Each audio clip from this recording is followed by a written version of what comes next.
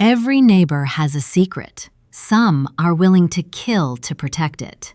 This is The Woman Across the Lake, a gripping mystery thriller about a marriage built on fear, a mysterious woman who has spent years watching from the shadows, and a quiet lakeside community where no one is as innocent as they appear.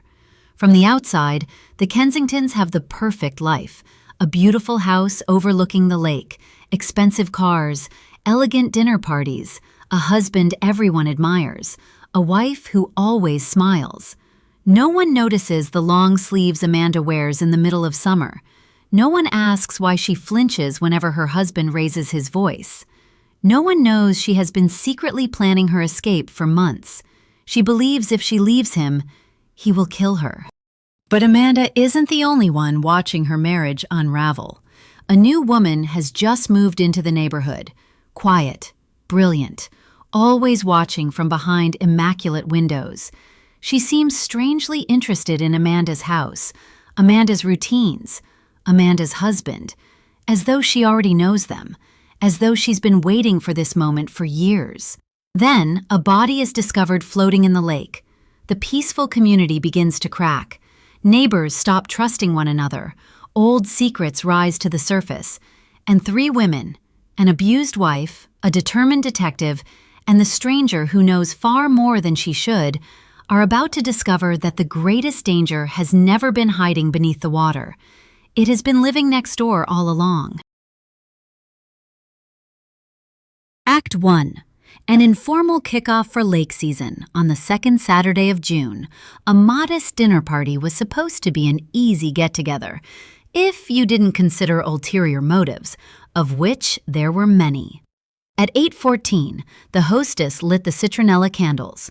By 8:23, the first neighborly secrets were out of the bag.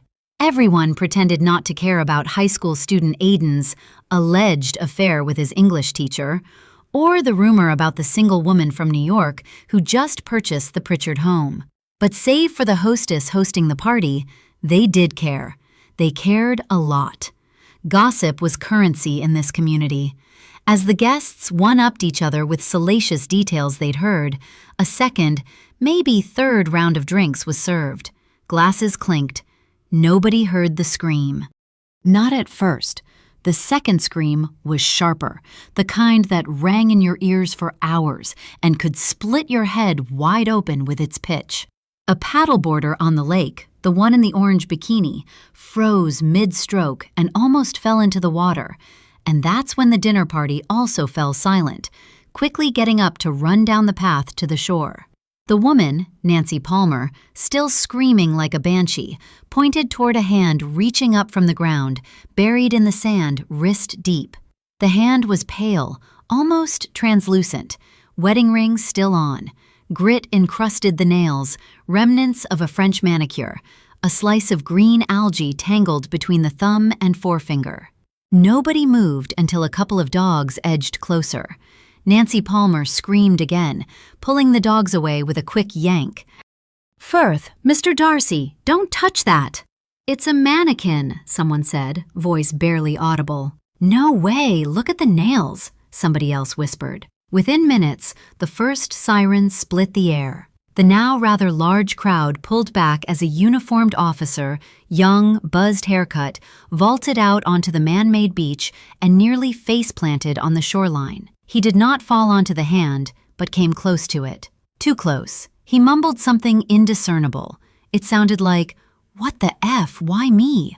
After recovering from shock, the officer waved everyone back with frantic windmill arms. The second car arrived, lights painting the birches with blue and red stripes. An older officer with a clipped mustache and coffee stains down his shirt took one look at the gathering and then another at the hand.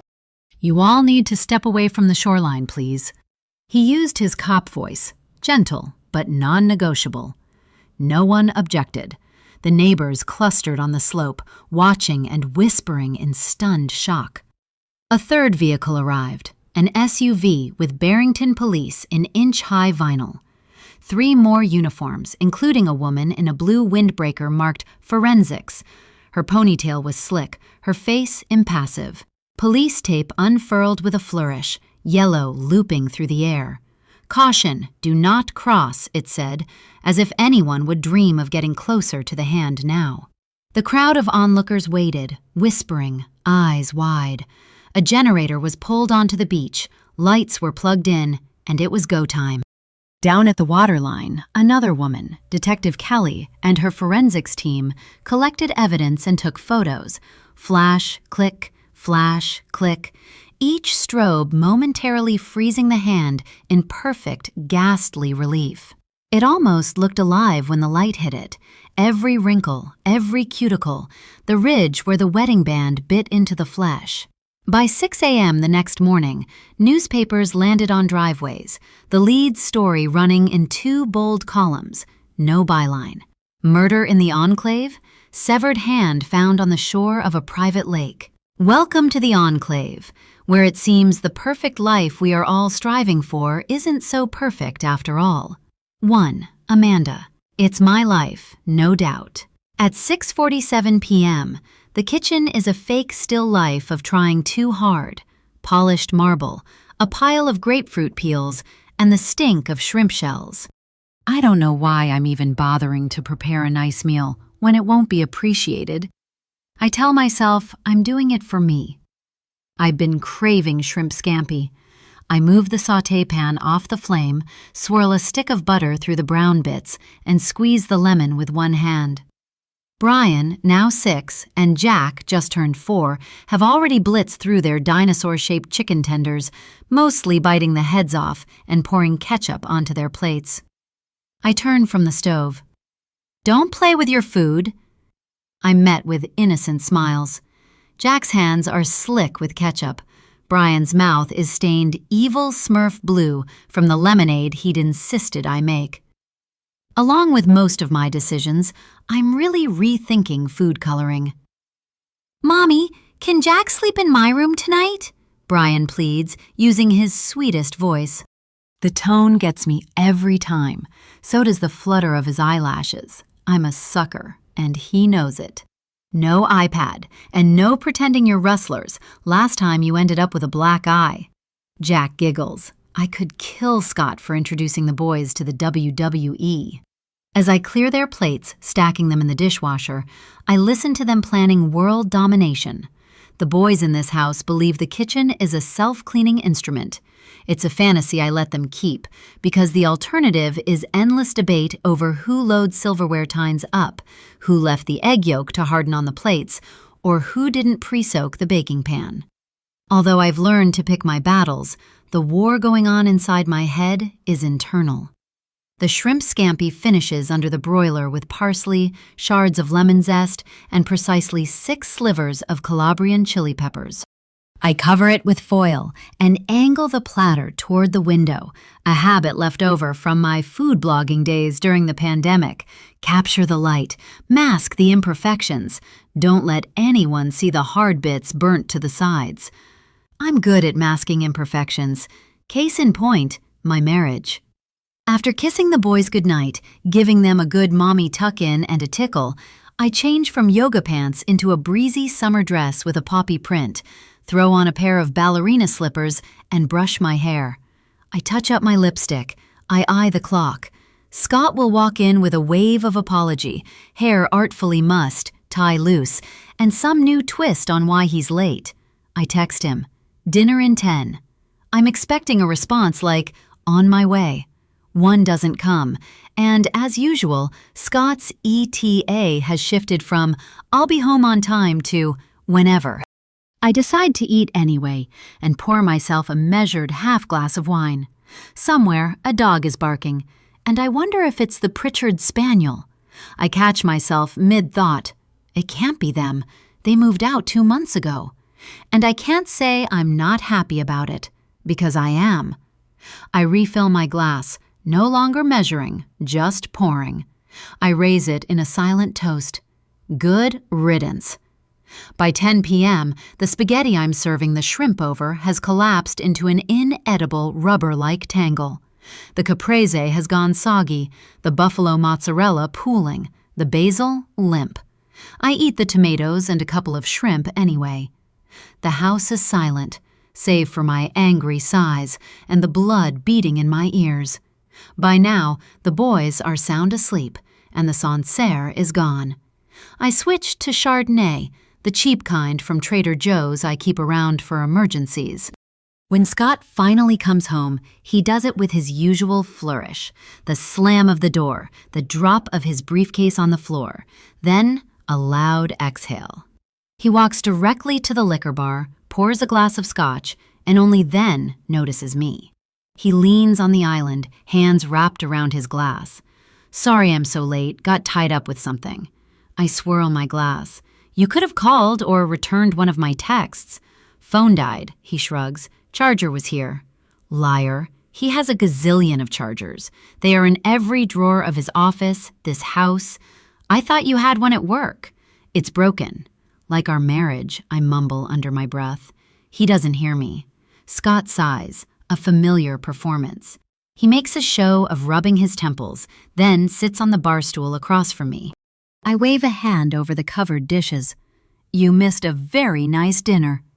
He lifts the foil on the scampi and gives it a sniff. "Looks and smells great. I'm just not hungry." Of course not. I spear another tomato, the seeds bleeding out onto the plate. I'm thinking wicked thoughts as the juices run. "Why would you be? Was she pretty?"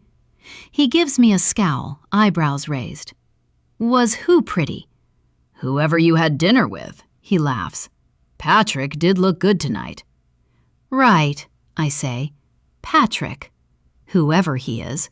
Probably the code name for Patricia. He blinks and watches me for a beat, at the knife in my hand, and rethinks his strategy. "I'm sorry," he tries again. "My car's in the shop. Had to Uber. Thought you knew about the issue." I straighten my posture. "You sound and look like you're accusing me of something." His lips twist to the side and he clears his throat. "There was some vandalism." I set my glass down, hard. "Vandalism?" He nods, looking everywhere but at me, frowning. "Someone keyed it, on the driver's side. Deep. It said, well, I think it said scumbag, and something else I couldn't make out. Body shop said it'll need to be buffed and repainted. I only noticed it this morning." I stare at him, and then I lean forward, my mind spinning. "Do you think it was Jeff Pritchard?" He doesn't answer right away, just shifts in his seat. "Maybe," he finally says. "Or somebody else." "Interesting," I reply. "Did you call the cops? Report it?" "I didn't." He meets my gaze. "The last thing I want is for my wife to be arrested." I know he thinks I'm slightly unhinged, but there's a good reason for my anger. One I'm having significant problems getting over. He can't be serious. "Swear you didn't do it, and I'll believe you," he continues, lowering his voice into a growl. "You've got to be kidding!" I startle, wanting to scream, but he'd expect that, and I don't want to wake up the boys. I lower my voice. "Don't you dare put this on me. Whoever messed with your car clearly has an issue with you. Maybe somebody you gave financial advice to isn't happy. Maybe Jeff wanted to send you a message." I let out a laugh. "Your past sure as hell has a way of rearranging the present." I can't change the past. He looks at me with a tight smile. "Sorry." He isn't sorry. Not one bit. He's smug as hell, and I'm so sick of this tango, him, trying to blame me for something so he'll come out looking like the superhero, me, constantly on the defense. He has a way of twisting words around, making everything my fault. "You know, you can stop pretending this marriage works," I say, teeth clenched. "You're not even trying." He downs his scotch, slams the glass on the table. "I'm here if you want to talk." I'm fighting hard to suppress my eyes from rolling into the back of my head.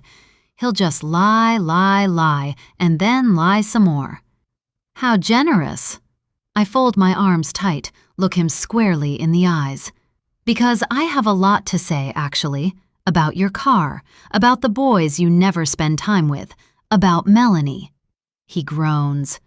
Amanda, can we not? No, we can't not. Not anymore. I plant my palms on the island and stare him down, letting him see all the hours I've spent thinking about this, all the Google searches, all the nights I pretended to sleep. She was your affair, Scott. You weren't even good at hiding it. His face clouds. We were both unhappy. You just want someone to blame. Shifting his words around. Typical. Oh, please. My voice rises. You were texting her right after our therapy sessions. He coughs. That's not true. My frigid posture and stone-cold silence does the work of 100 accusations. When he finally speaks, his voice is low and bordering on angry. You have to let it go, Amanda. For the boys. For us. For the boys, I echo. Not for me. Never for me. He squeezes his eyes shut and rubs his forehead. You're angry, I get it. But this isn't healthy. No kidding. He reaches out, tentative, but I step back. Don't touch me.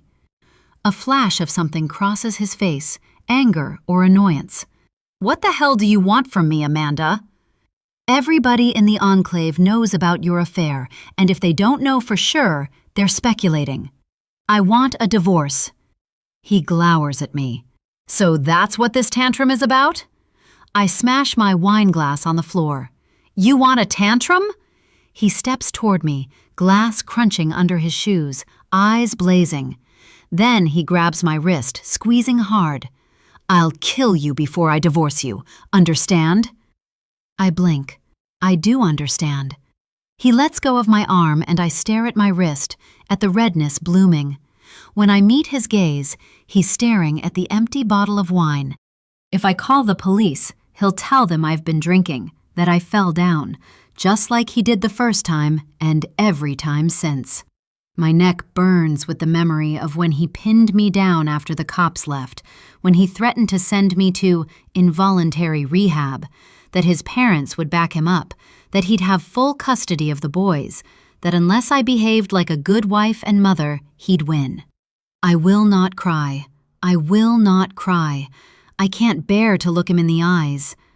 I'm sorry, I whisper, head down. He grips my chin, forcing me to face him, and flashes a wicked grin. You should be. Now get ready for bed. It's late. I clench my teeth. As usual, I'll be sleeping in the guest room. Suit yourself, he scoffs and turns on his heel. And clean up your mess. I'm trying to. Believe me, I am. I stand alone in the kitchen, left wrist burning. Outside, the lake is perfectly still, but I'm not. My heart rate has accelerated, almost as if I've run a marathon. I'm not happy and I'm scared, but I'm awake. At least I'm not pretending my life is perfect anymore, and when I finally turn off the lights, it feels, just for a moment, like it's all mine. But until I figure out how I can extract myself from this marriage, I know it isn't. Scott likes to be in control of his world. I'm a part of it, and his threats are not empty. 2. Amanda. This Woman's Work, Kate Bush. In the morning, once again, the kitchen is a war zone. Brian has upended his breakfast, refusing to eat the wrong flavor of oatmeal, and Jack has taken this as permission to dump his bowl onto the floor too. I should be grateful for having 2 healthy and adorable boys, but mostly I'm tired. The kind of tired that isn't cured by sleep. As I scramble to the floor to clean up the mess, a message from our realtor comes through. Showing at 9:45, please vacate. Serious buyer, 1 hour max. I feel the mild pulse of panic in my jaw. I want to sell this house. Today. I look at my wrist. I want out of this marriage, but until I come up with a solid plan, I'm stuck. Just like the oatmeal congealing on the floor. Brian, I cringe, my tone hitting the whiny pitch I hate. You have 3 minutes to clean up, or I will throw your toys in the lake. I am not joking. Brian stares at me, mouth open wide with horror. You're not allowed to. I shrug. I can do whatever I want. I'm the mom. He wags a finger and smirks. Daddy will be mad. The thought makes me shudder. The last thing I want to do is make Daddy mad. Not again. Last night, I got off easy. Jack slaps his oatmeal-covered hands onto the counter.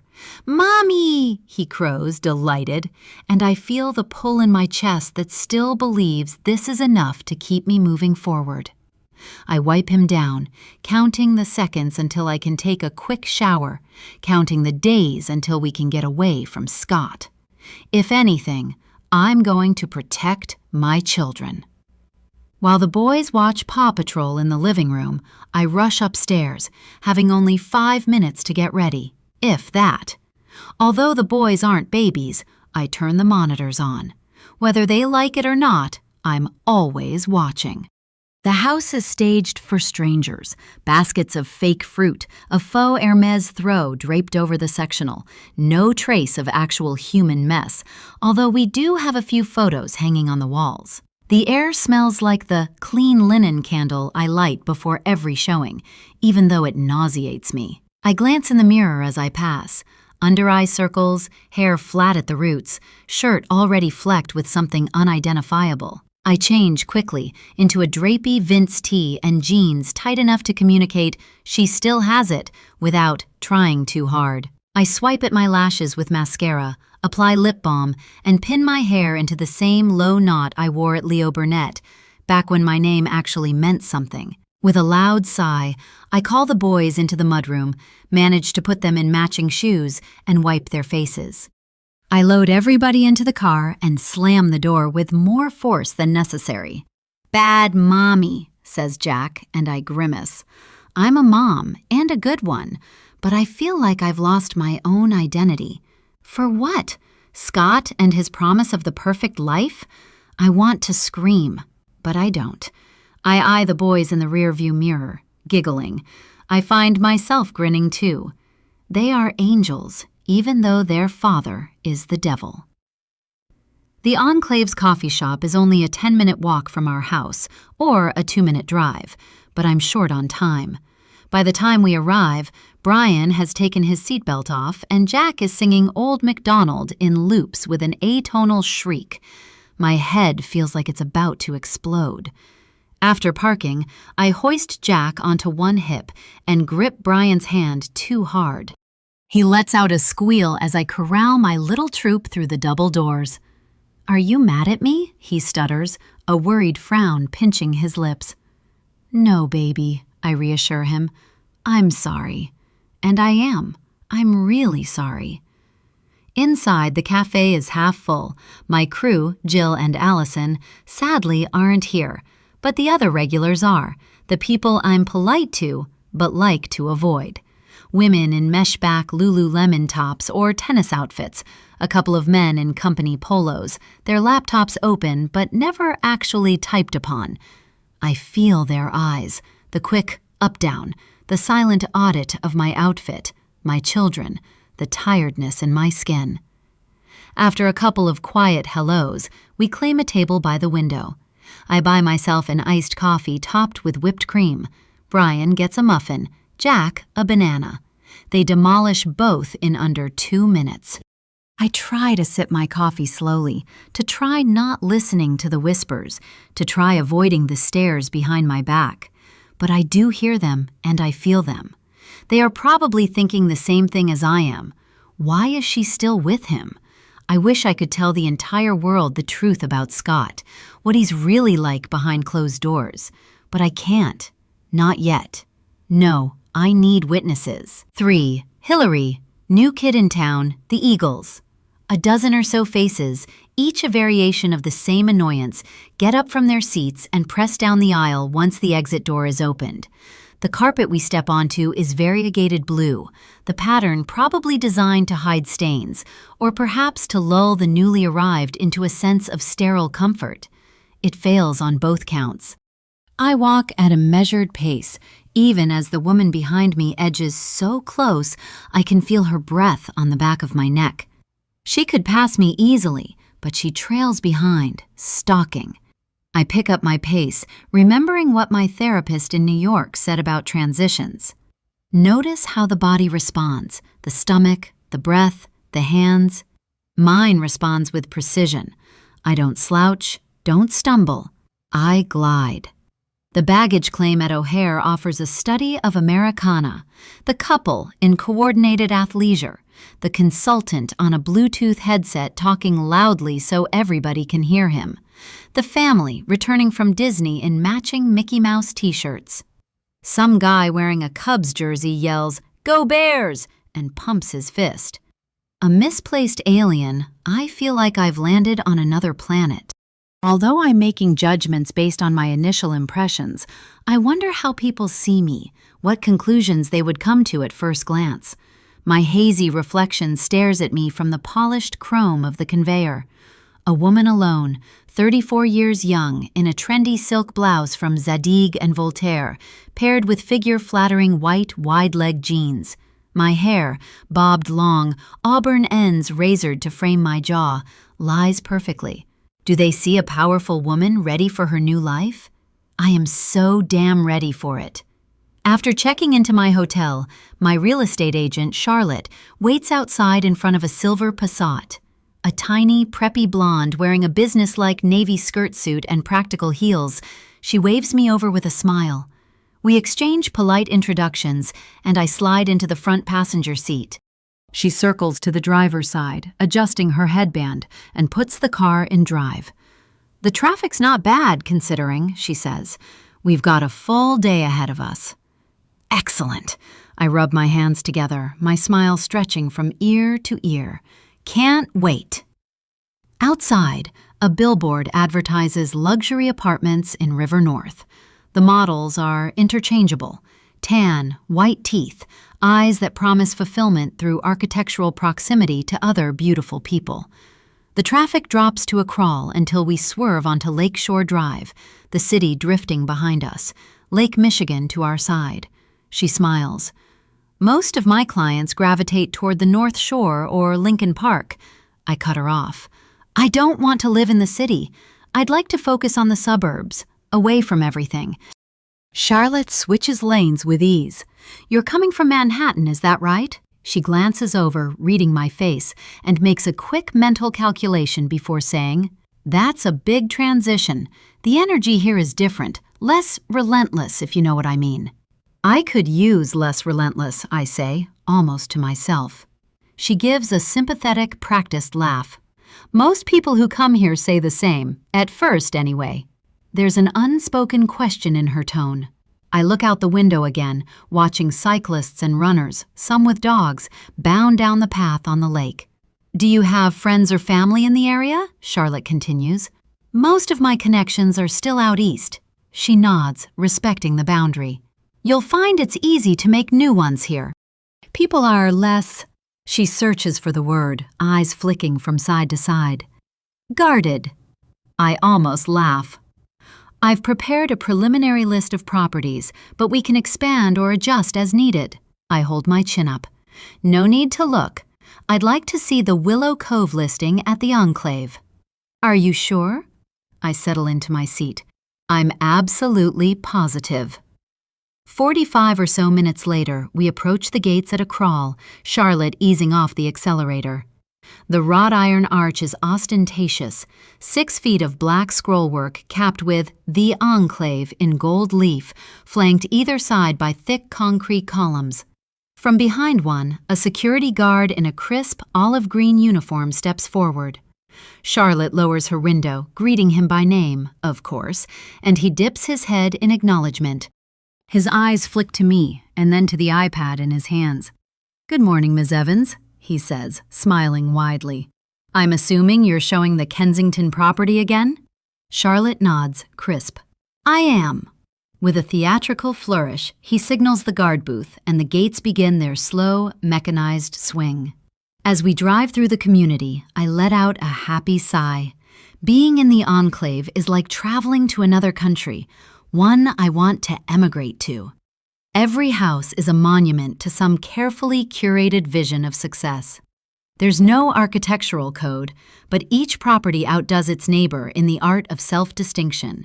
A stately French provincial with copper gutters and a turreted entry, next to a Japanese minimalist box. A modern farmhouse that looks like it could birth 100 Pinterest boards. No two lawns are the same shade of green, but all are mowed in perfectly parallel lines. I catalog details, the type of stone facing, the brand of mailbox, all the same, white, whether the driveway is sealed or raw. There's a hierarchy here if you look hard enough. First wave owners stake their claim with old money signifiers, weeping beeches, the odd fountain. The newcomers clearly favor sharper edges and glass. We turn around a bend and the lake comes into view, a bluish-green platter flickering between houses. It is much larger than I expected and almost entirely encircled by private docks and decks. A floating platform bobs in the center, moored but solitary. I wonder if anyone swims out to it or if it's just there as a visual cue. Freedom, but only within parameters. Charlotte breaks the silence. Most of the residents are in finance or medicine, she says, her tone shifting to a sales pitch. There's a handful of tech entrepreneurs, but they usually buy the older properties and tear them down. She gestures with her chin at a skeleton of framing timber 2 lots over. The HOA is strict, but they're not total fascists. You can do whatever you want behind closed doors. I nod, pretending this is new information. The reality is, I've been reading the Enclave's messaging board for weeks, mapping out the social ecosystem before I'd set foot in Illinois. I know which families have kids at Harvard, which ones donate to the mayor, which wife runs the silent auction for the local animal shelter. All of them make a show of being regular people, but some of their Instagram posts say otherwise, especially Amanda Kensington's curated photos of her perfect life. The life I want, the house I'm going to buy. We pass a woman power walking with 2 small dogs. She waves, and Charlotte gives the standard issue double flick of the fingers. I note the Lululemon leggings, the subtle diamond studs, the hair in a ponytail that looks effortless, but probably required 3 products and a salon blowout. Charlotte's voice cuts through my thoughts again. The community center is right by the marina. There's a pool, tennis and pickleball courts, a gym, yoga studio, a coffee house, even a wine club. All very low-key, but people are proud of it. It's sort of the social engine for the whole subdivision. The real scene is on the lake. Each house has some kind of deck or terrace, and in summer, people compete to see who can throw the best party on the 4th of July. My mouth twists in something close to amusement. Sounds manageable. Charlotte steers onto a narrower drive, this one bordered by tall hedges and staggered plantings of black-eyed Susans. The road dead ends at the water's edge. On the left is the Kensington house, the address Charlotte had flagged for me last week, 14 Willow Cove. The house is a study in calculated domesticity. Shingled roof, wraparound porch, windows that reflect the lake, and nothing else. She kills the engine but doesn't move to get out. Instead, she turns to face me, voice low. I know it's a big leap coming here from New York, but I'm wondering if this is the right fit for you. I've done my research. The owners? I ask, although I already know who they are. She ticks off the names. Scott and Amanda Kensington. 2 kids, both boys. He is a managing director at a financial firm. She's ex-advertising, Leo Burnett. Why are they selling? She shrugs. Beats me. Charlotte unbuckles her seatbelt, and I follow suit. I square my shoulders, straighten my posture, and feel the faint thrum of adrenaline in my fingertips. We walk up the drive together, and I catch the scent of cut grass and something faintly floral, peony or lily, hard to tell. My breath comes faster, but I control it. This is the moment before the reveal, the second when anything is possible. I savor it. Charlotte rings the bell. The chime inside is not the delicate ping I expect, but a low 4-note cascade, like the opening of a Brahms sonata. Nobody answers. She punches in the door code. Moments later, the door swings open and we step inside. The air is cool and faintly linen-scented, the kind of clean that comes from expensive candles. The entry opens into a hall with a sightline straight to the backyard. Charlotte leads me into the great room, a cathedral of glass and exposed beams, the floors a pale wood that almost glows. The kitchen is visible from where I stand, a center island the size of a Manhattan studio. My eyes vacuum in every detail. A photo on the fridge, held up by a dentist magnet, shows the family in front of a Disney castle. Amanda's head is thrown back in laughter. Scott stands behind her, arms encircling both her and one of their sons. The boy looks like he's about to bolt, but Scott's hand anchors him, calm and assured. I scan the space for evidence, cracks, clutter, anything to suggest stress, but find only lived-in comfort that is both alien and seductive. I want to touch everything. Instead, I let my eyes roam, cataloging. It's everything I want, minus those kids. I'm not even sure I want any of my own. Maybe one day. I have a world of possibilities. Charlotte points to the staircase. Let's go see the bedrooms, shall we? I turn, realizing I've been zoning out, lost in the fantasy of my plans and how everything is clicking together. That would be great. On the far wall is a gallery of family photos, not the prints I'd seen downstairs, but more candid, more recent. School pictures, yes, but also selfies at Cubs games, Halloween costumes, Amanda and Scott smiling with their faces pressed together, the kids sandwiched in between. In all of them, Scott is always in contact with one of his people, an arm around Amanda's waist, a hand on one of his son's shoulders. There's a physicality to him, a certainty that exudes control. I want a carbon copy of this life even more now. But I'll start with the house. When Charlotte isn't looking, I tuck a silver-framed photo in my purse. It's of him, of her, and I need the motivation. This house is exactly what I want, I say, turning. I'm coming in at asking price. Charlotte blinks repeatedly. Do you want to see the backyard again? Or the dock? I shake my head, then tilt it to the side. Could I be more clear? I've seen all there is to see, and I want to make an offer, right now, this very second. She pauses, then nods, businesslike, but with a glint of excitement, eyebrows raised. Okie dokie then, I'll make a call and get the paperwork started. Inside the car, I close my eyes and let the fantasy in my head spool out in real time. My plans may have changed, but they are moving forward, and I can't wait for the Kensingtons to meet the woman who has just bought their home. Then again, the timing has to be right, and there are more preparations to be made. I'm already imagining the look on Scott's face. 4. Amanda. Our house, madness. We're about to head back home from the cafe when Scott's name flashes on my screen, all caps, the way he likes it for visibility. Scott rarely calls me, preferring to text. I answer on speaker because my hands are sticky with banana residue. Hey. Morning, sweetie. Lots of noise. Where are you? Sweetie? He's up to something, or he's forgotten about our argument last night. Either that, or a doctor has performed a lobotomy on him. I clear my throat.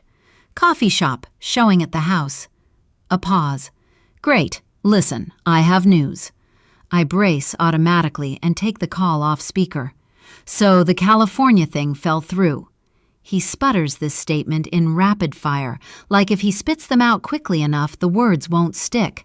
But it's fine, because I talked to Patrick and I'm going back to my old position at Lakefront. I took the house off the market. No more showings after today. My vision sharpens, then tunnels. For a split second, I want to laugh, or cry, or scream. My heart stutters, then resumes beating again. Seriously? Seriously, we're staying. The boys won't have to be uprooted, and you can keep your committee things with all your charities. I swallow. California was supposed to be my chance at a fresh start. I'd refuse to move with him, not wanting to uproot the boys, to have both sets of grandparents in their lives, although I can't stand his snobby parents. Look who they raised. My mind is reeling. Now I'm back to square one. And Melanie? Is she moving back to her home? Is this your plan? He lets out a beleaguered sigh. No, I've told you it's over with her. And it is. She went to rehab or something. Since when do they have rehab for cheaters? I scoff, thinking maybe he should go to rehab too. Now there's an idea. Amanda, don't start on this again. I made a mistake. I'm accounting for it. Another long sigh that sounds more like a low growl. We're working through our problems. Isn't that enough? Hell no, because he's not doing anything. It's always the same song and dance. For some reason, he has a way of always turning me into the villain. Since the birth of the boys, I haven't paid any attention to him. His affair with Melanie was all my fault and mine alone. But I don't want to poke the hornet's nest, not with the gossip queens in earshot. It's great, I lie, knowing I have to come up with a way to change him. Impossible. Or make him leave me. Staying in the city again. Early morning meeting. Tell the monsters I'll FaceTime tonight. Love you. I stare at the table, at the muffin crumbs and smushed bananas, and feel the urge to sweep everything onto the floor. The boys are fighting over who gets to hold the iPad. I swipe it off the table and tuck it into my purse. Brian shoves Jack. Jack lets out a wail. The two of you stop it, I growl, or no pool today. My threat works and they both calm down. I sip the coffee and gaze at my reflection in the window. The lines around my mouth look deeper, the corners of my lips dragging downward. The under-eye circles are worse in daylight, almost bruise-like. My skin, once plump and dewy, is sallow and dry. My jawline is still sharp, but my cheeks have lost their definition, replaced with a kind of generalized erosion. My body is neither fat nor thin, but somewhere in the uncanny valley between. I wonder if Scott would notice if I shaved my head or tattooed my face, or if I swapped out for another Amanda, one who still made him feel clever and strong. I remember myself at 24, before the boys, the way men looked at me, the thrill of my own velocity. I remember how Scott used to fuck me against the glass of our apartment, how we'd pretend the neighbors across the way could see. I remember believing that the world was watching, that I was worth watching. He likes it rough, and he used to like being with me, but now I'm the mother of his children.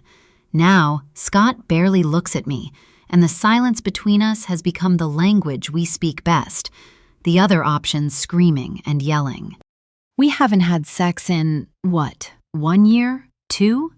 The last time it was perfunctory, a box checked. Maybe he'd tried for a while, but after Jack's birth, I was always tired. Always one glass of wine past receptive, hormonal. Eventually, he stopped asking and started searching to get his rocks off with someone else. The affair with Melanie hurt the most because she'd been a friend of mine, or so I'd thought. We'd been so close, like sisters, we'd said, kindred spirits. Part of me misses our bond, the way we laughed together, kayaked every morning, but I shake the thought off. Unless they're on a trashy daytime TV talk show, sisters don't go after your husband. Aside from the boys, everything in my life feels heavy, weighing me down like an anchor. I have to come up with a way to blow up Scott's world, make him want to leave me, and then mine will be 185 pounds lighter.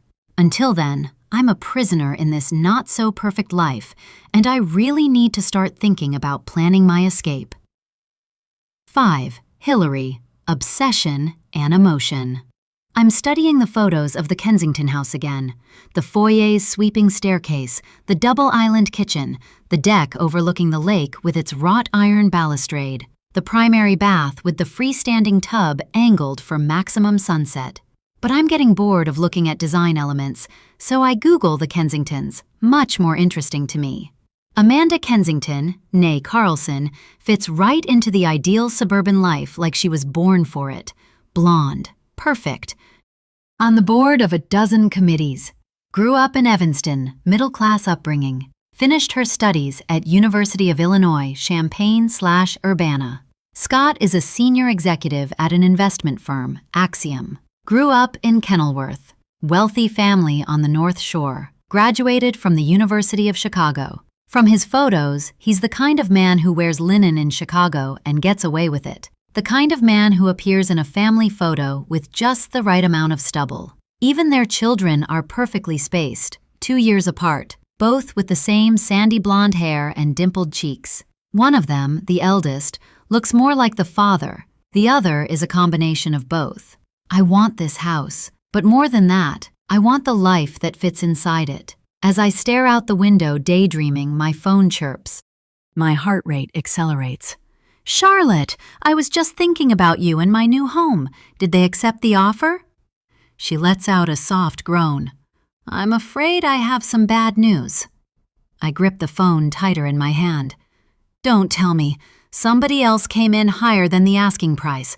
I'll outbid them. She cuts me off with a nervous breath. Sadly, that's not an option. They took the house off the market. I'm so sorry. This bomb wasn't part of my plan, and my heart drops into the pit of my stomach. My response comes out whinier than I intend. I really wanted that house. I wanted to live in that neighborhood. After a few seconds of awkward silence, Charlotte clears her throat. I know, and I may have some good news. I'm listening, I say, tapping my pen on the desk. There's a property 2 houses down. The owners didn't want to list it until the Kensington home was off the market. That's not a problem now. It's slightly smaller, but less expensive. Same lake view. I can show it to you tomorrow. I'd like to see it now, I say, breathless, the pen dropping from my grip. Okay, I'll email you the listing. I hear the excitement in her tone, and it almost matches mine. I stare at my computer screen, waiting until I hear my alert ding. Got it. Give me a minute. I let out a breath, scroll through the photos and read. The house, especially the kitchen, isn't as nice as the Kensington property, but it will work. It will get me closer to them and to the life I want. This is so much better than my previous plan. My heart feels like it's going to leap out of my ribcage. Make an offer and tell them I want a quick closing. Charlotte clears her throat. Are you sure? Sight unseen? She probably thinks I'm crazy. Maybe I am, but I know what I want when I see it. A smile stretches across my face. I nod my head. I'm 100% positive. Okie dokie, she says, blowing out a breath. I'll take you to see it tomorrow, and hopefully we'll have the paperwork for you to sign. Great. I flop down onto the bed, squeeze my eyes shut, and think of the future, grinning. Monday mornings are for rebirth or for punishment, depending on which god you worship at the altar of capitalism. I've been in Chicago for 5 days now, and am the owner of a house in the Enclave. I'd convinced the previous owner, Jeff Pritchard, to sell me some of the furniture, which I'll eventually replace, but he told me to keep all of it. Although the official closing won't happen for a couple of months, we'd put early occupancy in the contract too. It's like I'm renting my own property, the rent subtracted from the purchase price. With my plans in check and my chin held high, I walk to work, past the Chicago River. Summer in Chicago is absolutely beautiful, albeit hot. Today is already a scorcher, even though it's only 7:30 in the morning. Lakefront Capitol rises on Wacker Drive like a glass and steel monolith, somehow both inviting and forbidding, a place of work that digests the hopeful and shits out the broken. The building's exterior gleams under the sun with a clarity that my mind hasn't known since leaving New York.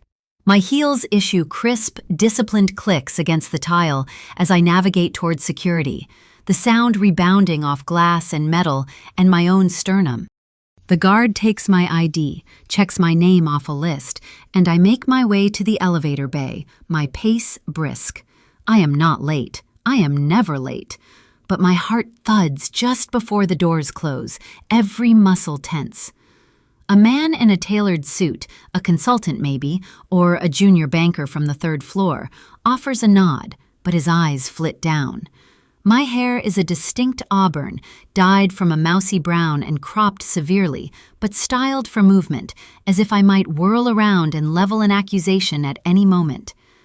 The man doesn't know my name, just as I don't know his, but we both recognize that we're not who the other wants to be seen with.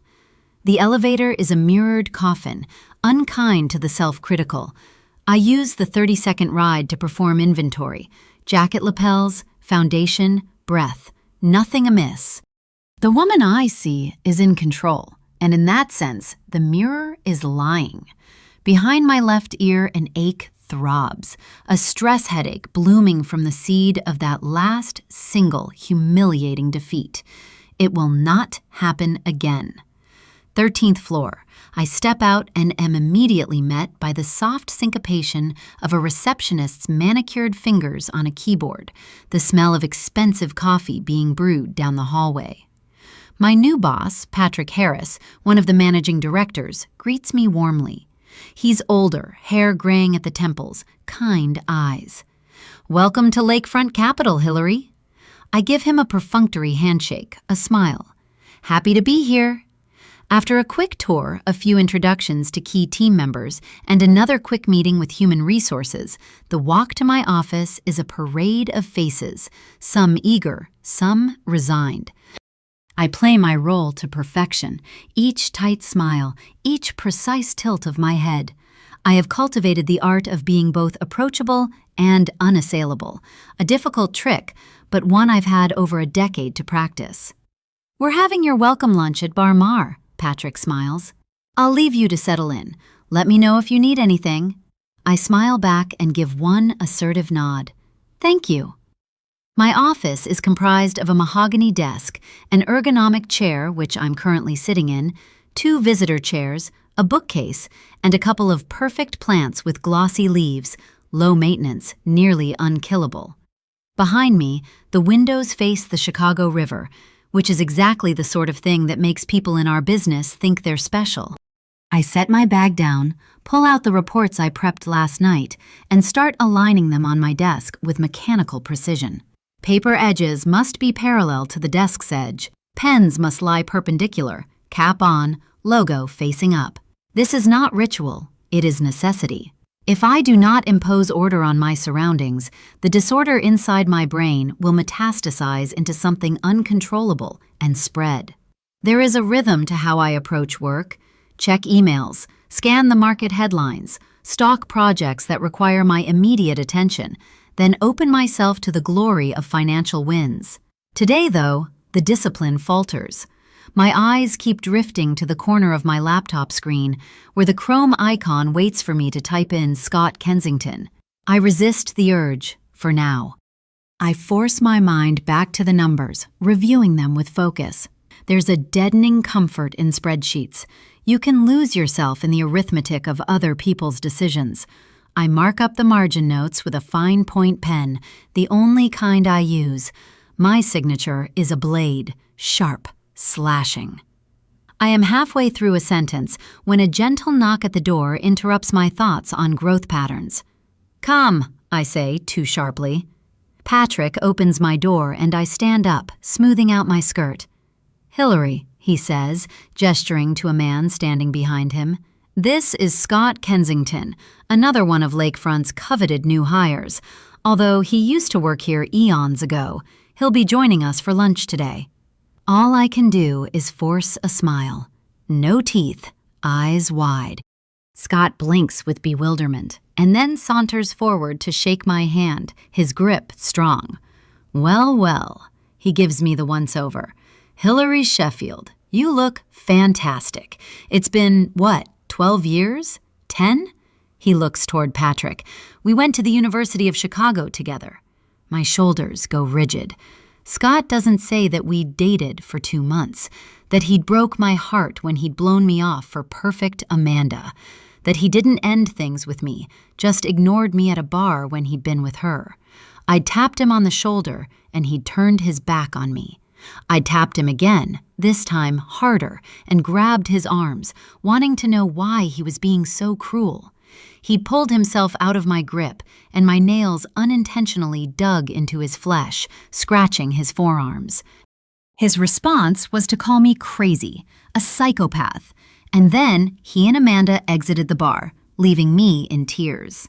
There have been 3 defining moments in my life: my parents split, and them blaming me for it, my old boss throwing me away like garbage, and Scott. 3 core events attributing to why I am the way I am.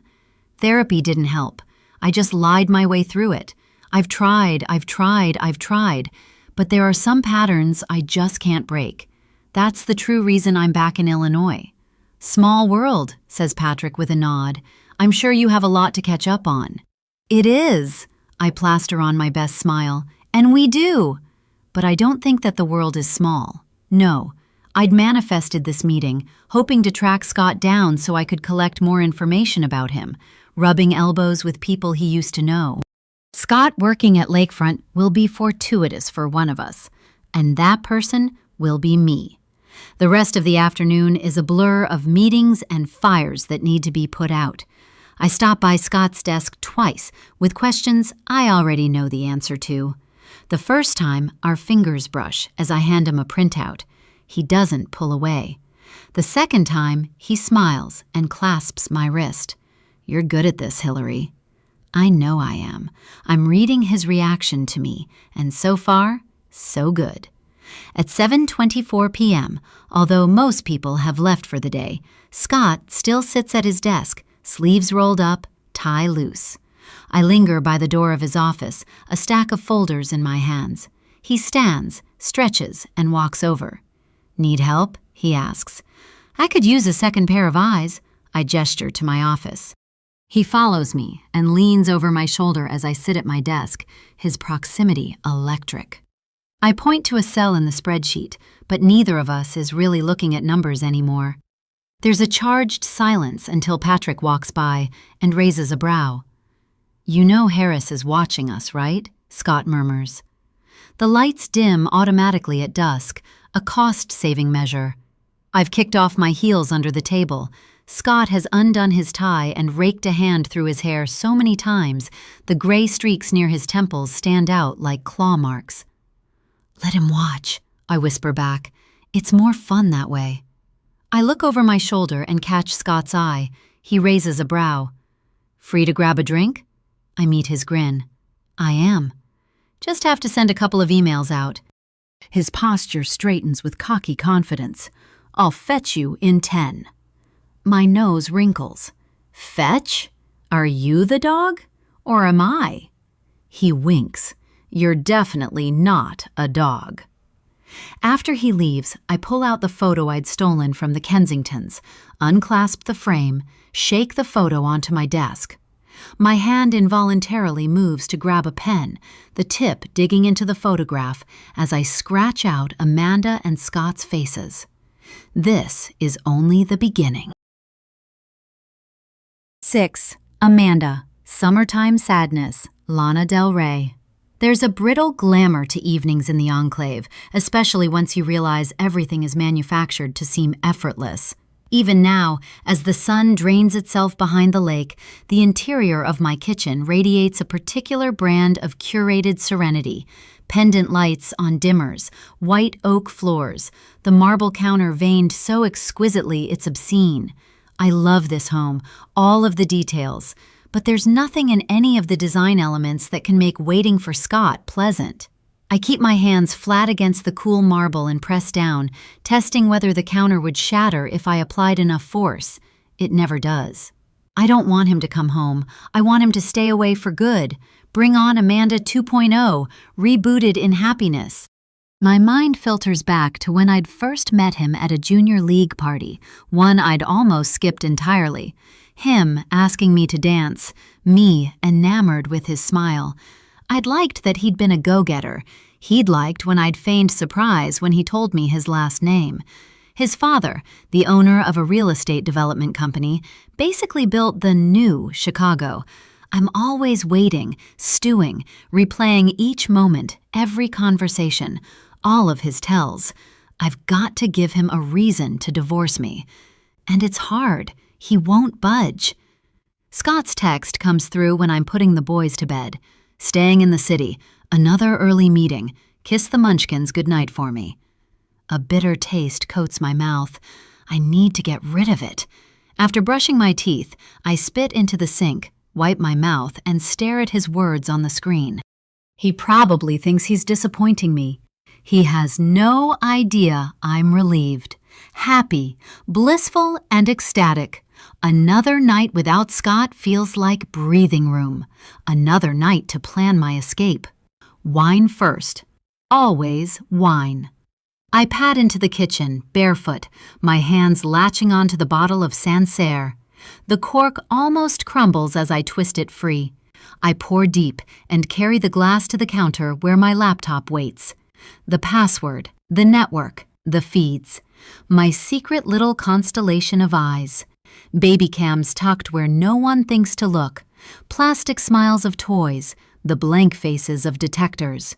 He doesn't know there are still a few hidden in the apartment. He doesn't know I've been watching his lies unfold. So that's what I do, anxious for what I know comes next. At first, there is nothing, just Scott sitting on the couch. But a couple of minutes later, he stands up, heading to the door, opening it. A woman steps inside. I lean closer to my laptop, wine glass paused at my lips. Her features dissolve in the dim light, but I see enough. The swing of her hair, the way she walks. Not cautious, not curious, confident. She's fit, slim. A bottle of wine flashes in her hand. She hands it to Scott. I'd know his shape anywhere. The slope of his shoulders, the way he tilts his head as if the world revolves around him. He takes the bottle, opens it like it's nothing, like this is routine. They sit on the couch, close, talking, leaning toward each other just enough to make my blood boil. My eyes don't leave the screen. Every shift of his arm, every tilt of her head, I catalog it all. It looks innocent. It looks too innocent. Eventually, she leaves. No kiss, only one lingering touch, his hand on her back. Then the door closes behind her. Scott turns off the lights and retreats into the bedroom alone. Maybe it's nothing.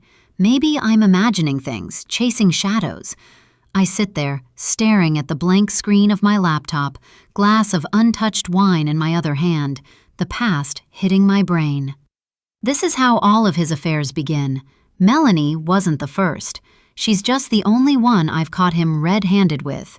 I will not be able to sleep tonight, but I have to forge on. I swallow back the entire glass of wine in one gulp. The trick to owning a morning is to make it seem unintentional while setting my intentions. The boys have already eaten their pancakes, and they're playing downstairs. I'm alone, thankful for a slice of peace and quiet. I pour coffee, Sumatra, imported locally ground, into a pale blue mug and let the French vanilla cream trace a slow spiral down. As I drink, I open my emails on my phone. Nothing urgent. An art exhibition on Friday and another invitation to the Spring Gala Planning Committee. I delete the last one without reading it.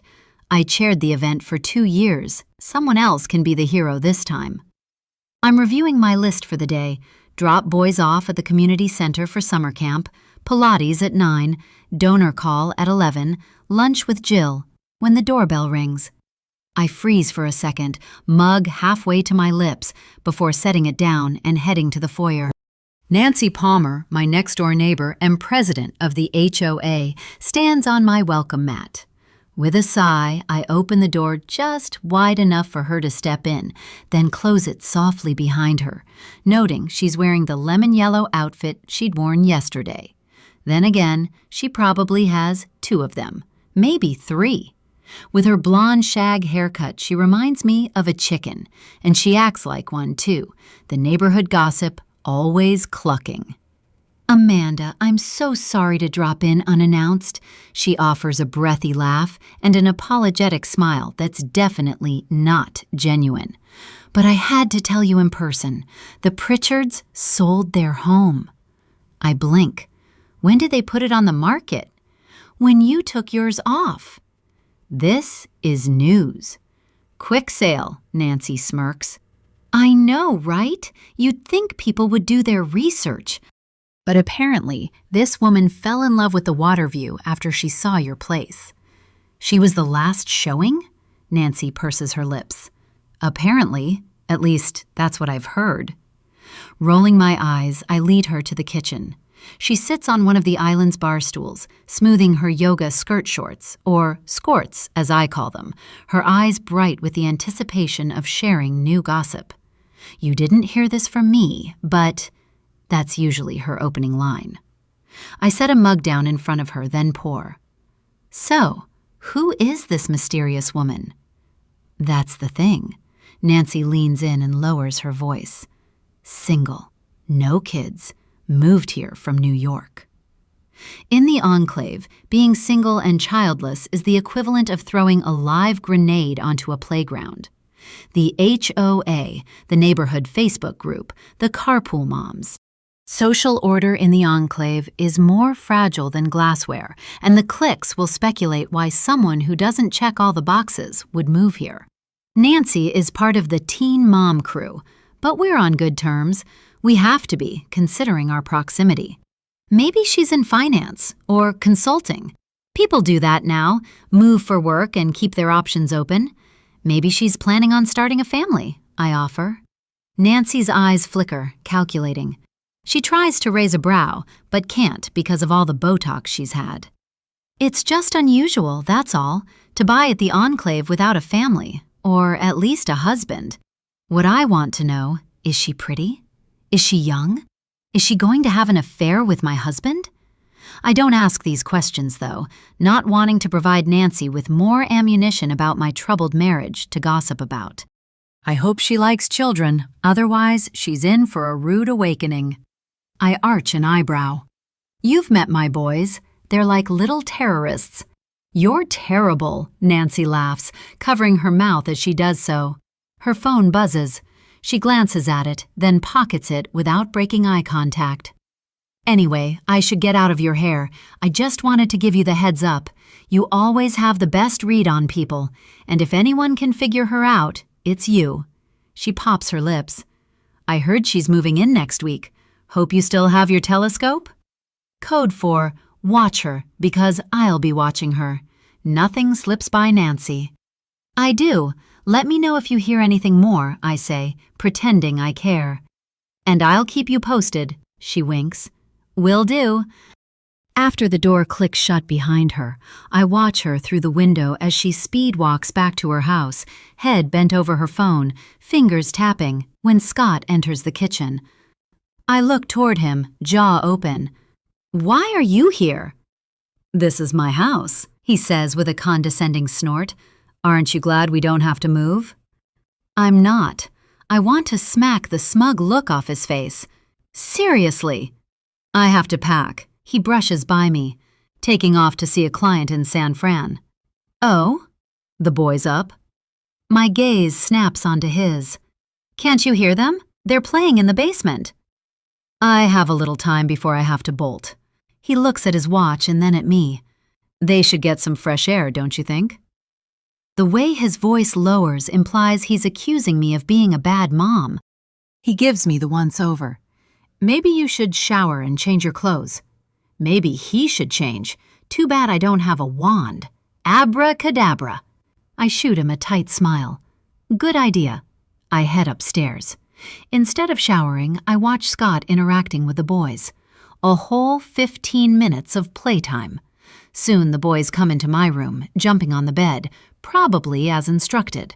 Scott leaves without saying goodbye, another door slamming behind him. Shaking my head, I make a fresh coffee, seething, and send him a text an hour later. Have a great flight.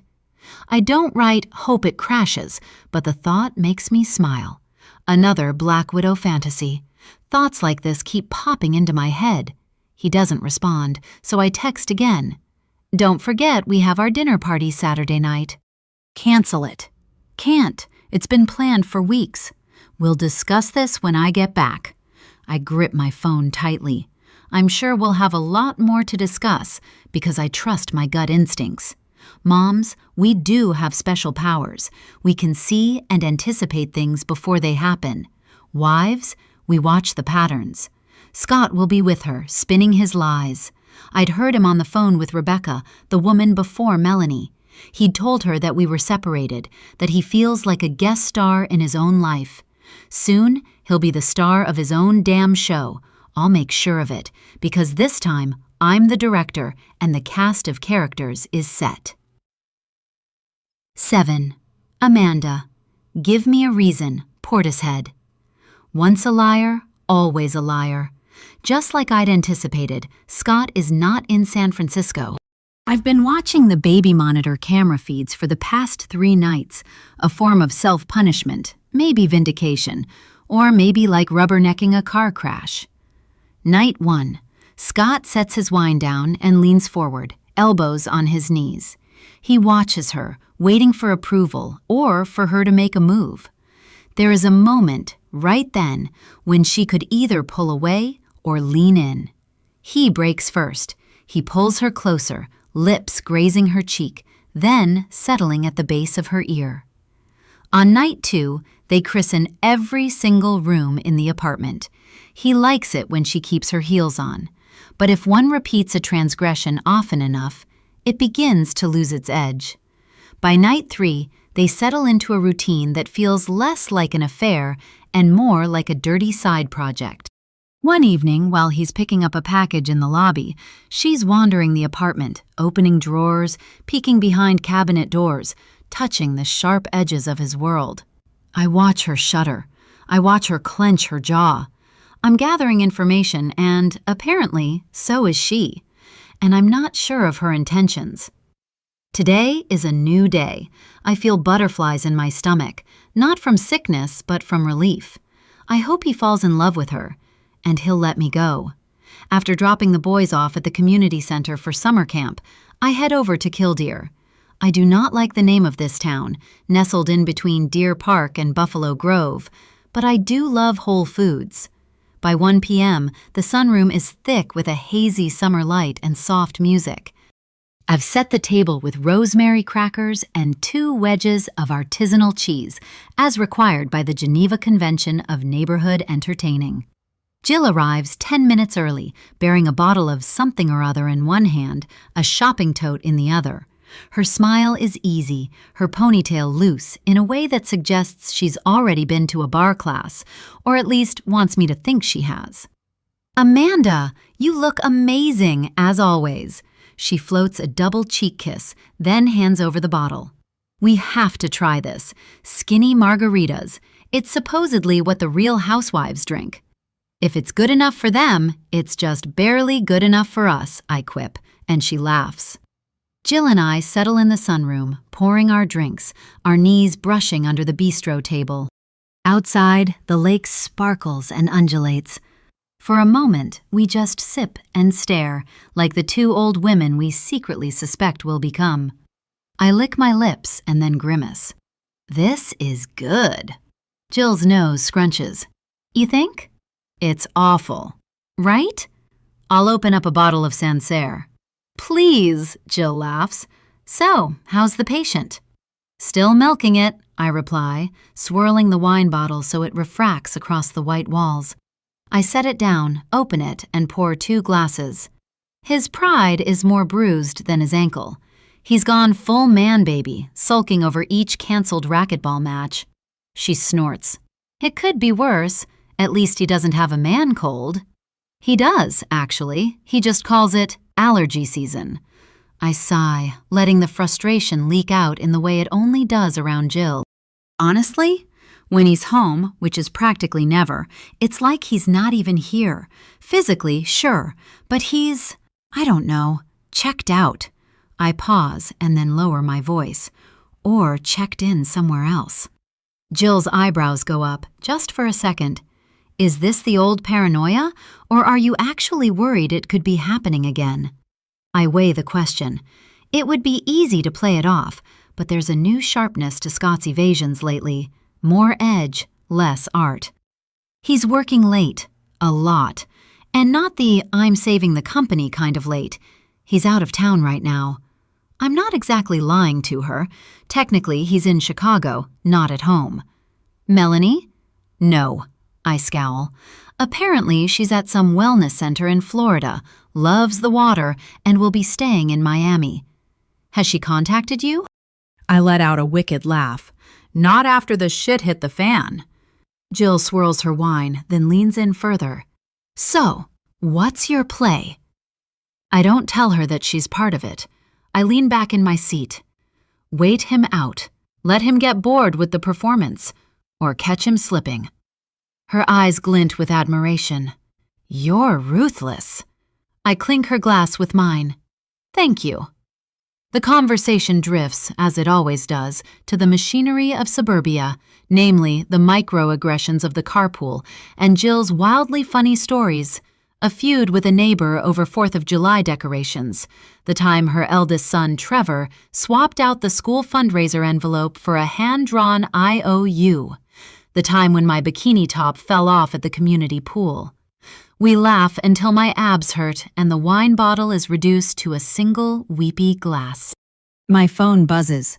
I glance down, expecting a robocall or maybe Nancy with an update on the new neighbor. But it's Scott. He rarely calls in the afternoon, preferring to text with all the warmth of an artificial intelligence agent. I answer on speaker, rolling my eyes at Jill. Hey, I say, my tone flat. Hey, babe. Babe? I can already see where this is going. Quick question. What's on your agenda Saturday night? I want to take you to dinner, somewhere special. I glance at Jill, who raises a single, "What's going on?" eyebrow, lips curved in a smirk. We have our dinner party, remember? Another laugh, this time lower. Right. I just miss you and you said I'm not trying. This is me trying. Wear something blue. Miss you, my love. He hangs up before I can argue that he can't miss me that much, not when he's only 1 hour away. I set the phone down, feeling the familiar tickle of dread in my stomach. Jill clasps my hand. First, the guilt, then the charm offensive. Textbook. I finish my wine in a single, ungraceful gulp. The only question is what he did and how bad it is. And I know it's bad. I don't tell her what I know. She'd think I'm insane for spying on him. You sure you want to give him another chance? You're not a martyr. It's for the boys, I say, and she blinks. Fine. I want to see what play he's running. Besides, it's not like I'm not ready for him. She gives me a quick, fierce hug and then prepares to leave. Call me if... I will.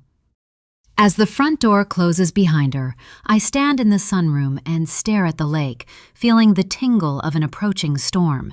Even the air smells different, more chemical, not as fresh. If Scott thinks he's the only one with a playbook, he's wrong. I know all of his moves, but he doesn't know any of mine. 8. Amanda. It's my party, Leslie Gore. Scott returns to our home from his fake-ass trip to San Francisco, rolling his prop of a suitcase into the foyer. His smile, when he sees me, is that of a man who thinks he's gotten away with something. But I'm not letting him know he hasn't gotten away with anything. Not yet. That comes later.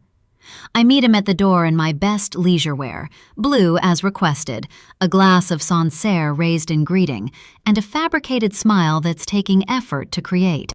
Missed you, babe. He steps across the threshold, voice hoarse. He plants a soft kiss on my cheek, then lifts the suitcase into the mudroom. You look beautiful. I set your shirt out, I say, noting he smells freshly showered. He scrubbed all traces of her perfume off his body. The green polo, it's on the bed. He turns the corner, looks over his shoulder, and grins. You always know just what I need. I do. I stifle a laugh. If he only knew what I really wanted. This is how it always goes. He's in a great mood because of her, in control, and he thinks he's still in control of me. Part of me thinks he knows what he's doing with her and to the family is wrong. Then again, he doesn't care. Narcissists only care about one thing, themselves. The boys? Asleep. Don't wake them. We have 38 minutes before the first doorbell. I use them to finish up the meal, chopping fresh herbs, and reapply lipstick in a shade labeled Clarity. Upstairs, I hear Scott in the shower, singing something by The Killers. For a moment, I imagine him dead. Our guests arrive in staggered increments. Mark and Jill ring first. They hand over a bottle of Amarone della Valpolicella and a strawberry tart from the local French bakery, placing it on the counter. Then it's Adam and Allison. "Hey, beautiful," Allison chirps, air-kissing my cheek, her eyes darting past me to the dinner table, the counter, the ambient evidence of my competence. "You look amazing," I reply. "I want that blouse, seriously." "Right? Nordstrom anniversary sale. I got 3. She leans in conspiratorially and whispers, "I can send you the link and the name of a good divorce attorney." My eyes shoot to Jill's. She cringes with guilt. What I'd shared with her, I'd shared in confidence. I want out of this neighborhood, this life. Mark is already clapping Scott on the back, man-hugging him with enough force to bend ribs. "So, San Fran, huh?" He draws out the vowels. "How was it, dude?" Scott flashes a sheepish grin. "All work, 0 play. Didn't even see the Golden Gate." Allison gives me a sidelong glance, eyebrows arched in sympathy. "You know these guys," she says. "It's always business first." I love it. Gives me time to binge the shows he won't watch. And to think about a plan. Allison's eyes light up. "Kardashians or housewives?" I laugh. "Both." I'm lying. I'm more of a Handmaid's Tale kind of girl. I connect to June/Offred in a major way. She's kind of become my hero. The opening act is drinks and hors d'oeuvres on the deck, the lake shimmering in the dusk. No one mentions politics, religion, or the rising suicide rate in the northern suburbs, which means it's open season for other topics, especially gossip. Adam leans over. "Did you hear about the kid on Maple, Aiden?" "The one having an affair with his teacher?" Jill pipes in. "Ms. Jones?" Mark laughs. "Don't blame the kid. She's smoking hot." "My God," I say with disgust. "He's a kid." Scott leans back in his chair. "Actually, he's 18 and it's perfectly legal." This man has no moral compass. My eyes whip to his and he shrugs. "She's not going to jail, but she is leaving the district," Adam says with a cackle. "But that's yesterday's news." He leans forward. "I heard a woman bought the Pritchard property, single, no kids, from New York." "Whatever," I sigh. "People can do what they want to do, right?" I meet Scott's eyes. Within limits. I stand up, sick of the gossip mongers. "Shall we eat?" I point to the chafing dishes. "Buffet style." Scott glares at me. It's my turn to lift my shoulders into a shrug. He'll be served later. Tonight's dinner is a calculated affair. Truffle risotto, roast chicken with rosemary, salad of endive and candied pecans. I have set the table with our wedding crystal and Scott's inherited china. The effect is both intimate and intimidating. As we sit, Allison admires the place cards. "God, Amanda, you're a machine. How do you even find the time to be a clone of Martha Stewart?" "I'm between projects," I say, which is technically true. "That explains it. Oh, God, you should see my kitchen," Jill snickers. Mark bought this new blender, and now he's obsessed with making protein shakes. He leaves chia seeds everywhere. Mark raises his glass. "To healthy obsessions," he says, and everyone laughs. Across from me, Scott touches his napkin to his mouth and locks eyes with me for a half-second too long. There is a message in his gaze, a confession or a threat. I can't decide which, because the look is gone before I can read it. The conversation drifts from gossip into safer waters. Vacation plans, property taxes, the myth of gluten sensitivity. Adam and Mark get into a mock argument about the Bears' new quarterback. Jill and Allison volley about the best orthodontist. There is a moment when I could choose to let the evening drift into mellow contentment, the gentle decline into shared vulnerability. But I don't want that. I want to see Scott squirm. So, Scott, my tone is syrupy and slow. What was your favorite part of San Francisco? The food, the views, or maybe your client is a 20-year-old yoga instructor? There is a half-second pause, just long enough for the table to tense. He recovers, smiling. Definitely the food. I had a cioppino that ruined me for all future seafood. Oh, I bet it did, says Allison, playing along with the banter. Mark leans in. You meet any weird tech billionaires? That place is crawling with them. Scott's hand tightens on the stem of his glass. He is suddenly, minutely alert. I did. We were meeting with Harbor Tech regarding their IPO. Mark cackles. A goodbye? Scott bristles. Can't say a word. The conversation flows again, but there is an edge now. The men are more animated, the women sharper. I top off the glasses, feigning a hostess's generosity, and then, when I am certain no one is looking, slide my bare foot along Scott's calf under the table. I know you weren't in San Francisco, I mouth silently. My plan? Strike when he won't see it coming. And that time is now. He startles, then composes himself. Our eyes meet, and I raise an eyebrow, daring him to say something, to do something, to put me in my place. He doesn't. Of course not. Not in front of witnesses. And I need witnesses. He wouldn't dare harm me. Not tonight, not tomorrow. But I need them to see what my perfect husband is really like. I'm about to call him out on everything when a scream resonates across the lake. For a moment, no one moves. Mark is the first to speak. Holy shit, was that? A second scream shreds the stillness, this time with words. No, oh God, no, no, no! Stay here, Scott says, low and urgent, when a third scream pierces the night. I think it's coming from the Palmer house, I say, already on my feet. But Adam and Mark are already gone, sprinting across the deck and down the side stairs. Scott follows, but less urgently, as if he's calculating whether to be hero or bystander. Allison's voice is a childish tremble. Should we follow them? I'm not staying here alone, says Jill. I herd them down the steps, bare feet numbing on the planks. By the time we clear the path onto the beach, the air is a tangle of headlights, porch lights, and the murmurs of the community.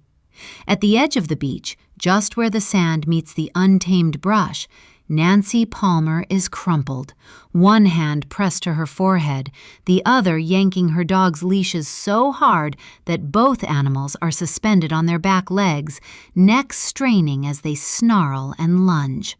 Is she hurt? Jill whispers. I don't see blood, Allison says. Just... She stops, hand over her mouth. Mark is the first to reach Nancy. Hey, are you okay? Nancy doesn't answer. She points with a shaking finger, and for a moment, I think she's going to faint. Mark follows the line of her gesture. There's something in the sand, half buried. At first, it looks like it could be a piece of driftwood. Then the shape resolves. A hand, pale and bloated, the skin wrinkled. The fingers are bent, clutching a knot of green algae like it's the only thing keeping them from sinking away. Even from 10 feet away, I see the ring, a heavy platinum band wedged below the knuckle, caked in silt and shining under the beams of a dozen phones. For a moment, no one breathes. Then the crowd comes alive. It's a prop, someone says. Maybe Adam, maybe one of the neighbors. Has to be a prank, a Halloween thing. It's a real hand, like from a real person. I don't know what it is, but whatever that is, it isn't good. Not a prop. The way Nancy Palmer is shaking, the way the dogs have forgotten their training and are howling at the sky, suggests they are in agreement. Scott is beside me now, his hand at my waist. "Don't look," he says, too late. Somebody in the crowd is already dialing. "Yes, police, there's a—" The voice drops. "A hand!" "Yes. No, not a person, just the hand. By the lake." "No, I don't know whose—" The mass of neighbors pushes forward in slow, rubbernecking increments. Phones are raised, images captured, the moment memorialized before anyone can even begin to process it. The hand doesn't move, doesn't do a thing. Jill grabs my arm, hard. "Is this real? This is really happening?" Her jaw is working, but the rest of her face is numb with shock. "It's real," I say, because someone has to. She sinks to her knees in the grass. "Oh, God! Oh, God!" Scott's breath is shallow behind me. "We should go," he murmurs. "We can't leave," I hiss. "We saw it. We're part of this now." In the distance, a siren grows louder. A couple of minutes later, the officer who emerges from the cruiser and onto the beach is barely older than my kid's babysitter. He's pale, lips pressed together in a line that suggests he's 2 seconds from losing control. His flashlight beam wobbles as he shouts, "Everyone, move back!" It's not until he's 5 feet from the hand that the officer sees it for what it is. He stumbles, the toe of his boot gouging a trough in the wet sand, and his flashlight drops, spinning. There is a beat of silence before he regains composure. He unholsters his radio. "Dispatch, we have—" His voice cracks, barely audible. "We have a possible body part at Willow Cove and Dune. Need backup and coroner, now." He looks toward the crowd. "All of you, please, stay back," he says, voice barely above a whisper. The crowd responds in a single nervous exhale. Some step backward, others close ranks as if proximity might clarify what's happening. The hand stays motionless, the wedding band a lighthouse for every eye and every lens. I find myself gripping Scott's arm, and for a moment, we are the couple we once pretended to be, united by shock and nothing else. The officer turns, voice steadier now, and addresses the assembly. "We need you to move back, all of you. Please return to your homes or wait by the street." By degrees, the neighbors recede, some whispering into their phones, others darting glances at the few who remain. The bravest hold position on the bike path, waiting to see what happens next. I hear Scott's voice in my ear. "Come on, there's nothing more to see." But he's wrong. There is always more to see, once you know where to look. And I'm looking at him. Allison is first to break, collapsing into Adam's arms with a gasp, then retching into the grass. Mark stands a few feet away, hands on his knees, swaying. Jill is next, sobbing openly now, tears streaking her foundation, her voice rising in a wail that matches the echo of the first scream. I do not scream. I do not cry. I just stare at the ring, the perfect circle, the promise it once made. The next cars arrive together, red and blue flashes strobing across the beach and the water and the insides of everyone's skulls. 2 more officers, both older and more practiced, emerge and take stock. One strings up yellow tape, the other starts canvassing the crowd. In the distance, the street is now a gallery of neighbors, bathrobes and headlamps, kids in pajamas peeking from behind curtain corners. Flashlights flicker over the sand in obsessive, overlapping patterns. The hand is still there, now less a body part and more of a punctuation mark, daring us to look away. It doesn't seem human anymore, but something dredged up to test our limits. Mine have been tested time and time again. Scott, beside me, reaches to pull me in, an instinct from another life, but I flinch, sidestep, and pretend to be engrossed in my phone. He lets his hand fall, and we both stare at the lake, as if waiting for someone to tell us who we're supposed to be now. On the dune, an officer drapes a blanket over Nancy Palmer's shaking shoulders. She sits, dogs pressed to her side, shivering and mute. Someone brings her a glass of water, which she clutches but doesn't drink. Around her, the bystanders begin thinning out, drifting in clots of twos and threes. The real show is over, but the after-party is only just beginning. The remaining neighbors cluster in the dark, forming little triage units of rumor and half-truth. The questions volley back and forth. Do you think it's real? Whose ring is that? Should we even be here? Finally, somebody asks the only question that matters. Why is this happening here, to us? The answer is obvious to me. I remain planted at the edge of the crime scene, arms folded against the rising tide of unease. It's retribution, or maybe just the world correcting an imbalance. The enclave was built to keep chaos out, but now we've imported it, cell by cell, until it metastasized into something we can no longer ignore. We are not special. We are not untouchable. We are just better at pretending. The first officer approaches, notebook out, and asks me questions, but I don't hear a word. My eyes are fixed on the hand, on the way the light plays across the ring. The officer persists, voice firmer. "Ma'am, did you see anything else? Anyone near the beach before?" "No," I say too quickly. "Nothing." He writes something down, thanks me, and moves on. "Let's go home," Scott whispers. "Now." "Not yet," I say. "I want to see what happens." He shakes his head, and we watch as the officers photograph the hand, mark the perimeter, begin the process of turning horror into evidence. The ritual is precise, mechanical. I listen to the murmurs, cataloging each speculation like everybody else. This is what we're good at, after all, taking disaster and molding it into something that can be processed, repeated, and ultimately forgotten. But I don't forget. I know the true cost of secrets, and I know that this hand is only the beginning. I know exactly what it means, even if no one else will admit it. I look down at my ring finger. The band is thicker and more ostentatious than the one in the sand.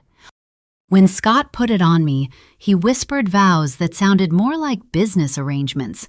"I will protect you. I will provide. I will never let anything happen to us. We're going to be the perfect family."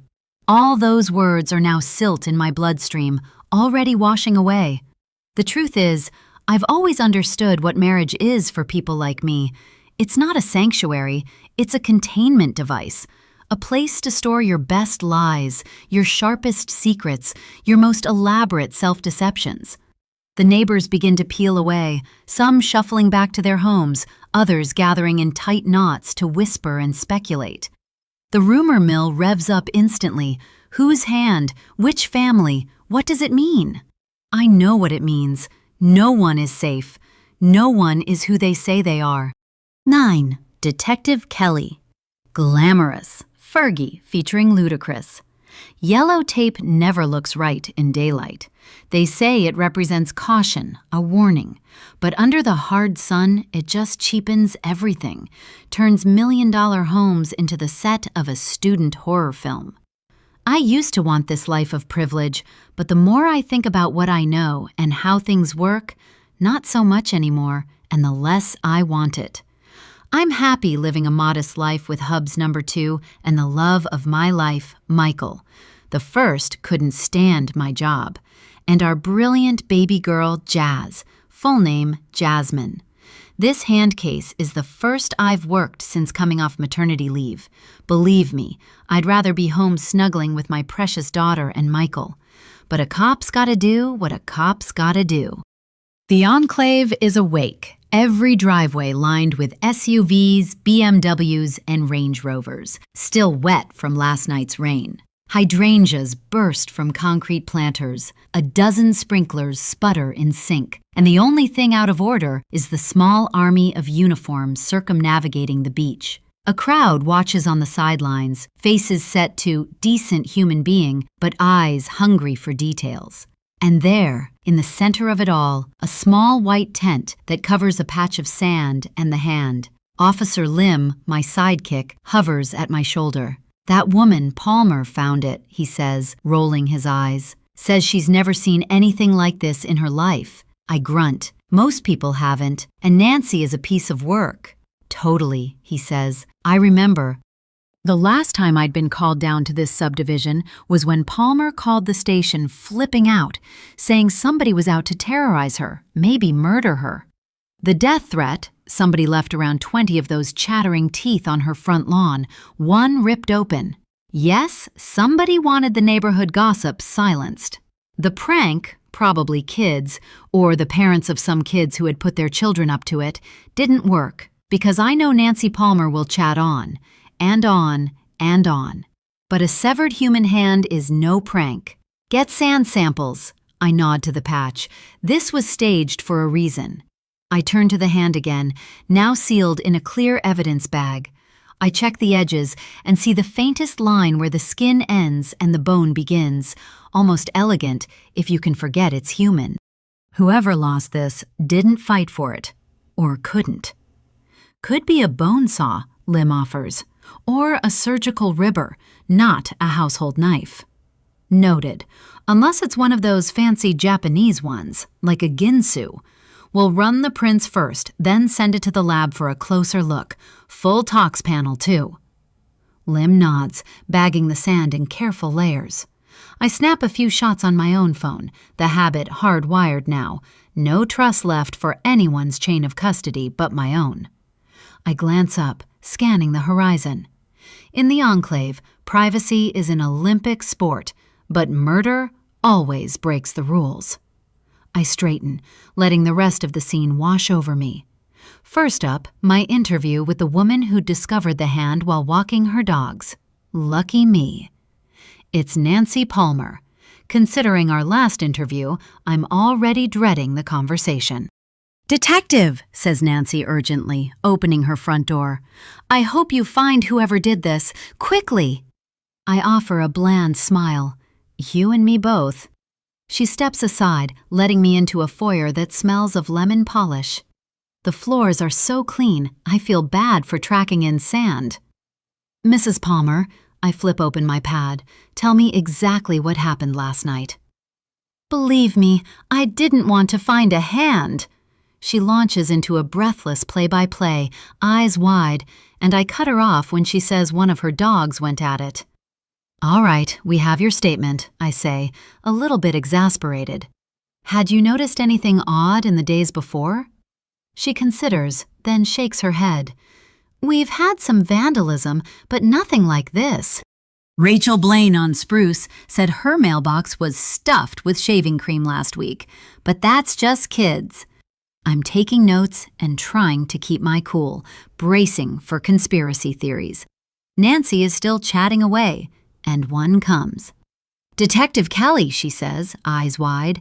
"The new woman, the one who just bought the Pritchard house, has to be behind this. She's from New York, you know. She probably has mob connections." She purses her lips when, instead of responding or conspiring with her outlandish statement, I just blink. Think about it. I have a hunch. I am, and I am going to keep my cool.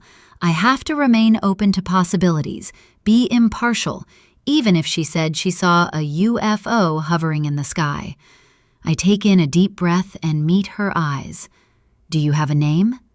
"I don't." She hasn't moved in yet. Her lips curl. "You have to find out who she is." I hold back another sigh. "Thank you, Mrs. Palmer. I will." "You better." I stand, giving the room a last scan. Nancy will not help me find the owner of the hand. She's wasting my time. "Thank you. You've been..." What? Annoying?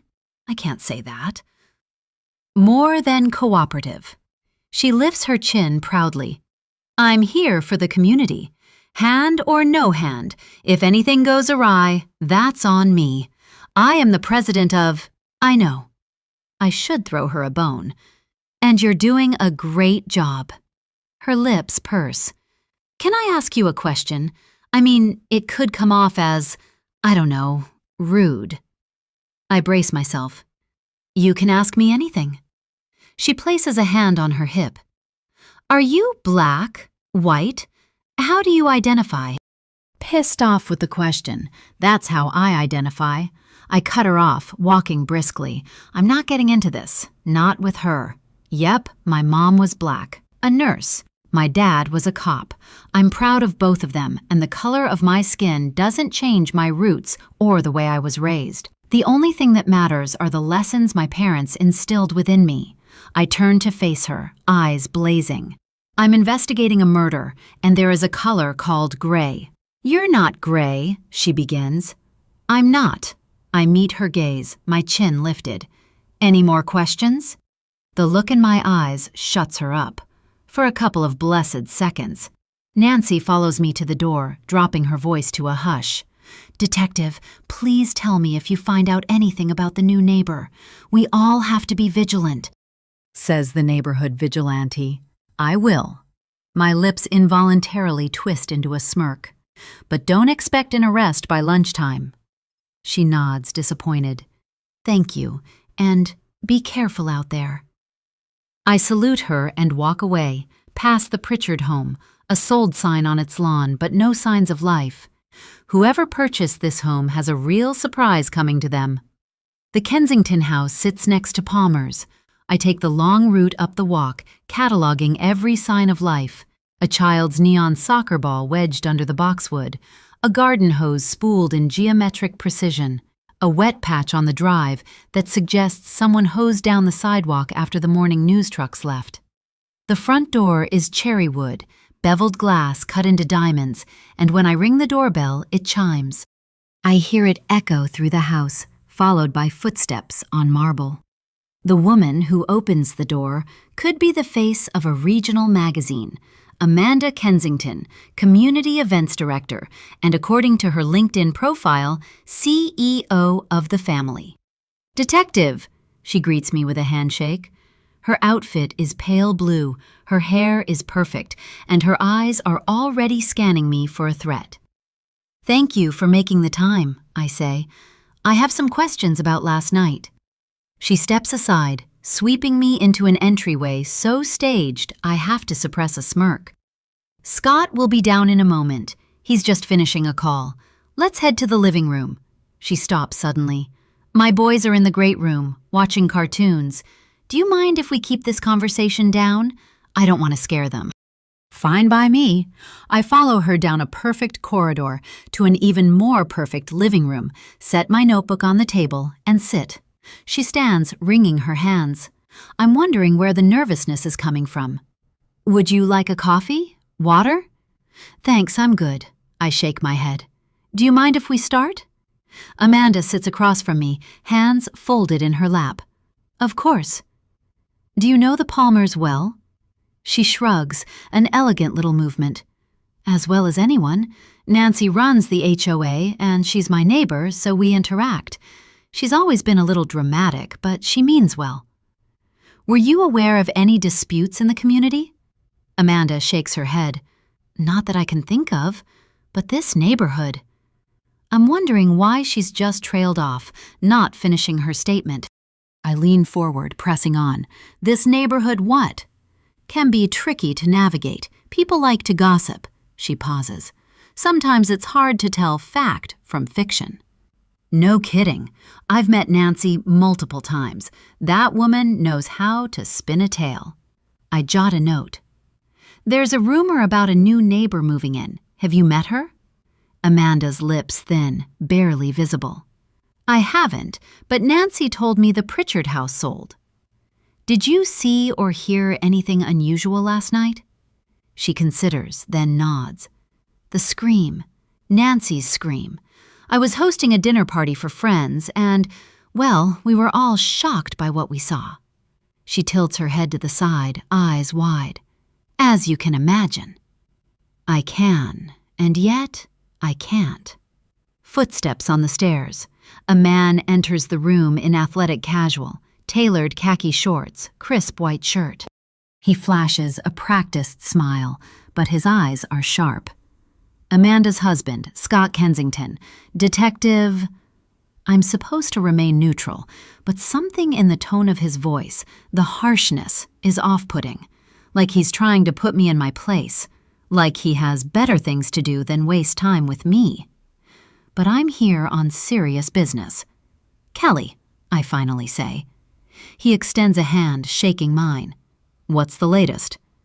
We're still piecing things together. I watch the way he scans my face with irritation. I'm following up on some leads. I was just asking your wife if you saw or heard anything unusual last night. He settles into the chair beside Amanda, his presence filling the space. He laces his fingers together, a gesture meant to convey openness, but which mostly looks like he's preparing to wring someone's neck. We did. We saw a severed hand on our beach. Noted, I say curtly, watching Mrs. Kensington wringing her hands. Can I get your security footage? Even a few minutes might help. Amanda nods, already reaching for her phone. I'll email you the link. I log the exchange, then close the notebook. I have all I need for now, and I'm not going to press on until I have evidence. Aside from the hand, I don't have anything. Right now, everybody in the enclave is a suspect, innocent until proven guilty. But something is amiss here. Not just in this neighborhood, but in this house. I feel it in my bones. I stand. Thank you for your time. Amanda stands too and ushers me toward the door. At the threshold, she turns, lowering her voice. Detective, I hope you find who did this. People are scared. It's not good for the children. I look at her, then at the row of houses beyond. Nothing ever is. I step into the heat, thinking, somewhere in this neighborhood, someone is planning their next move. Nancy Palmer could be right. I should look into the new neighbor. If what she's told me is on point, she definitely doesn't fit the profile of an enclave resident. 10. Hillary. Moving on up, M people. Hotel rooms are meant to be slept in, not worked in. But here I am on a Sunday night at 8:17 p.m., surrounded by the soft hum of climate control and the ghostly blue glow of an open Excel sheet on my computer. My body is calibrated for stress, but the ache behind my ear and eyes suggests even I have limits. I'm deliberating eating something other than a protein bar when a knock resounds in my ears, sharp and insistent. Odd, considering I've only just thought about ordering room service. I saunter over to the door and open it to find a severe-looking woman standing in the hallway, wearing a black, rigid suit. Her facial expression does not shift. Hillary Sheffield? She's definitely an officer of the law. Whatever she's here for can't be good. Yes, I say with a gulp. Detective Kelly. She holds up her badge. I won't take up much of your time. I just have a few questions. I shift my weight from side to side. About? I understand you're in the process of purchasing a house in the enclave. I grimace. How would anybody know this? I just signed the contract yesterday. This feels like Big Brother, or sister in this case, is watching. Is that a crime? She blinks. No, but we found a severed hand on the beach behind the property last night. It's my turn to blink. A hand? From an actual person? Yes, that's what I said. I don't know why I even want to ask the next question, but it comes out of my mouth before I can stop it. Whose? She gives me an odd look. That's what I'm trying to find out. She pauses. I looked you up on LinkedIn. You work at Lakefront Capital? Okay, I don't like where this conversation is headed. For some reason or another, I'm connected to her investigation. Even though I haven't done anything wrong, I know I have to answer her questions. Yes. So does Scott Kensington. I swallow. I don't understand what you're driving at. Mr. Kensington lives in the enclave, and he works with you. Her eyes narrow.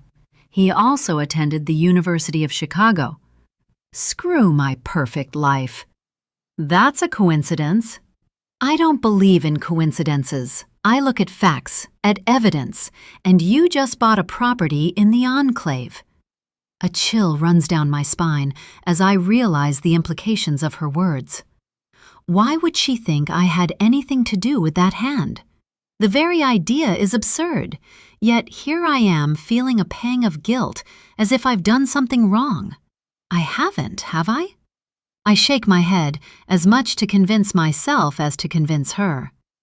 Then that's where you should be looking, at the evidence, not at me. I haven't even moved in yet. She purses her lips. Trying to lower the price before closing? Oh, I see where this is going. I'm not stupid.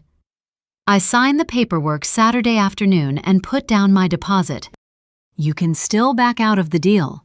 Detective Kelly, I'm not losing 20% of $2 million.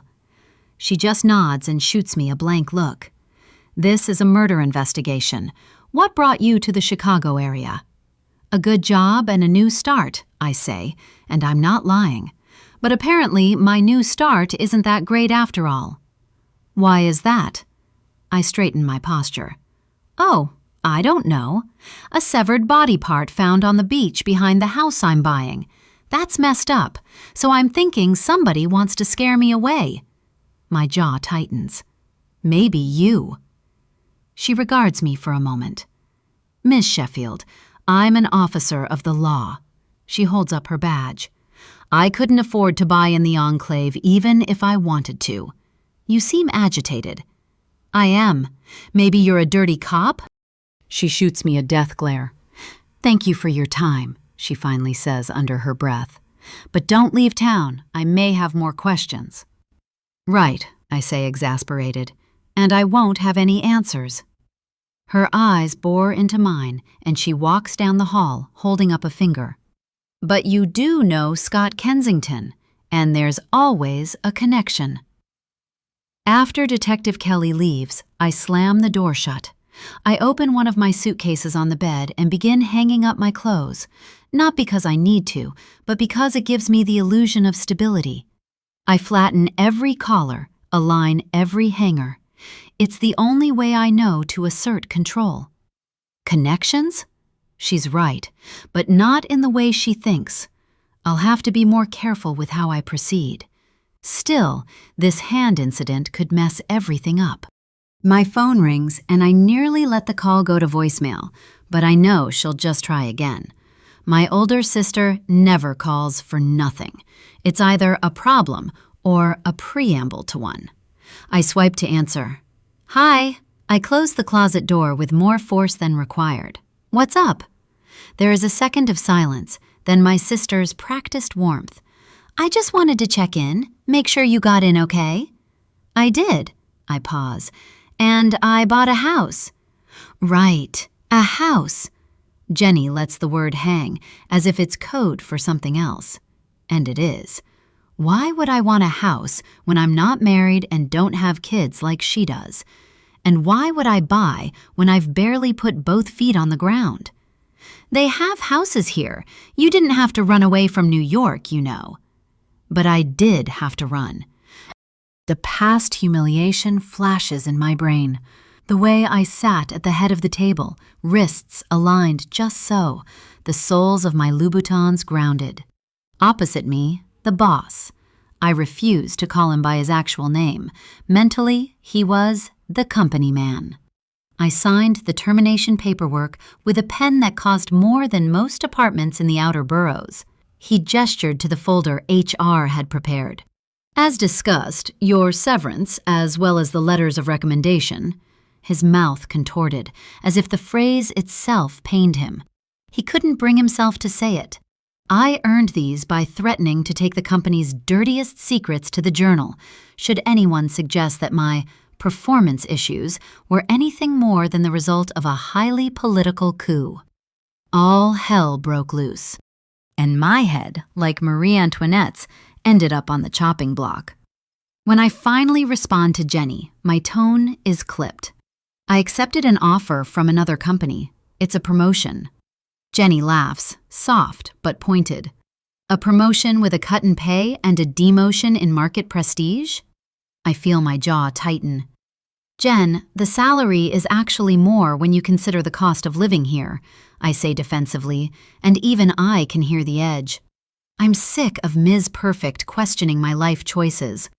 I didn't go to Columbia and stay on the East Coast like she did, instead choosing the University of Chicago. I haven't settled down. I haven't lived to my fullest potential. I'm not balanced like she is. Plus, I needed a change. A pause, then Jenny shifts tactics. It's just sudden, that's all. You didn't say goodbye to half your friends. Emily called me, wondering if you'd blocked her. Did you? No, I lie, tapping the desk. I just haven't had time to catch up. Emily was never my friend. She just used me for my connections. Jenny's tone softens. You've been doing that thing again. What thing? Shutting everyone out, retreating. The way you did after... Jenny has a way of digging her claws into you, pretending she's concerned or being nice. It's all an act. I draw a breath, hold it, and release. You're going to have to be more specific. You know what I mean, Dad. Whenever something blows up, the wall goes up and you cut your losses. It's impressive, honestly, but it's also... efficient, I suggest. Avoidant, she finishes. If you want the clinical term. Look, I'm not judging. I cut her off with a snort. Of course not you. Jenny ignores the sarcasm in my tone, steamrolling as only an older sister knows how to. I just want you to be honest with me, Hill. Why Chicago? Why now? Maybe I want a house with a yard so I can get a big dog, I say, immediately regretting the flippancy. Jenny hums a sound, a frequency of skepticism. Does this have anything to do with that partner at the firm? I bristle, the memory and exposed wire firing on every nerve. No, that's ancient history. Done, over, finished, kaput. I looked him up on LinkedIn. He's already listed as managing director. You know what that means? I do. It means he survived our lurid affair, and I didn't. He got the promotion I'd been vying for. I didn't. It means his wife doesn't give a shit and went back to him. I shift in the chair, anger heating my body. Can we not talk about him or my old job? I'm spent. A beat, then Jenny relents. Okay, I'll drop it, but promise me you'll call Mom on her birthday. The request is a blade disguised as a favor. After our father left Mom for another woman 15 years ago, our mother's birthday became a minefield, each year more precarious than the last. Maybe he's the reason I am the way I am. My mom, too. Fine, I say with a raspy growl. I'll call. I hear the smile in Jenny's next breath. Thank you. She misses you. So does Dad. I doubt it, but I let the fiction stand before an argument sets in. Jenny pivots, slipping into her attorney voice. Hillary, seriously, I just want you to be happy. Maybe settle down, that's all. I'm working on it, I say, rolling my eyes. This move will be good for me. I hope so, Jenny replies, and for once, there is no subtext. So, where's the house? The Enclave. She sucks in a breath and then yelps. Jesus, Hill, the Enclave? That place is all over the news. They found a severed hand on the beach. So I'd heard from my unexpected visitor. I don't say anything for a moment. What the hell are you thinking? She continues. At least it isn't mine. You're not funny. I'm not trying to be funny. I let out a groan. Look, Jen, it's late and I haven't eaten. Got to go. I'll call you next week. And you'll call Mom? Of course, I say, ending the call. I sit on the bed, staring blankly out the window. What have I gotten myself into? Damn it, more drama? In addition to starting anew, I really don't need this. Through the glass, the city outside keeps moving, indifferent and endless. Tonight, regardless of this hand I really don't care about, I'm going to think about living a perfect life that's not yet mine. but come hell or high water, it will be. Scott Kensington isn't going to steal away what I've always deserved. I straighten my spine, shoulders squared for the next move. Act 2. Every living room, open-concept kitchen, and Peloton-equipped home office vibrates with a dark, fizzing energy. Computers open, widescreen television sets tuned into the news. Local police in South Barrington responded Saturday night to reports of a possible prank at the beach behind Willow Cove in South Barrington's most exclusive community, the Enclave. On arrival, officers discovered what authorities now confirm are human remains, a severed hand, according to a Barrington PD spokesperson. Residents of the Enclave are horrified and shocked by the discovery. This is the kind of thing you read about in downtown Chicago or Miami, not South Barrington, says one neighbor who has requested anonymity. Police Chief Michaela Madden urges residents to avoid the lakeshore area until the search is complete and has requested additional patrols for the neighborhood. During her interview, Nancy Palmer, the woman who discovered the hand while walking her dogs, states, "We are working closely with local law enforcement to ensure the safety of our community.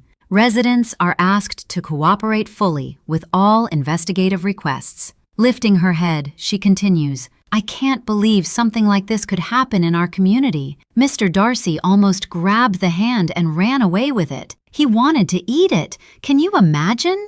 Amanda Kensington is filmed walking briskly to her car. "We have to find out who did this. It wasn't a prank. It wasn't an accidental death. I think it was murder," she says, voice cracking on the last word. "We've always said we lived in a bubble. I guess it popped." Next, Scott Kensington, caught outside his house in tennis gear, phone pressed to his ear. "In the Enclave, we don't negotiate with terrorists, and justice will prevail." Jill Thompson, whose backyard borders the far end of the lake, gave her soundbite from behind a screen door. "We all felt safe here. This is surreal. My kids can't look at the water now. How do you explain this to a 5-year-old? It's a very good question, one the residents are still asking when the newscast ends.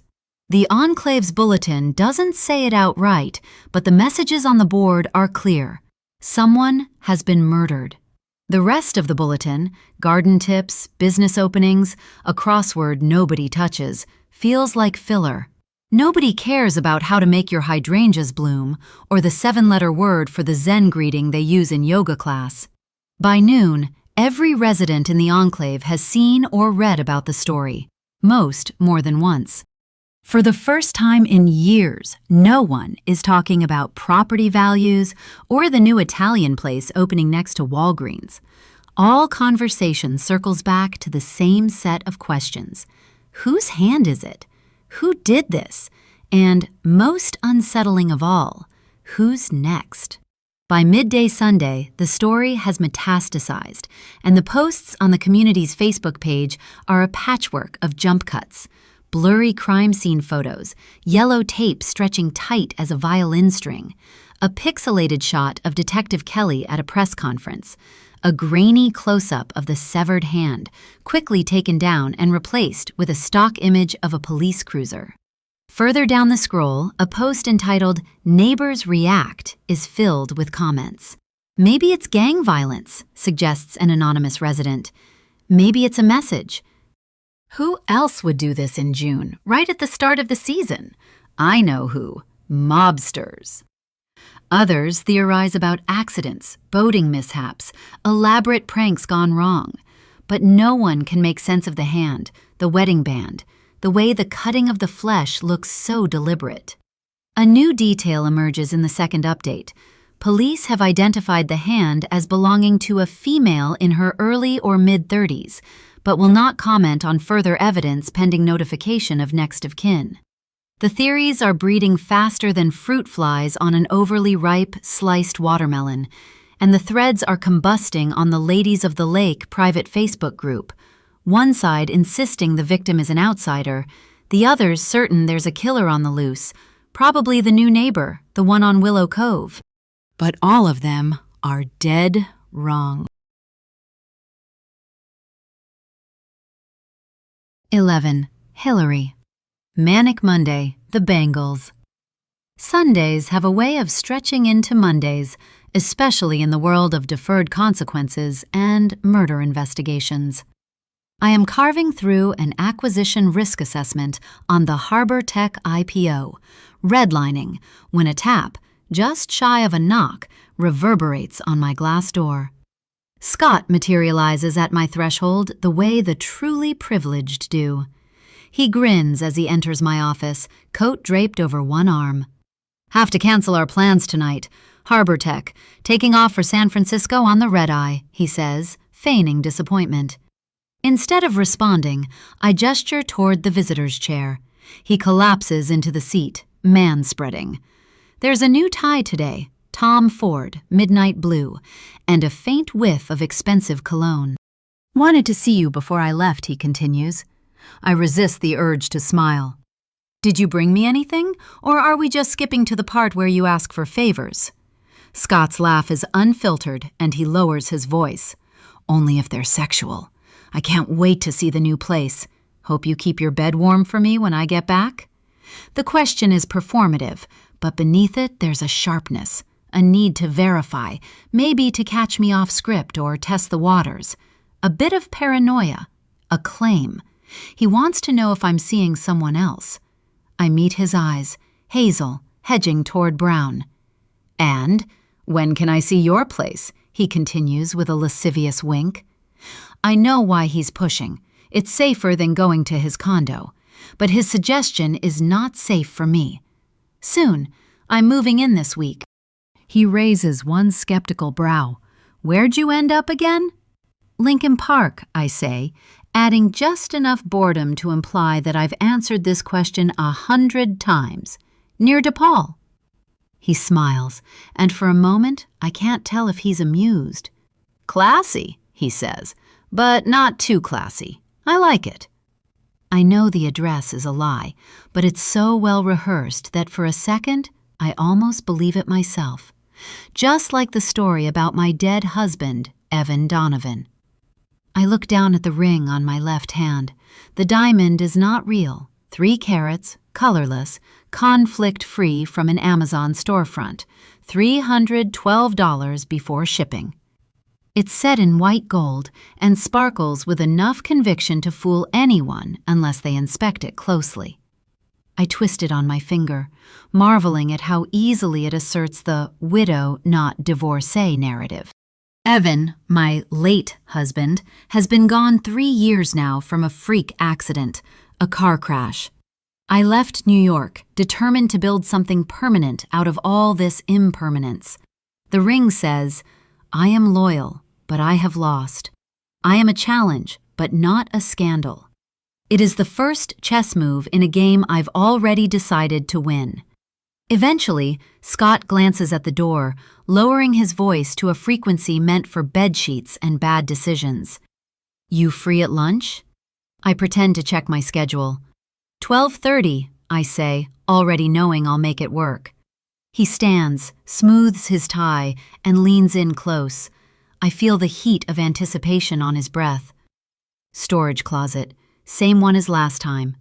Classy. This time my laugh is real, only because he's playing right into my hands. That and meeting in the storage, closest, is the farthest thing from classy. The storage closet is on 12, which is also Patrick's floor. I think Scott likes living dangerously. Maybe I do too. It's technically a records room, though I doubt anyone has filed a physical folder since the Obama administration. Scott is already inside, pacing a narrow lane between bankers' boxes. He pulls me into the dim aisle with a possessive grip and kisses me hard. There's no preamble, no slow escalation. It's as if he's been bottling this for the entirety of his life, and now the cork has popped. I feel his hand at my waist, then lower, finding the zipper on the side of my skirt. The other hand holds at the nape of my neck, securing me in place. The passion lasts for a laughable 60 seconds. "Jesus," he says when he's finished, "we're going to get caught." "Then stop taking risks." I zip up my skirt with one hand. He flashes a grin. "I like risks, and I like the rewards." I'm a prize? He laughs. Definitely. We tidy ourselves in silence, each of us restoring the mask. Scott adjusts his tie, wipes his brow with a square of paper towel. I run a finger under each eye to sweep away any mascara fallout. When I step into the hallway, smoothing my hair, I collide right into Patrick, who is balancing a stack of folders.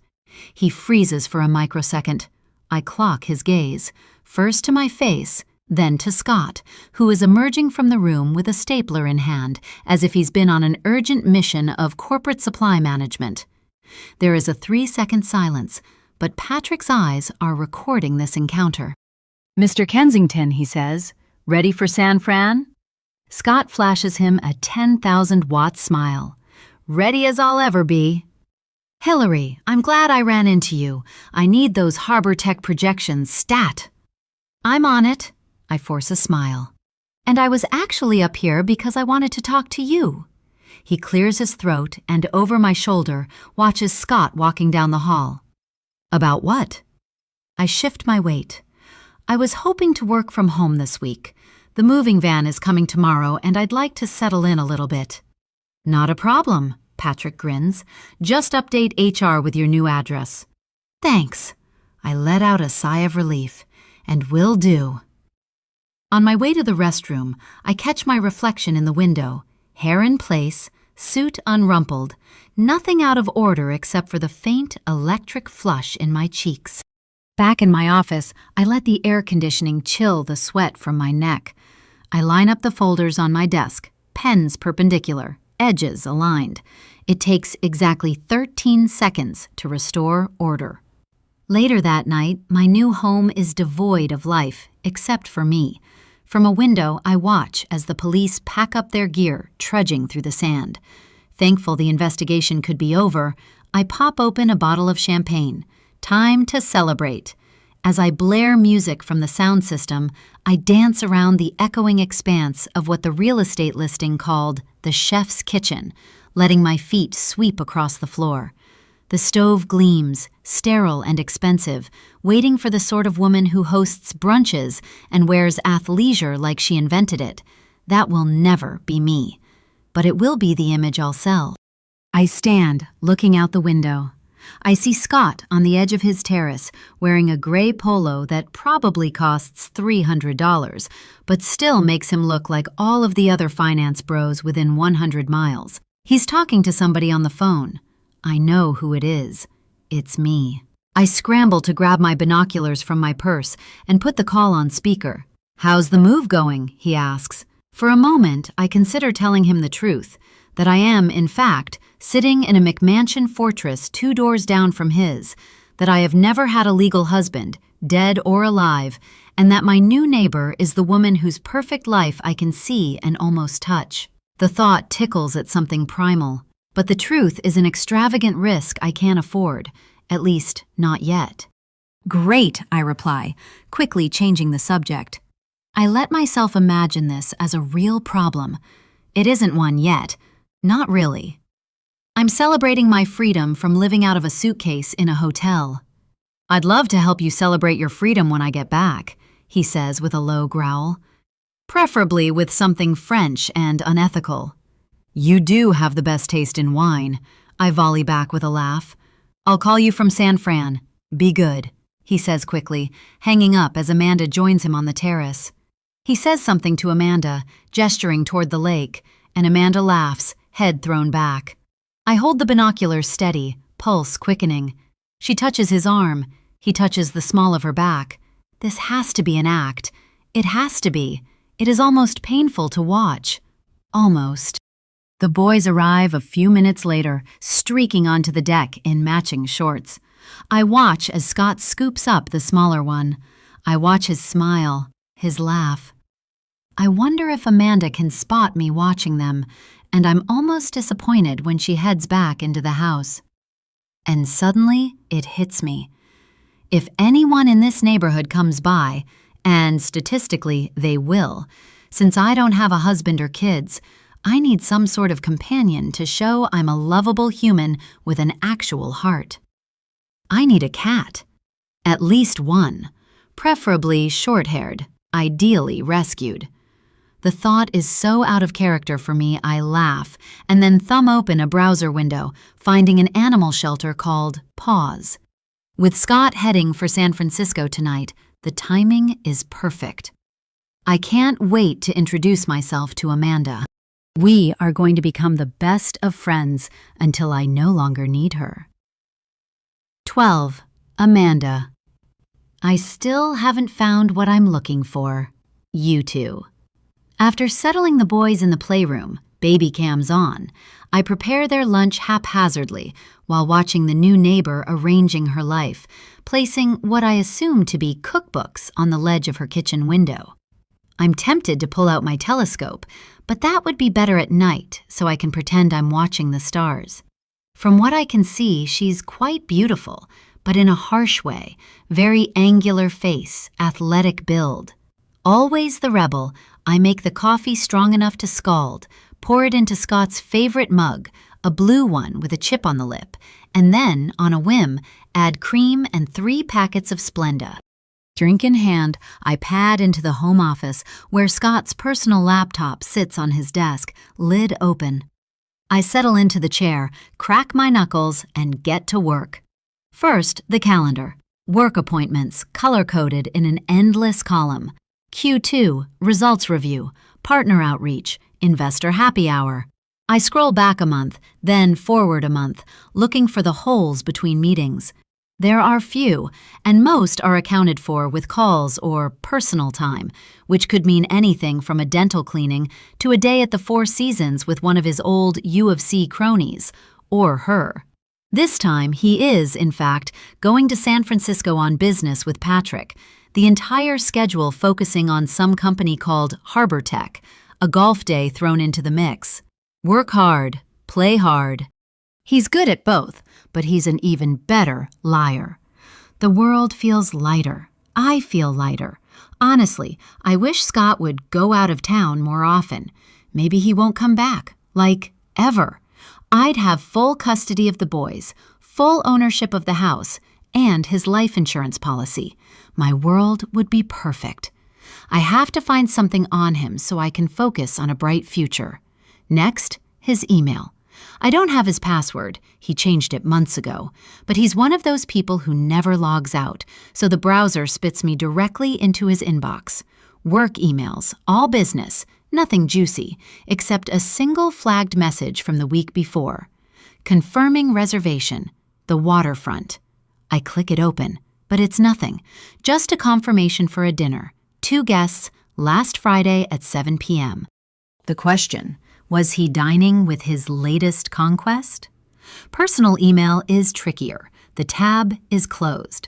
I try the usual, his birthday, the kids' names, Kensington 2026. No dice. I close the browser before the system locks his account and sends a security alert to his phone, and mutter a curse, moving on to the files. There's a folder called Personal on his desktop, which is laughably obvious. It's full of PDFs of school and camp registrations, scanned receipts, screenshots of airline tickets. I open a subfolder, Archive, and find the usual: bank statements, birthday party invites, an ancient wish list for a 5th anniversary trip that never happened. I scroll and scroll, hunting for the one thing that will confirm what I already know. But there's nothing, not one clue. Which means he's not as dumb as I think he is. I close a laptop, frustrated. There is nothing connecting him to that woman, any woman. He's being smarter with this affair. The boys come thundering up the stairs and into the office, hair wild and unruly like the heat misers. "What are you doing in Daddy's office?" asks Brian. "It's my office, too." I let out a low laugh. I'm busted. "Who wants a special treat?" Jack raises his hand. "I do! Me! I corral Jack and Brian into the kitchen and attempt to bribe them into silence with an early lunch. They take the deal, wolfing down turkey and Swiss sandwiches with enough vigor to suggest I've been starving them for days. I watch them and smile, keeping one eye on the window.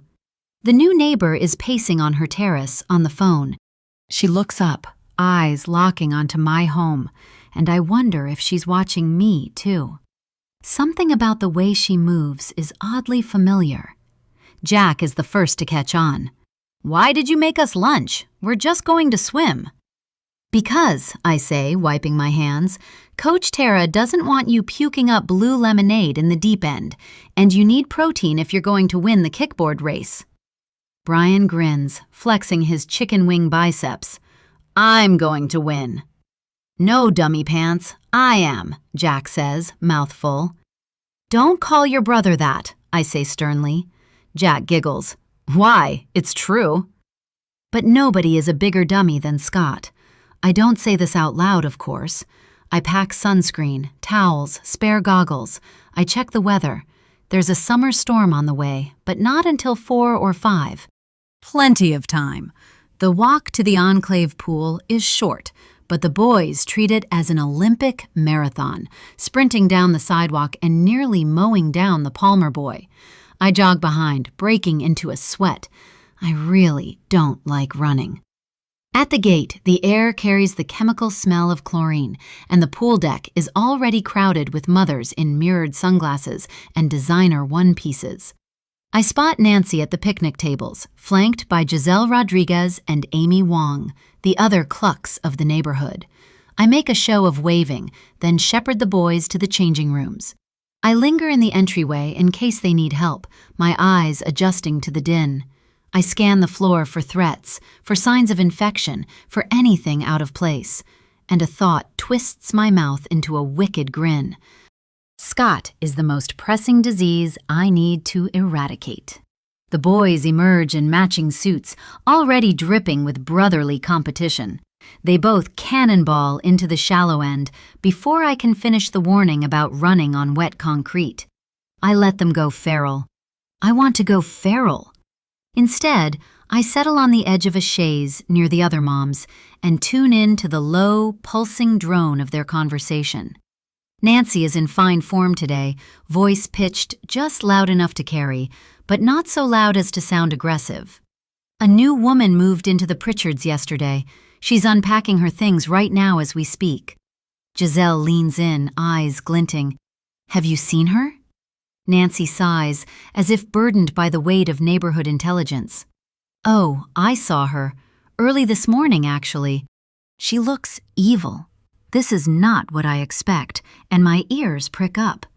Amy drops her voice. "What do you mean, evil?" Nancy arranges her mouth into a line of moral superiority. "I mean, seriously, get this. She walked right past me and didn't say hello, and she had on, like, fancy clothes, to get her mail." I bite the inside of my cheek, hiding a smirk. Be the first to define the newcomer, and you control the narrative for months. Giselle is undeterred. "I heard she's single, no kids, maybe divorced? Or, does it matter?" Amy shakes her head. "She doesn't fit in here, not with that kind of energy." I watch the three of them, triangulating their own little power dynamic, and realize how much I despise these moments. They look at me for confirmation, and I deliver my standard response. "We don't know anything about her. Let's not speculate." I smile. I plan to introduce myself later this week. There's a pause, then laughter. "Of course you will." Nancy's tone makes it clear that whatever I learn will be shared, dissected, and reassembled at the next swim class. Giselle leans forward and whispers, "Why isn't anybody talking about the hand?" Nancy shushes her. "I, for one, don't want to think about it. I'm the one who found it." "No, your dogs did," huffs Amy with an exaggerated eye roll. "And while we're on the subject, I don't think the cops found any more body parts. The community will be back to normal soon." I sigh. This is what they call normal. When class is over, I towel the boys off and herd them to the picnic area for a snack. Nancy sidles up, phone in hand, and taps me on the shoulder. "When you find out anything about her, you'll let me know, right?" I've got to put a pin in this conversation. "Right." I force my lips into a smile and then look over my shoulder. "Boys, it's time to go." Brian gives me a dumbfounded look. "Why?" I forgot to pack your juice boxes, and there's more blue lemonade in the fridge. My little minion's squeals of joy get me out of the situation. Back home, the boys immediately resume the ongoing saga of Pirate King versus Ninja Clan in the backyard. I set the snack bags on the patio table and, for once, don't nag them to use napkins or take it easy. Instead, I grab a juice box and sit on the top step, keeping one eye on the boys, the other on the new neighbor's home. Jack finds the first treasure, a plastic egg left over from Easter, hidden at the bottom of the sandbox. "Gold!" he yells, waving it over his head. Ryan counters with a sneak attack, blindsiding his brother with a pool noodle and sending a spray of sand everywhere. I bark out a laugh that surprises me. For a full hour, I am the mother I always planned to be, present, patient, a little bit fun. I referee the sword fights, help them hunt for buried treasure, loose change, and, inexplicably, a petrified hot dog bun, and narrate the battle in a hammy pirate voice. We dig, we duel, we collapse in the shade and eat grapes straight from the bag. But in the pauses, my eyes drift to the Pritchard house and the slick black BMW sitting motionless in the drive. The blinds are open, but the windows reflect nothing. I imagine her inside, on a conference call, or perhaps just standing by the window, counting the seconds until I break character and revert to my natural state of surveillance. "Mommy, you're not looking for the pirate villains," Brian complains, sand in his hair and indignation in his voice. "They could steal our treasure." They can have it, I think. "Sorry, Captain," I say, snapping back to the moment. When I call nap time, there is the usual protest, but exhaustion wins out. I herd them inside, up the stairs, and into their rooms. In the hush, I slip out, closing the door with delicacy, and head to the master bedroom. Scott's side of the closet is stacked with dry cleaning still sheathed in plastic, the clothes he wore last week in the laundry basket. One by one, I pull out his shirts, feeling for anything hidden or forgotten. There's nothing at first, just the faint imprint of sweat mingled with his cologne. Then, in the pocket of a pale blue Oxford shirt, I find a folded receipt. It's from the waterfront, a couple of nights ago, time-stamped 10:48 p.m. There's an obscene total for 2 bottles of Cabernet and a line item for chocolate lava cake, extra spoon. Disgust courses through my veins. He's whining and dining his latest conquest, just like he did with me way back when I'd been young, dumb, and hopelessly in love. Now, I just feel hopeless, trapped. Needing some air, I head downstairs and step outside, wanting to scream. But I can't because Nancy is pruning the roses in her garden, and I don't want to wake up the boys, or, heaven forbid, flip them out. So I do as I normally do, and keep my emotions and frustrations bottled up deep inside, knowing it's only a matter of time before I explode. As I squeeze my eyes shut and do my best to find my breath, the start of a car engine breaks me out of my thoughts. I watch the new neighbor's car reverse out of her driveway, and a thought hits me. If our positions were reversed, I'd never buy a home knowing a severed hand was found on the beach at the back of my property. Hell no, I'd back out of the deal in a heartbeat. She's up to something. Maybe this makes me as bad as Nancy and the other women, but I'm going to find out what it is. After all, I need something to focus on aside from my cheating bastard of a husband. Well, that's not exactly true. Single, from New York, attractive. Knowing how Scott operates, this woman could be my match, the one I'll strike. A smile curves across my lips. I know what I need to do. Befriend her and set Scott up. 13. Hillary. Trouble. Coldplay. The moving truck arrives at 10 a.m. sharp. The trio of men grunt and shuffle, swearing under their breaths. I hover nearby, marking each item off the manifest of labeled boxes. I'd sold all my furniture before I left. Once the movers finally leave, I drive to the animal shelter, figuring there's plenty of time to unpack later. The first cat I stop for is black with a torn ear. Not photogenic enough. The next candidate is a Siamese with crossed eyes and an intensity that makes me nervous. No. I keep moving until I find what I'm looking for. A gray short hair with wide alien green eyes. Pretty, disdainful, but not cold. Calculated. I feel a rush of kinship. Her name's currently Pippa, the volunteer chirps, but you can change it. She's about 2 years old, likes windows and high places, not great with kids, or dogs, or other cats, really. Perfect, I say. She's got a kind of tragic glamour. I'll take her. While he readies Pippa for transport, I wander back into the main room. There's a poster by the entrance that reads, "You can't buy love, but you can adopt it." I take a photo, proof, if needed, that I'm as sentimental as the next person. The house is empty when we arrive. I unzip Pippa's carrier, half expecting her to freeze or cower. Instead, she bolts straight out and races around the house, eventually running upstairs.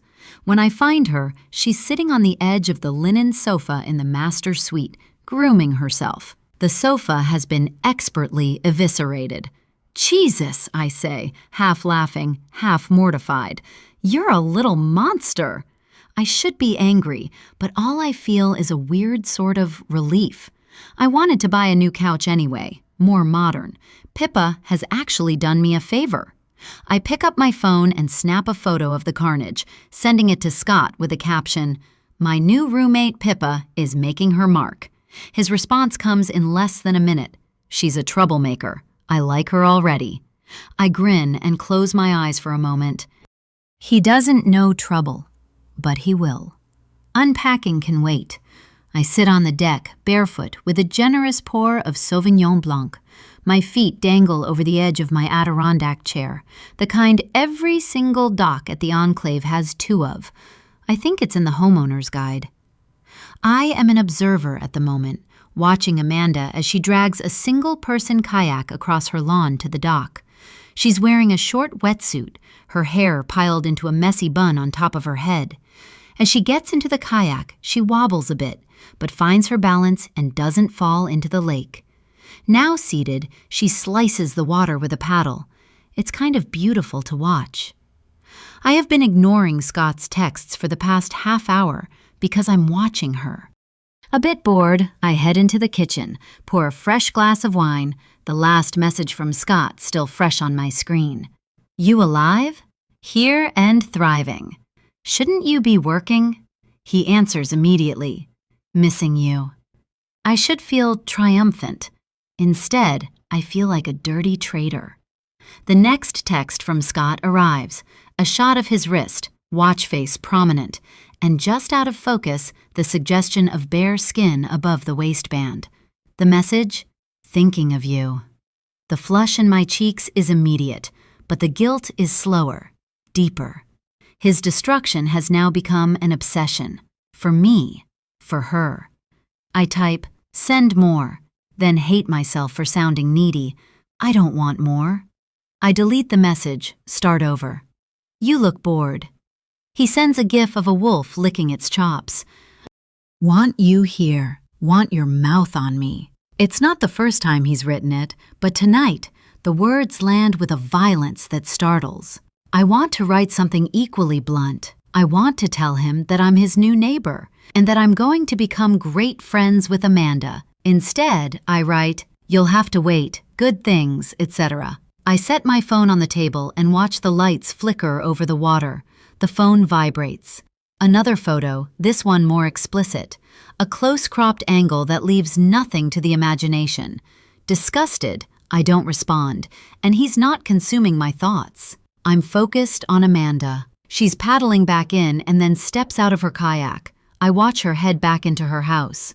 I put my feet on the terrace railing, stare at the lake, and decide not to feel bad about playing this game. It's around 9 when Amanda reappears on her deck. I set my wine down and retrieve the binoculars from the kitchen. Through the lenses, Amanda snaps into perfect clarity. She wears a fitted navy sweater over white cigarette pants. Her hair is pulled back in a loose, I don't care chignon. She carries a cocktail glass with a lime wedge on the rim. Not vodka, not gin. Tequila, probably, or one of those clear liquors that women drink on the sly when they want to seem both edgy and in control. I count out the seconds. I watch for patterns. She has not looked in my direction once, but the performance feels deliberate. Eventually, I draw the blinds and head upstairs to bed. In the darkness, I close my eyes and think about Amanda. She hasn't met me yet, but she will. And if I have my way, that day will be tomorrow. 14. Amanda. We Can't Be Friends, Ariana Grande. I'm returning back home after dropping the boys at summer camp when I see the new neighbor speed walking to the community center. By the way she's dressed, yoga mat latched onto her shoulder, I know exactly where she's going, and I have 5 minutes to get there. I survey my attire, sweatpants and a t-shirt, and decide it's passable. I enter the studio at 9:57 a.m., 3 minutes before the official start of flow yoga, and am instantly aware that I am being watched, if not outright judged, by the assembled audience. Maybe I should have changed into more appropriate attire, but at this moment, I only care about one thing: meeting her. She's kneeling on a turquoise mat in the back row, stretching like a cat. She's wearing a navy tank with mesh panels and matching leggings in a shade of icy mint that should not flatter anyone, but somehow flatters her. I move to unroll my mat beside hers. She looks over at me and smiles. Her eyes are such a pale green, they border on blankness, but her gaze is direct. I give her a grin. Hey neighbor, I'm Amanda Kensington. I pause when her eyes widen and, by means of explanation, add, I saw you moving in yesterday. Jennifer, she says with a wide smile, I should be unpacking, but figured I would get the full enclave experience. I nod. If you need any recommendations, doctors, dry cleaners, deliveries, I'm your girl. She gives me a wary side glance and then grins. Thanks, I might take you up on that. Our conversation is cut short when the instructor enters the space. Emily Chen is the kind of beautiful that makes people stare without realizing it. Petite, athletic, long black hair pulled into a severe bun that highlights her impossibly symmetrical face. She is in head-to-toe black, the only person in the room who looks like she could win a street fight. We all sit at attention, waiting for our first move. Good morning, all. Namaste, Emily beams, voice at maximum volume for the space. Let's settle in, connect to our breaths, and let the world melt away. The room falls instantly silent, even the whispered dramas of the Lululemon set. We begin with a series of slow, measured stretches. Halfway through, Emily introduces a sequence that I have never attempted. Wild thing, she calls it, demonstrating the pose with an athletic flourish. My attempt is more wild, but I manage not to fall. Jennifer's attempt is perfection. She pivots into the pose with ease. After class, Jennifer lingers. I'm rolling up my mat and I look over my shoulder. I usually get an iced matcha after class. Habit. Want one? My treat to welcome you to the neighborhood. She grins, and together we walk to the cafe. The barista launches into a story about his new puppy, and I listen with rapt attention that would seem fake if it weren't. I've always wanted a dog, the boys too, but Scott thinks they are unsanitary. As if. He's the dirty, rotten scoundrel. Jennifer nudges me. Is something wrong? You have the weirdest expression on your face. My eyes flicker. Sorry. Sometimes I zone out. I get it, she laughs, especially when we're coming out of the zone. We take our drinks to a high table by the window. So, what brings you to the enclave, I ask. I wanted a change of pace. City life can be so stressful, you know? I let out a laugh, wanting to say, you haven't lived suburban life yet, but I don't want to scare her away. God, yes, that's why we moved out here. Scott, my husband, commutes, but he prefers it. We still have a place in the city.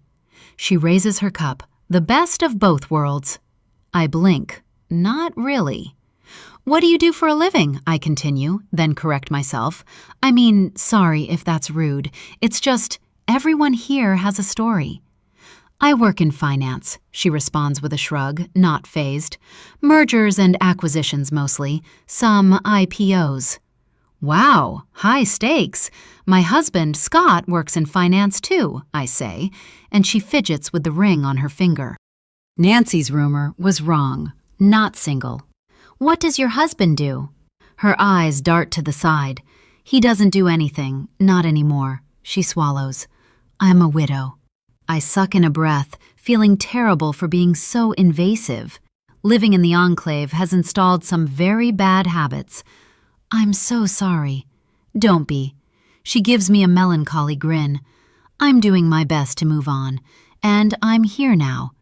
I nod with understanding, and we talk for another 10 minutes. Small things.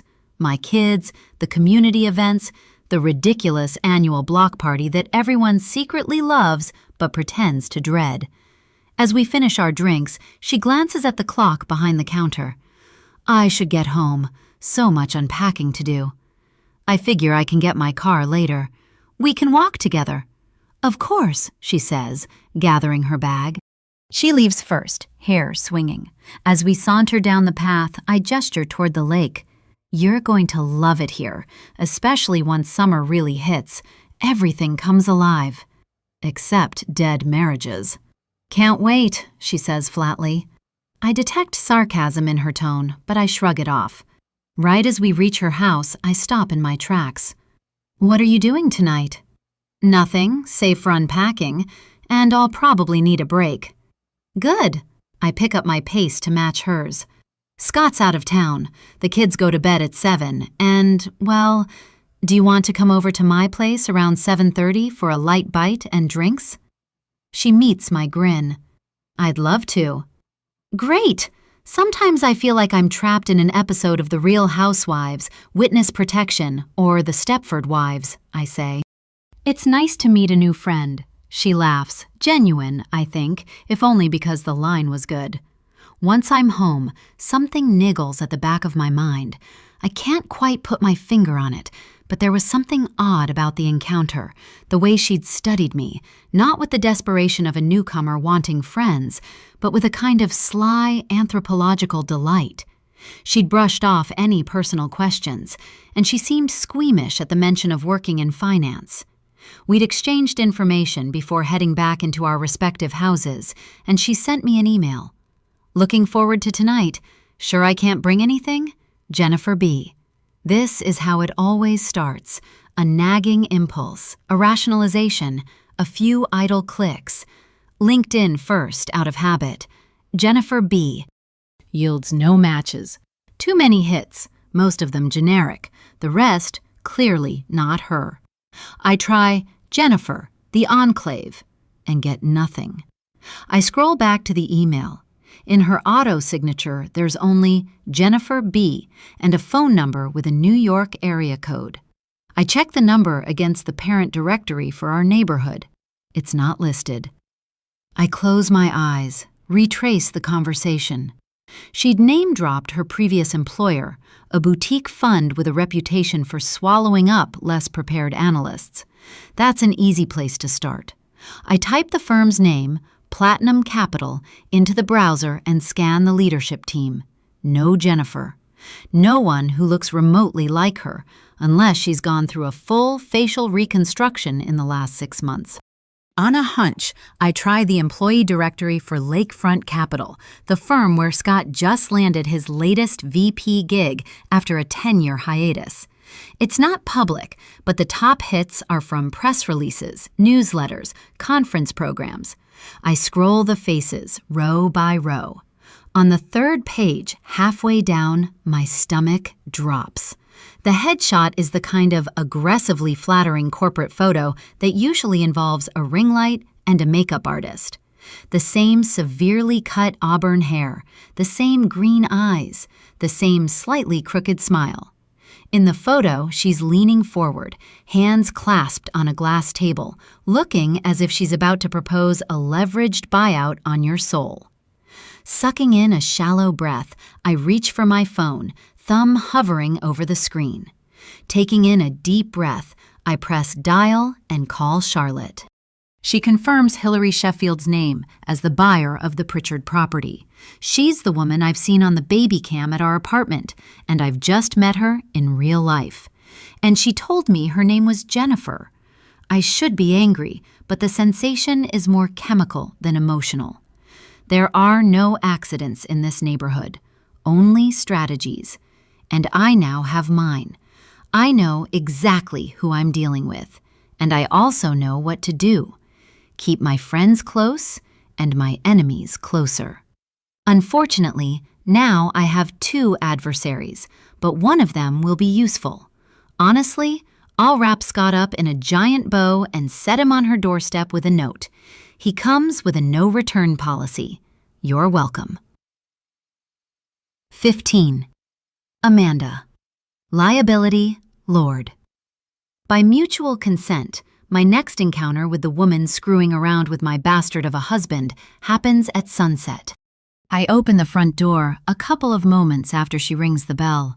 She is dressed in a pale pink cashmere sweater and white jeans, hair blown smooth and straight, parted perfectly in the center. I'm in a similar outfit, but my sweater is pale green. It's almost as if she's planned it, emulating me. I've seen her sitting on her deck or looking out the window with her binoculars. Then again, I've been watching her too. And now I need to watch her more closely. You made it! Come on in. I'll give you the grand tour. I can't help it. I mumble Hillary under my breath. She doesn't hear me. I've actually been here before, she confesses. I made an offer on your home. I stop and turn to face her. She's being honest? I'll give credit when it's due. You were the last showing? Guilty as charged, but things worked out in the end. She looks toward the console, to the family photo resting on it. Your home is absolutely gorgeous. Such a beautiful family, too. You really have the perfect life. Believe me, there's no such thing as perfect. My shoulders stiffen. Marriage is weird. Sometimes I think Scott and I have nothing in common but the mortgage and the kids. I swirl my wine and meet her gaze. Is that normal? She feigns contemplation. I think some people pretend it's better than it is. Thank you. I needed to hear that. Her expression falters. One quick second. She quickly recovers. And so do I. Let's head on to the terrace, watch the sunset. I love to cook, but today was a busy day and I picked up some prepared dishes from Whole Foods. Sounds perfect, she says.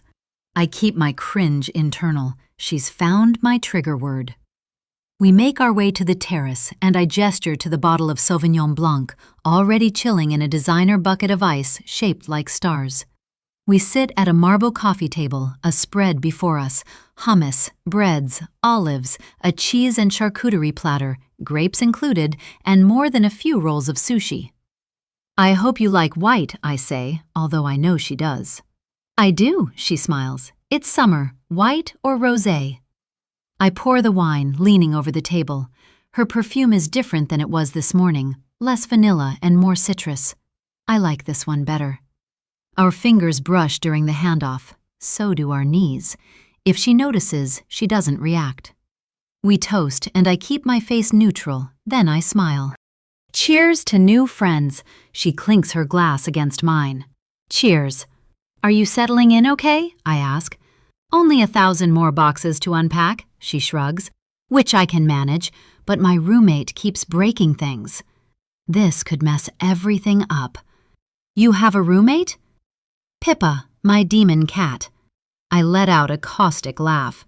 Guess we all have our demons. She leans forward. What do you mean by that? I mean Scott. Nothing. My eyes darken for a moment, then I wave a hand. Dig in, Jennifer. I stretch out the syllables in her name. She doesn't notice. As we eat, for the first several minutes the conversation is benign.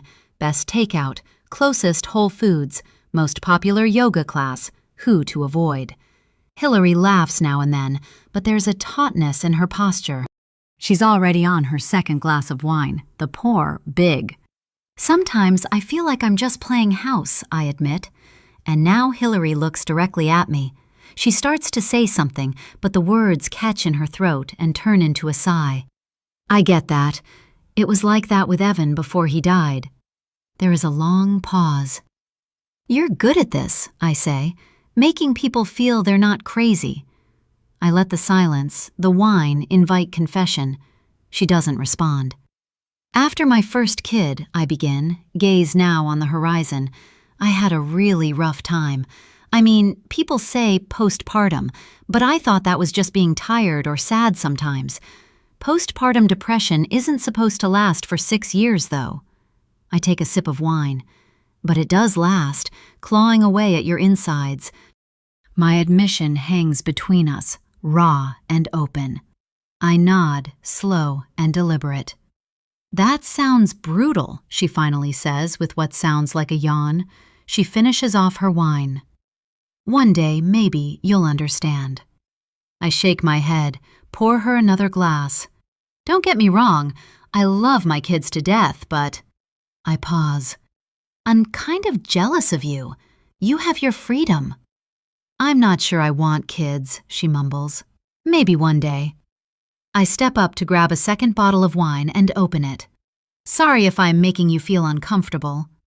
Actually, I'm doing my best to achieve just that. I want a confession, and despite me dropping clues, it's not working.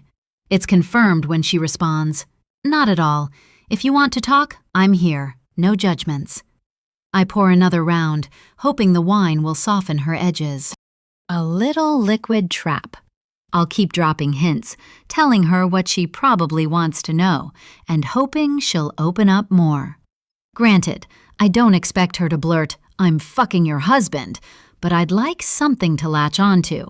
Any kind of reaction. So far, I have nothing. Scott's changed, I continue, head down. He used to be, I don't know, fun? He'd take me on spontaneous trips, send flowers to my office for no reason. She tilts her head, prompting for more, and I oblige. She's looking for all of the cracks in our marriage. She's digging for information like I am. It's like he's auditioning for his own life. The kids barely see him. When he's home, it's like he's not here at all. Does that bother you? She asks. I laugh, but it's not a happy sound. It bothers me that it doesn't bother me more, or at all. Sometimes I want to shake him, make him see me again. Then again, I can't stand the thought of him touching me. She stares at her wine, swirling the glass. I can't remember the last time we had sex, I continue. Isn't that pathetic? No, it's human. I cut myself off and hang my head. She leans forward. What, he's cheating? No matter how badly I want to, I can't say I know he's cheating with you. Time to reel this conversation back in. I lean back in my chair, the tension draining from my shoulders. God, I can't believe I'm telling you all of this. We just met. You probably think I'm a hot mess. Hardly, she shakes her head. You just have the decency not to pretend life isn't messy. I reach for her arm, touching it gently. I'm glad you moved here. I'm not lying. I am. She studies me, searching my face for signs of insincerity. I change the subject, explaining the workings of the enclave. We toast again, a silent clink, and Hillary downs half her glass in a swallow that speaks more of necessity than thirst. We haven't discussed the elephant in the room, I say, meeting her eyes. Or rather, on the beach. Her posture straightens. The hand. I chuckle. You really picked a messed up neighborhood to move into. Her lips purse. Do you know whose it is? I shrug. I'm just glad it isn't mine. That's the exact same thing I said to my sister. She blurts out a laugh. I'm also glad the investigators are gone. Oh, they're gone, but this investigation is far from over.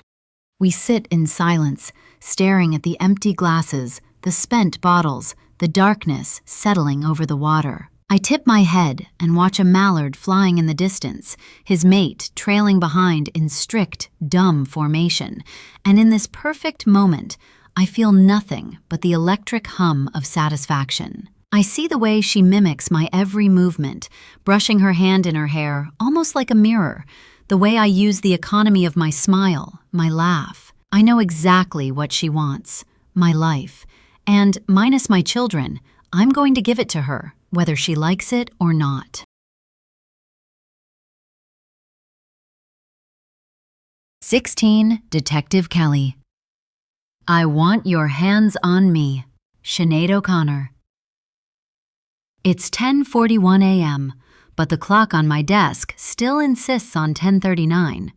All around me, the precinct mutters and hums, printers working like they're on parole duty, voices trading gossip at full volume, the scrape of a steel chair pulled out too hard. But for me, it's just the clock, the photos, and reports splayed across my desk. Like a crime scene tarot, I have to figure out how to read them. Hand, wrist cut with surgical precision, not mangled. A fine platinum band on the ring finger. The medical examiner's note, in blue ballpoint and immaculate block capitals. Severance appears clean, likely tool-assisted.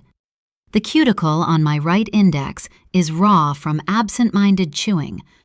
2 days in, and all I've got are auto-generated emails and a voicemail from a forensics intern who sounds like he's never said the word cadaver out loud before. Forensics packed up their gear the other day.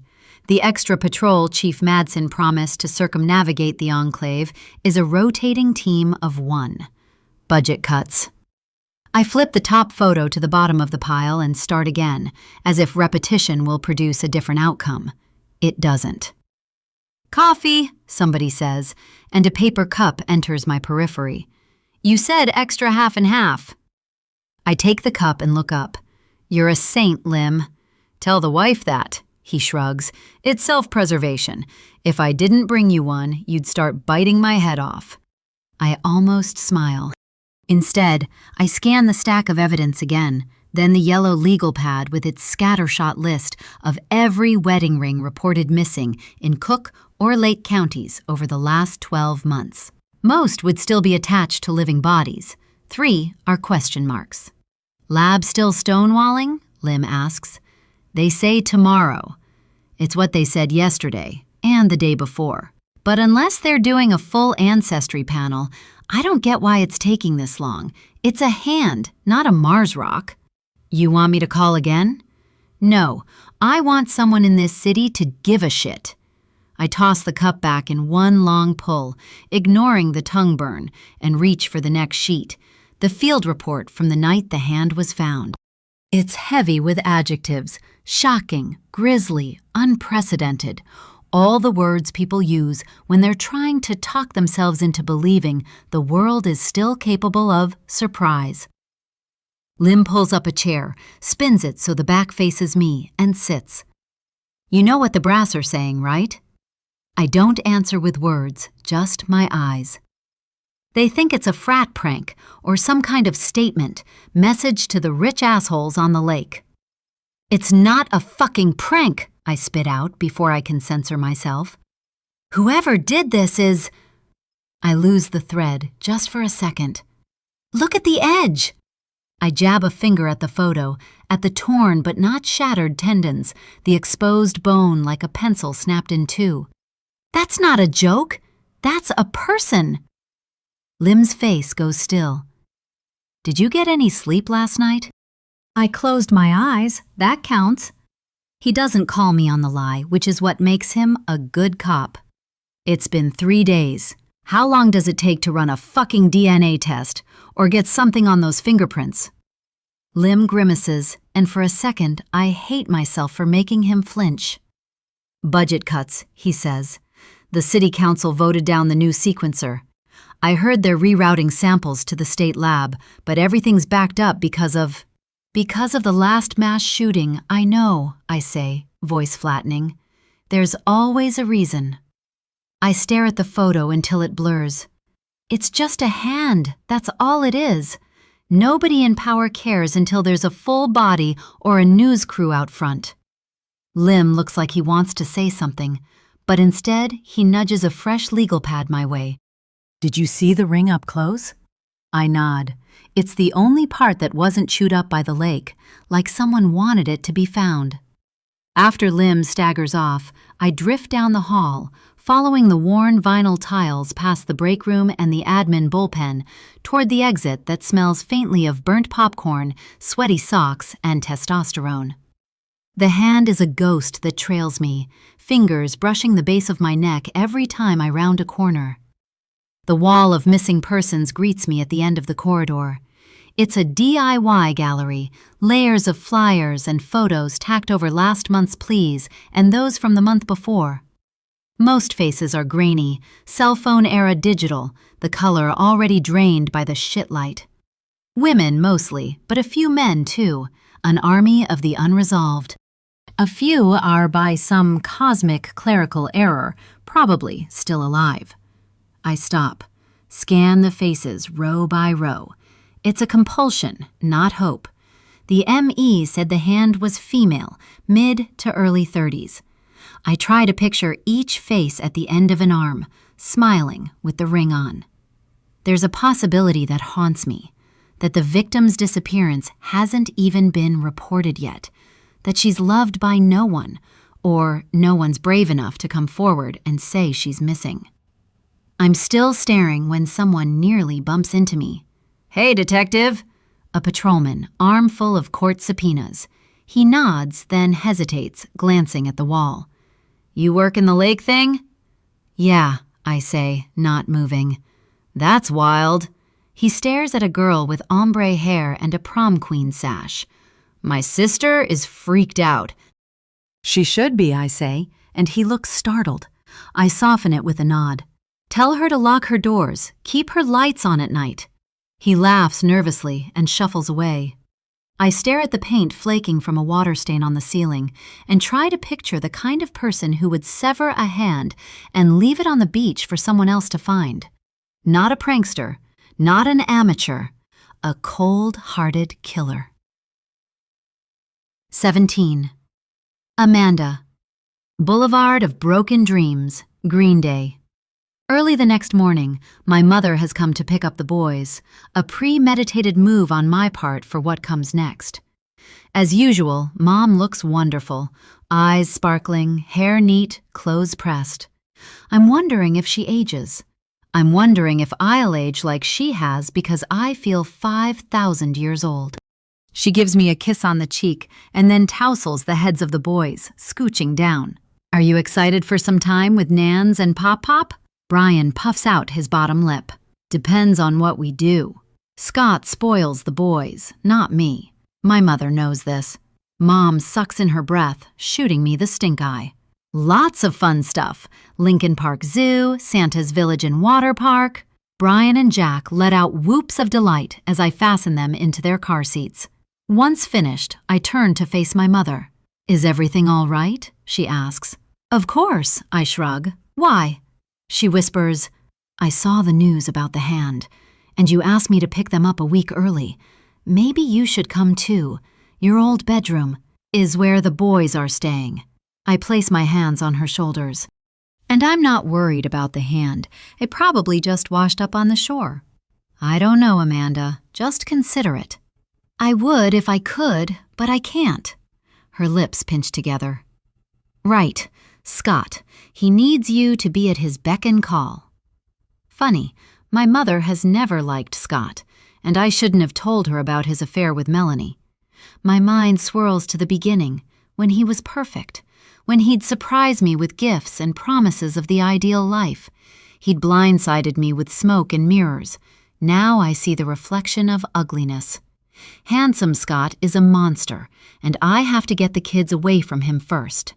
I'll follow. That's my plan. I force a smile. We're working things out, taking the time to reconnect, and we really appreciate if that's what you really want to do after. Mom, don't start. I give her a smile. I know what I'm doing, and I'm fine. Don't worry about me. Oh, honey, I'll always worry about you. She gives me a kiss on the cheek and squeezes my hand. Love you. I grin. Love you too. Have fun, and give Dad a big kiss from me. Mom gets into her car, and after I watch her drive off, blowing air kisses, I head back into the house. Even though my boys have just left to stay with my parents, a residue of kinetic energy lingers. The hum of last-minute teeth brushing, the squeak of sneakers, the yelps, the laughter. I allow myself 5 measured seconds of gratitude for the slice of silence, then pivot to my laptop and the stack of reports that needs dissecting before tonight's emergency board meeting for the Boys and Girls Club. My fingers move across the trackpad with efficiency, highlighting, annotating, deleting superfluous comments. Yet I can't focus. My cursor drifts to the corner of the screen where an email from Jennifer B. blinks. Subject: Thank you. Hi, Amanda. Thank you so much for a lovely evening. Looking forward to reciprocating. Can you let me know if tomorrow's yoga class is still on? I heard rumors it's getting bumped for a meeting. Kiss. Oh, Jennifer. I reply, You're welcome. Do it again soon. As far as I know, yoga is on. I close the email, but in my head, her voice persists. It's so nice to finally meet someone real, she'd said before she'd left. Too bad she's full of shit. It's around 9 when I ring her doorbell twice, creating the illusion of urgency. Jennifer opens the door, her hair still wet from the shower. She actually looks better without makeup. Her lips twist into a tight line. Hi, she says, eyebrows raised. I wasn't expecting anybody. I hold up the tray of 2 coffees.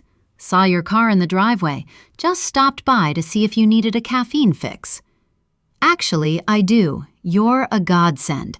I can't figure out how to work the coffee machine. It's one of those robotic ones. She grins. Come on in. Excuse the mess. I follow her to the living room, the 2 of us sitting at opposite ends of the couch. I want to tell her how I've been here before, about Melanie, how we were best friends, and how she'd ruined everything by betraying me, and how much that betrayal hurt. But I don't. Not yet. So, how's the unpacking going? I ask. She shrugs. Boxes everywhere, and I think my cat is plotting to smother me in my sleep.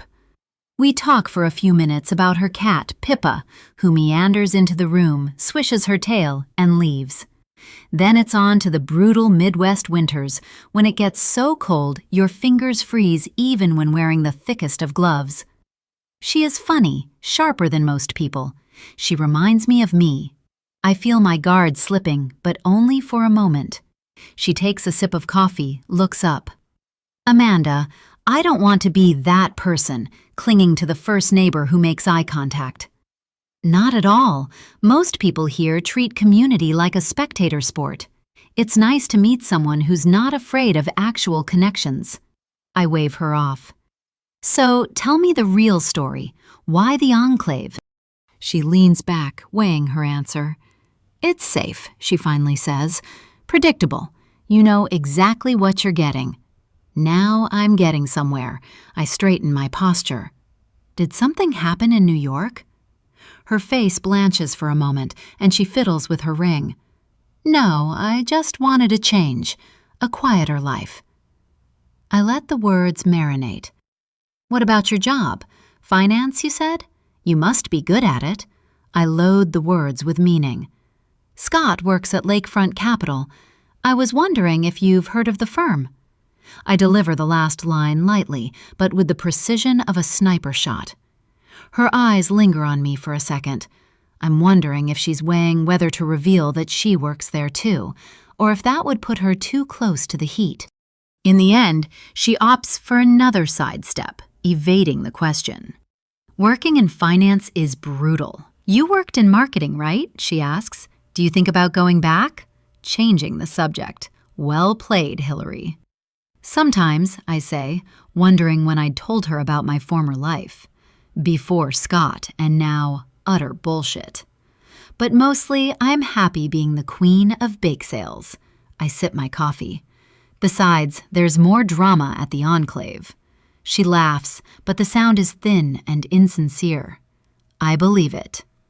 I'm changing the subject back to where I want it. I told you a lot the other night. I'm sorry about that, I say, voice lowered. Scott travels so much, and, well, it's hard to know if you're still interesting to the person who's seen you clean vomit out of a crib at 2 a.m. So, are you guys, Hillary hesitates, separated? For a second, my mask slips, and I wonder if she sees me, really sees what I'm driving at. But the moment passes, and I pull the armor back into place. Why would you think that? I went to yoga this morning, the 6 a.m. Early Risers Awaken program, and I overheard some of the women talking. I feel a flicker of anger, not at Hillary, but at the machinery of this place. The way news circulates, each rumor distilled and weaponized before it reaches the person it concerns. I hate those gossips. She hangs her head, mimicking me. Me too. We sit for a moment in awkward silence. I should get going, I say, looking at my watch. What are you doing for dinner tomorrow night? No plans. Scott's got golf and then a poker game. The boys are with my parents. I'm thinking girls' night. You can meet some of my friends. Sounds great. She walks me to the door, hand resting lightly on my shoulder as she says goodbye. I have the distinct impression that Hillary Sheffield, no matter what name she's using, knows exactly what she's doing. And the only thing more dangerous than a woman with secrets is the one who knows yours. And she really doesn't know any of mine. 18. Detective Kelly. Hanging on the telephone, Blondie. Waiting is the worst part of my job. Day 4 and still nothing. Chief Madden's office is down a side hall, 1 floor up. I stop outside, smooth my jacket, and flex my hands. I review my pitch, the facts, the suggestion of a dive team to scour the lake. I've written everything down on a legal pad, but I don't need to look at it. I know what to say. I know how to say it. Even though her door is open, I knock. This better be important, she says, and I enter. She sits behind her desk, sleeves rolled up to the forearms. She looks up at me and sighs. What do you want now, Miranda? I sit, noting her exhaustion, the redness spreading over her eyes. Action, on the hand case. What's the urgency? She brings her fingers to her temples, probably trying to rub away the headache that is me. We're still waiting on your lab results. Community's panicking, I start, but she interrupts. Let them. Most excitement that subdivision has had since their Trader Joe's ran out of gluten-free muffins. I keep my face like stone. The cut is surgical, not accidental. I think there's more out there, probably a body, possibly more than one. She raises her eyebrows, but not enough to signal belief. Or some bored medical student with a beef against the country club crowd. The ring is a clue. It's expensive, custom, not off the rack. If I can get the dive team, she cuts me off. You want me to approve a lake search for a hand. A hand with a ring that's not in the missing persons database and no local hospitals reporting an amputation or a boating accident. This wasn't a thrill kill. It was a message. She leans back, massages her temples, and sighs. You know what the mayor said when he called? He said, and I quote, "If it bleeds, it leads. Shut it down before it gets to the Tribune." We're supposed to find the truth, not sit on it until the news cycle is over. She looks at me like I'm an idiot. Even if I greenlight the dive, we're out of overtime for the month. You want to pull uniforms off street patrols? Or ask for volunteers? Because last I checked, morale around here isn't high enough for goose chases. It's not a goose chase. Heat rises in my neck, and I slap a hard hand on her desk, rattling her glass of water. She slams her hand down, softer than I did, but enough to make the point. We have priorities, detective. A hand found on a private beach at a lake is not a high priority unless you give me a damn good reason to think it's part of a series. Fine, I say, breathless. But when the next piece floats up, don't pretend I didn't warn you. She almost smiles, spoken like someone who still thinks she can save the world. She waves me off, already lost in a spreadsheet. I close the door behind me, harder than I mean to. The trip back to my desk feels like a walk of shame. Everyone in the bullpen will know what happened. I can already hear them calling me the cop who cried wolf. I don't care. I sit, pull out a county map, and spread it over the crime scene photos. I trace the edges of the lake, then lock in on the beach where the hand was discovered. If I can't get a dive team, I'll get a kayak and a wetsuit and do it myself. Only problem? I don't know how to swim. So, not a logical option. The phone on my desk blinks. I answer, my voice clipped. Kelly? Detective? It's Fletch at State. Got your message. Sorry for the delay, but there's an issue with your DNA sample. I press the phone closer to my ear. What kind of issue? Sample's got a secondary donor, human, but not the hands. Maybe your killer, if you're lucky. My mouth goes dry. Run it, I say, and keep me posted. Will do. Should have something by the end of the week. I hang up and sit, staring at the ring in the photo. The victim, the killer, the chief, the whole damn department. Nobody's on my side except me. My pulse is now slightly elevated, but I tell myself it's just the caffeine. I close my eyes and retrace the conversation I'd had with Hillary. I need to find out more about her. LinkedIn, that's an easy place to start. On her page, she lists her former employer. I type the firm's name, Platinum Capital, into the browser, scan the leadership team. If she'd ever worked there, they'd scrubbed down any connections to her. I run her name through the database, see if she has a criminal record. She doesn't, but her old boss filed a restraining order against her. When I make the call, I first speak with a secretary, and then I'm put on hold for 5 minutes. My legs have found a life of their own, tapping a beat. Finally, there's a voice. "This is Margot Donovan. You wanted to talk about Hillary Sheffield?" she says with exasperation. I'd hired her for my team. She was brilliant. Too brilliant, really. She could do a week's work in a day and still have time to play politics. I grip the phone tight. I'm not calling for a reference. Then what is this about? This is Detective Kelly from the Barrington Police Department. I'm investigating a possible murder Ms. Sheffield may be connected to. I let the last sentence dangle. She sucks in a breath. Where is she? In Illinois. A moment of silence. Does this have to do with the hand I've been seeing on the news? It does. Margot lets out a long, angry sigh. I can't divulge anything else about Hillary.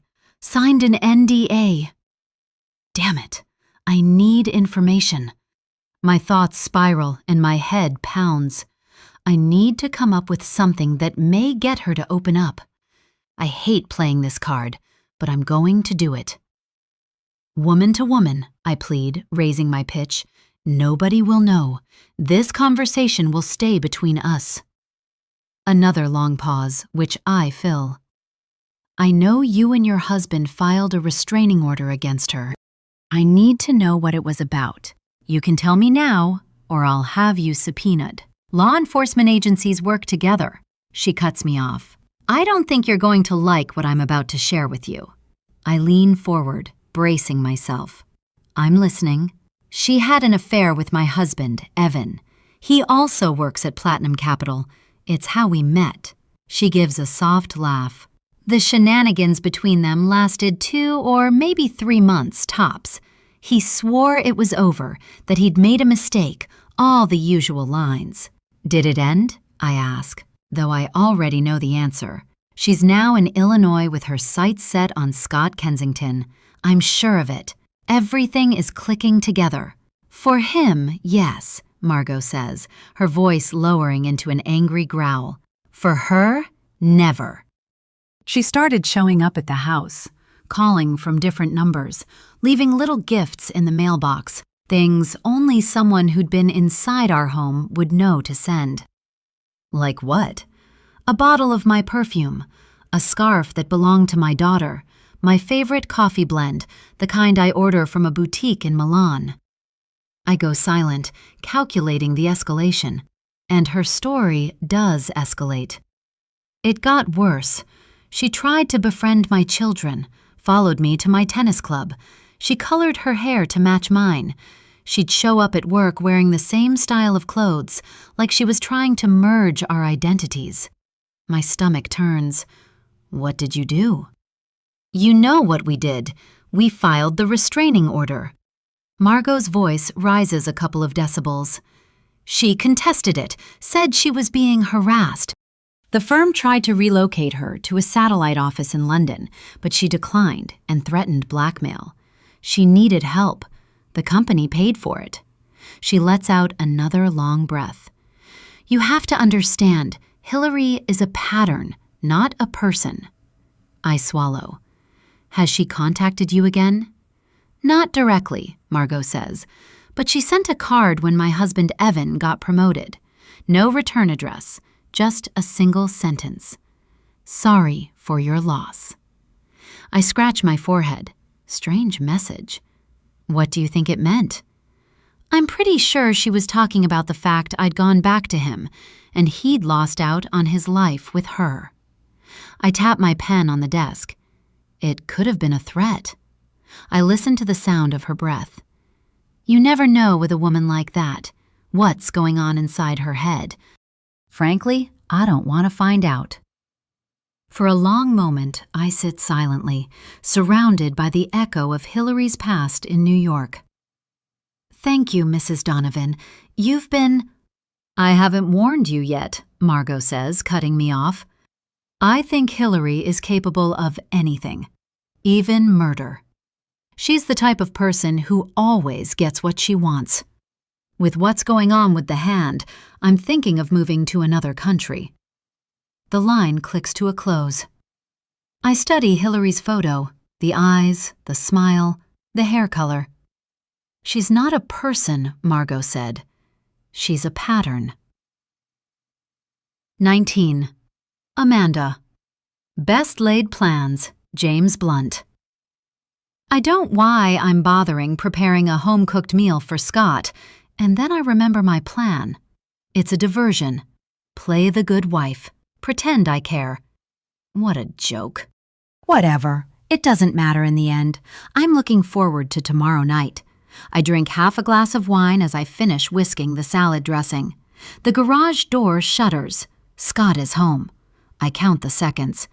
3 for his newly painted BMW to glide in, 2 for the engine to cut, another for the hush as he sits in the car, gathering himself. The door opens. There's the familiar thump of his briefcase hitting the travertine, the sigh he exhales, weighted these days, as he shrugs his jacket off. I do not go to him. Instead, I position myself at the marble island, back straight as I cube sweet potato with surgical intent. The sound is clean, decisive. I watch him appear in the reflection of the range hood, his face set in a line. He crosses to the fridge without a word, retrieves a LaCroix, cracks the can. Dinner's almost ready. I keep the blade moving, giving him nothing to react to. He grunts, then retreats to the den. I hear the ping of his phone, the click of the TV remote. He is in the other room, but the silence he leaves behind is total. Usually, the boys would be in the living room, bodies pressed low to the carpet as they assemble a fortress out of magnetiles and the battered remains of last year's action figure Lego armory. They would talk at once, a constant loop of, "No, I said you be the zombie," and "You can't blast me, I have the shield." I look toward the den, where Scott's form is haloed in the glow of the TV. He is pretending to watch CNBC, but his gaze flicks to his phone. She's probably texting him. "Dinner," I announce. I am plating the chicken when Scott comes in, hair pushed back. He stands by the counter, watching the final assembly of our meal with a blank gaze, his shoulders rigid. He takes the salad bowl from my hands and sets it on the table. "Where are the boys?" "You want to call them, or should I?" I reply, pouring the wine. He shrugs, then cups his hands around his mouth. "Brian, Jack, wash up!" I stifle a laugh. If they were here, the effect would be instantaneous. There would be a stampede in the hallway, then the rapid-fire spatter of the faucet in the powder room. The boys would scramble into the kitchen, breathless, faces mostly clean, hands dripping, and shirts flecked with their day. Scott blinks. "Where are they?" "With my parents." "Damn it, Amanda, I just got back," he says with a growl. "I wanted to see them." I lead him onto the terrace, set out a plate of store-bought hummus and chips. Then I pour the wine. "Like you care." "They were supposed to go next week." I settle back in my chair, laughing. "Did you forget about the hand, or did you want them to be around when more body parts show up?" He doesn't meet my gaze. "Yeah, I suppose you're right," he states simply. Then he picks up a chip. "This is dinner?" "This is the appetizer, homemade," I lie. "The chicken has to rest." "It's spicy," he declares after one bite, nose wrinkling. "Not spicy," I correct. "Smoky." Scott glances up from his plate, eyebrows raised. "You sure you didn't overdo the paprika?" Fuck him. "Pretty sure," I say, choking back on the internal anger simmering in my head. "Not now." I clear my throat. "Mom and Dad have big plans for the boys." "Did you forget about my parents? They want to see the boys too." I bite back my response. I can't stand his parents, and they can't stand me. Plus, they spoil the boys too much, buying them anything they want. I don't want to raise my kids like that. Why did I marry into this family? Because I fell into a bait and switch. "You'll have to deal with my mother," he says firmly. Great, just great. Babs, the wonderful wicked witch of the Midwest. I stand up and he follows me back into the house. "Right now, we should eat." We sit at the dining table in the kitchen, preset, of course. I watch Scott out of the corner of my eye. He picks at his food, then turns his attention to the salad, shoveling it in with mechanical efficiency. He is here, but not present. I wonder if he is replaying a work call, a deal gone bad, or if his mind is elsewhere. On her. She must have done something to tick him off. "How is San Francisco?" I ask. "You seem upset about something." He wipes his mouth with a napkin and balls it up in one hand. "Usual. Some guy from compliance tried to tank a whole proposal over a missing signature. Had to spend half the afternoon babysitting. It's like nobody wants to just do their job anymore." "Sounds fun." I swirl my wine. "Maybe you should come to yoga with me," I say, my tone so sweet I want to laugh. "It helps with stress." I do not add, "so does sex," because I know where to draw the line. He'd probably think the words would be an invitation to my Never Never Land. He blinks. "Not my thing. I'd rather run." Me too, away from him. I finish my wine in one deliberate swallow. This helps too. He stands, plates in hand, and carries them to the sink. He rinses them, stacks them in the dishwasher, and wipes the counters. As he moves through the space, efficient and silent, I think about how he used to be. And then I think of how he is now. I think of Hillary. By the way, I drum my fingers on my glass. I made a new friend, Jennifer. She just moved to the neighborhood. That's nice. I really like her, and I think you will too. I pause, wondering how far I should push. His posture goes rigid. I want to say, maybe she'll become your new Melanie, but refrain. I can't be passive-aggressive, not now. Anyway, we're hosting a dinner party for her tomorrow night, the whole gang. Jill and Mark, Allison and Adam. Figured it was perfect timing with the boys gone. He glowers at me. I'm golfing tomorrow. You know that. It's on the calendar. Him wanting to spend time with the boys? It's laughable. Him cleaning up? It's guilt. I know how he works, and I'm prepared. You'll be home by 8, I pop my lips, and you won't have to do anything but show up. Fine, he finally concedes. I have some calls now. Asia desk. It might be a while. That's okay. I'll sleep in the guest room. He frowns. Are you ever going to come back to our bed? Tomorrow night. I give him a soft peck on the cheek. Maybe. You know you're the best thing that's ever happened to me, he whispers. You and the boys. The choice is nodding or throwing up on his shoes. I choose to smile and nod. I wait for him to leave the room, pour another glass of wine, then head onto the terrace, my eyes focusing on Hillary's home, wondering what she's up to. Some victories are quiet. Some you don't taste until the next day. Everything is proceeding as planned. Tomorrow night, I remind myself. 20. Detective Kelly, The Chain, Fleetwood Mac. It's Friday afternoon and I'm choking down burnt coffee, replaying all the suburban atrocities the Enclave has to offer. My headache turns into a migraine. My desk looks like a still from a hoarding documentary and, hovering dead center, a forensic report with my name highlighted in yellow.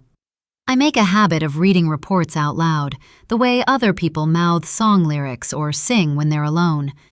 It keeps my mind from jumping to conclusions before the facts are finished flexing their muscles.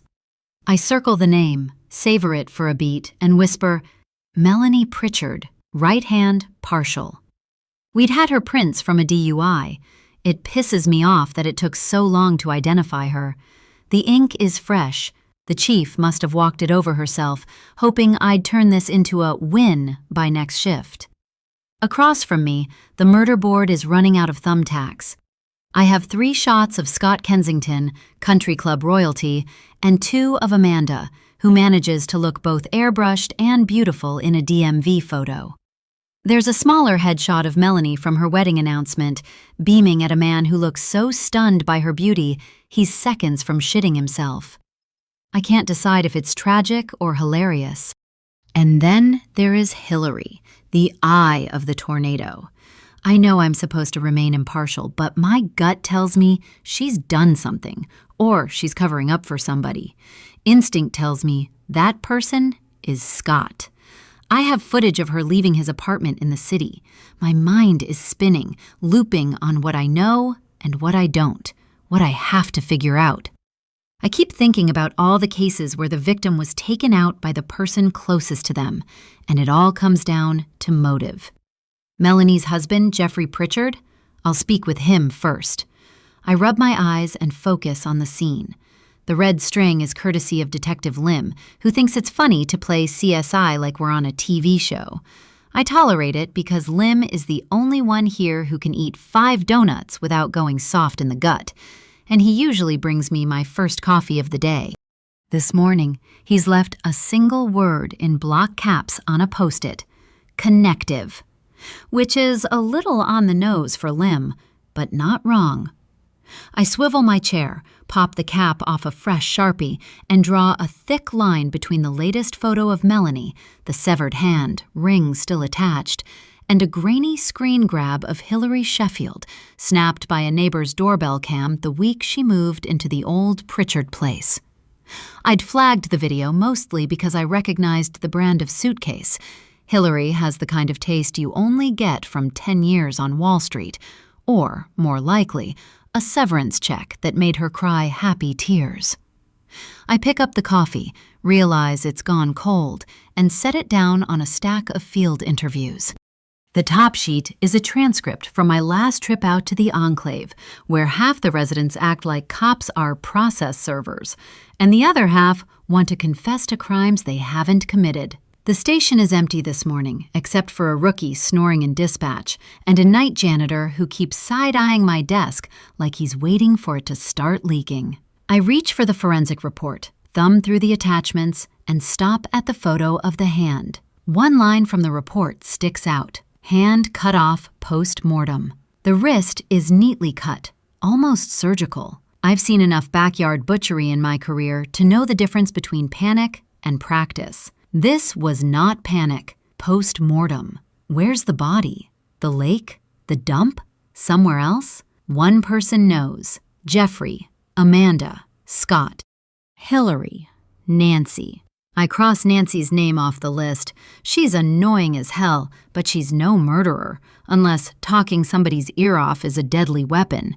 But I have 4 people, each hiding behind the kind of privilege that gets you a Lake County address and a gated entrance that costs more to maintain than my entire salary. 4 people, each with a possible motive, or a secret, or, most likely, both. I jot a note on the legal pad. Interview Hillary Sheffield again. I underline her name twice.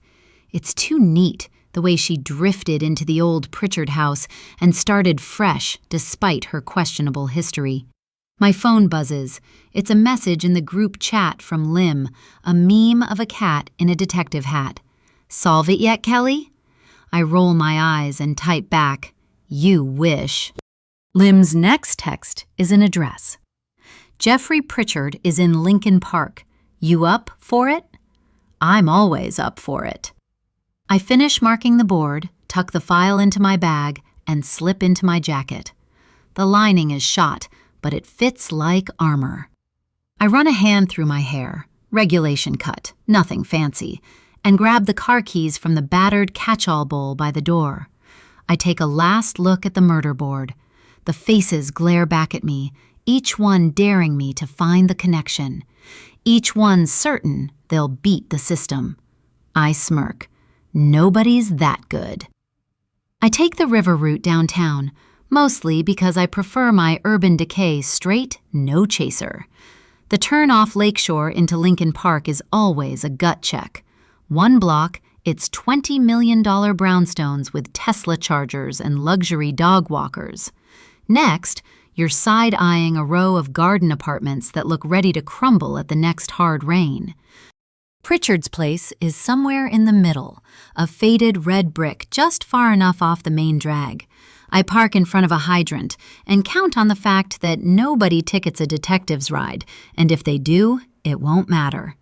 The air is already hot, the kind that bakes eggs on the sidewalk. I check the address, double-tap the buzzer, and brace myself for the greeting.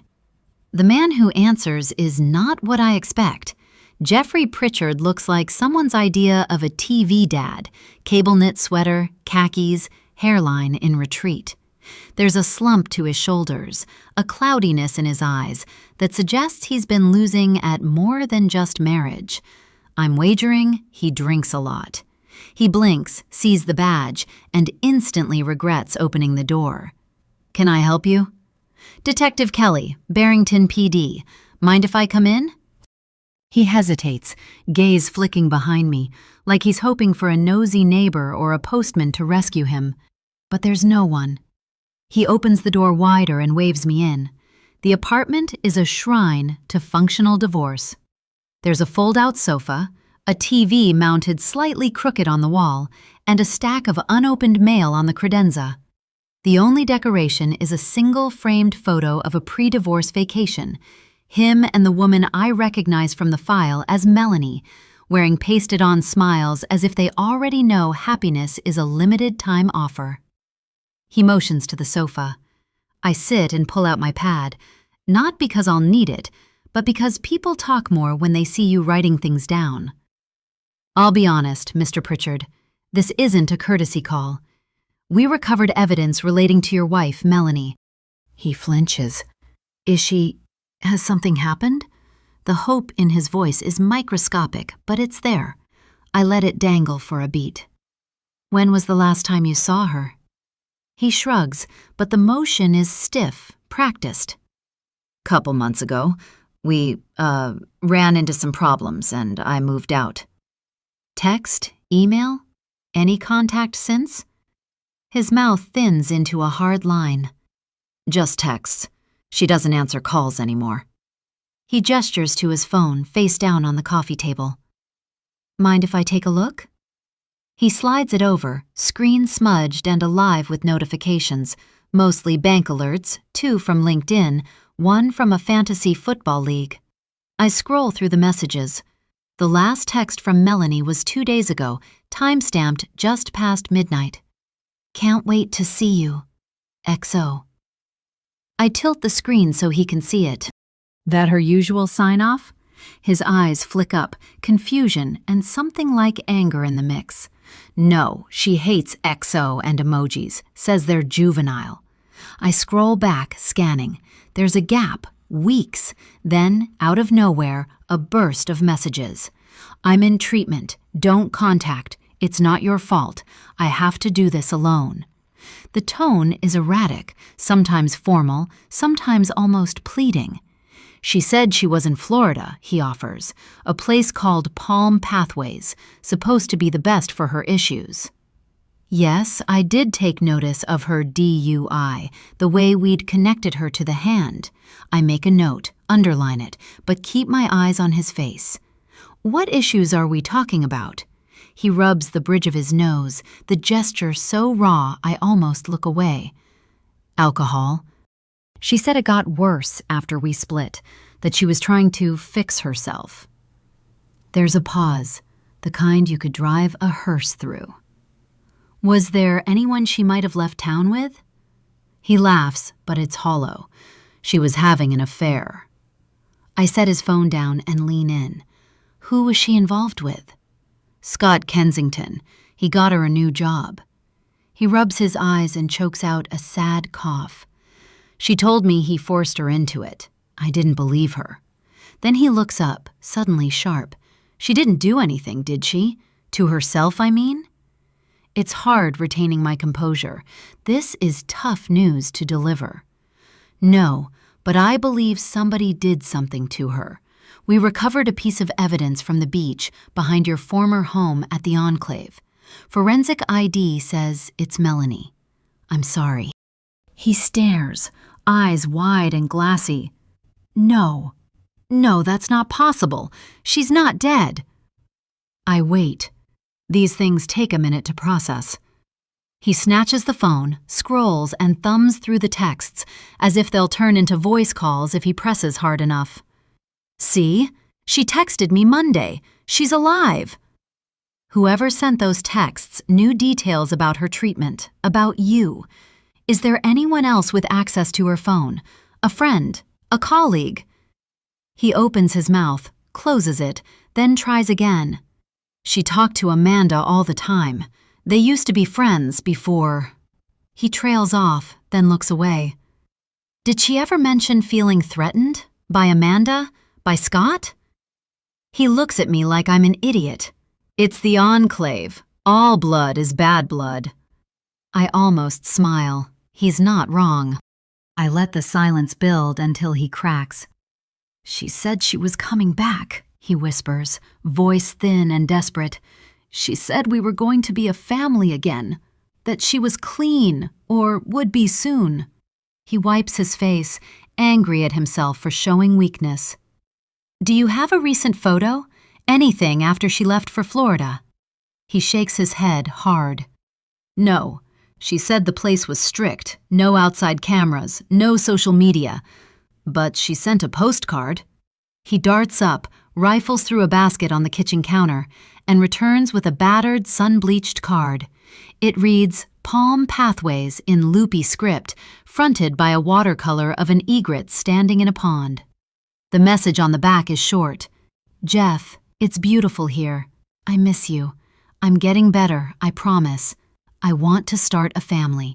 Wait for me. M. The postmark is Miami, 2 weeks ago. I flip the card and study the handwriting. There's something off. It's too deliberate, as if it was written by someone copying a sample. I make a note to run it past the forgery guys, but my gut's already screaming. Can I keep this? He nods, then slumps back into the chair, eyes gone blank. Before I leave, I have to ask. Do we have permission to search your former home? It's not mine anymore. I sold it to a woman, Hillary Sheffield. But the house won't be hers until she closes. His body folds over. Do what you need to do. I pack up, leave my card on the coffee table, and head for the door. He doesn't follow. By the time I hit the sidewalk, the air feels 10 degrees hotter. I walk to the car, slide behind the wheel, and let myself breathe for a full 30 seconds before calling Palm Pathways, introducing myself as a detective from Chicago, inquiring about a patient. Normally, the woman says, we're not allowed to disclose a patient's identity, but in this case, I can tell you that we've never treated a Melanie Pritchard. I scratch my forehead. She never went there? She's not in the system. I thank her for her time and call Lim. Pritchard's getting texts from the dead, I say when he picks up. So someone's running a long con from a rehab in Miami, one Melanie Pritchard never went to. Lim is silent for a moment. You think she's alive? He says tentatively. I watch a city bus huff past, the exhaust hanging over the street like a slow death. I think someone wants it to look that way. Who? I think of the murder board, of the perfect symmetry of the enclave, of the way Scott's face looks so practiced in candid snapshots. I think of Hillary moving into the Pritchard house like nothing happened. I think about Amanda barely flinching. I have my suspicions, but I don't know for sure, I say. But I'm about to find out. Tell the chief, we can't dredge a lake that big, but I'm calling in for a dive team. I kill the call, start the car, and drive, deep in thought. Hillary, Amanda, Scott.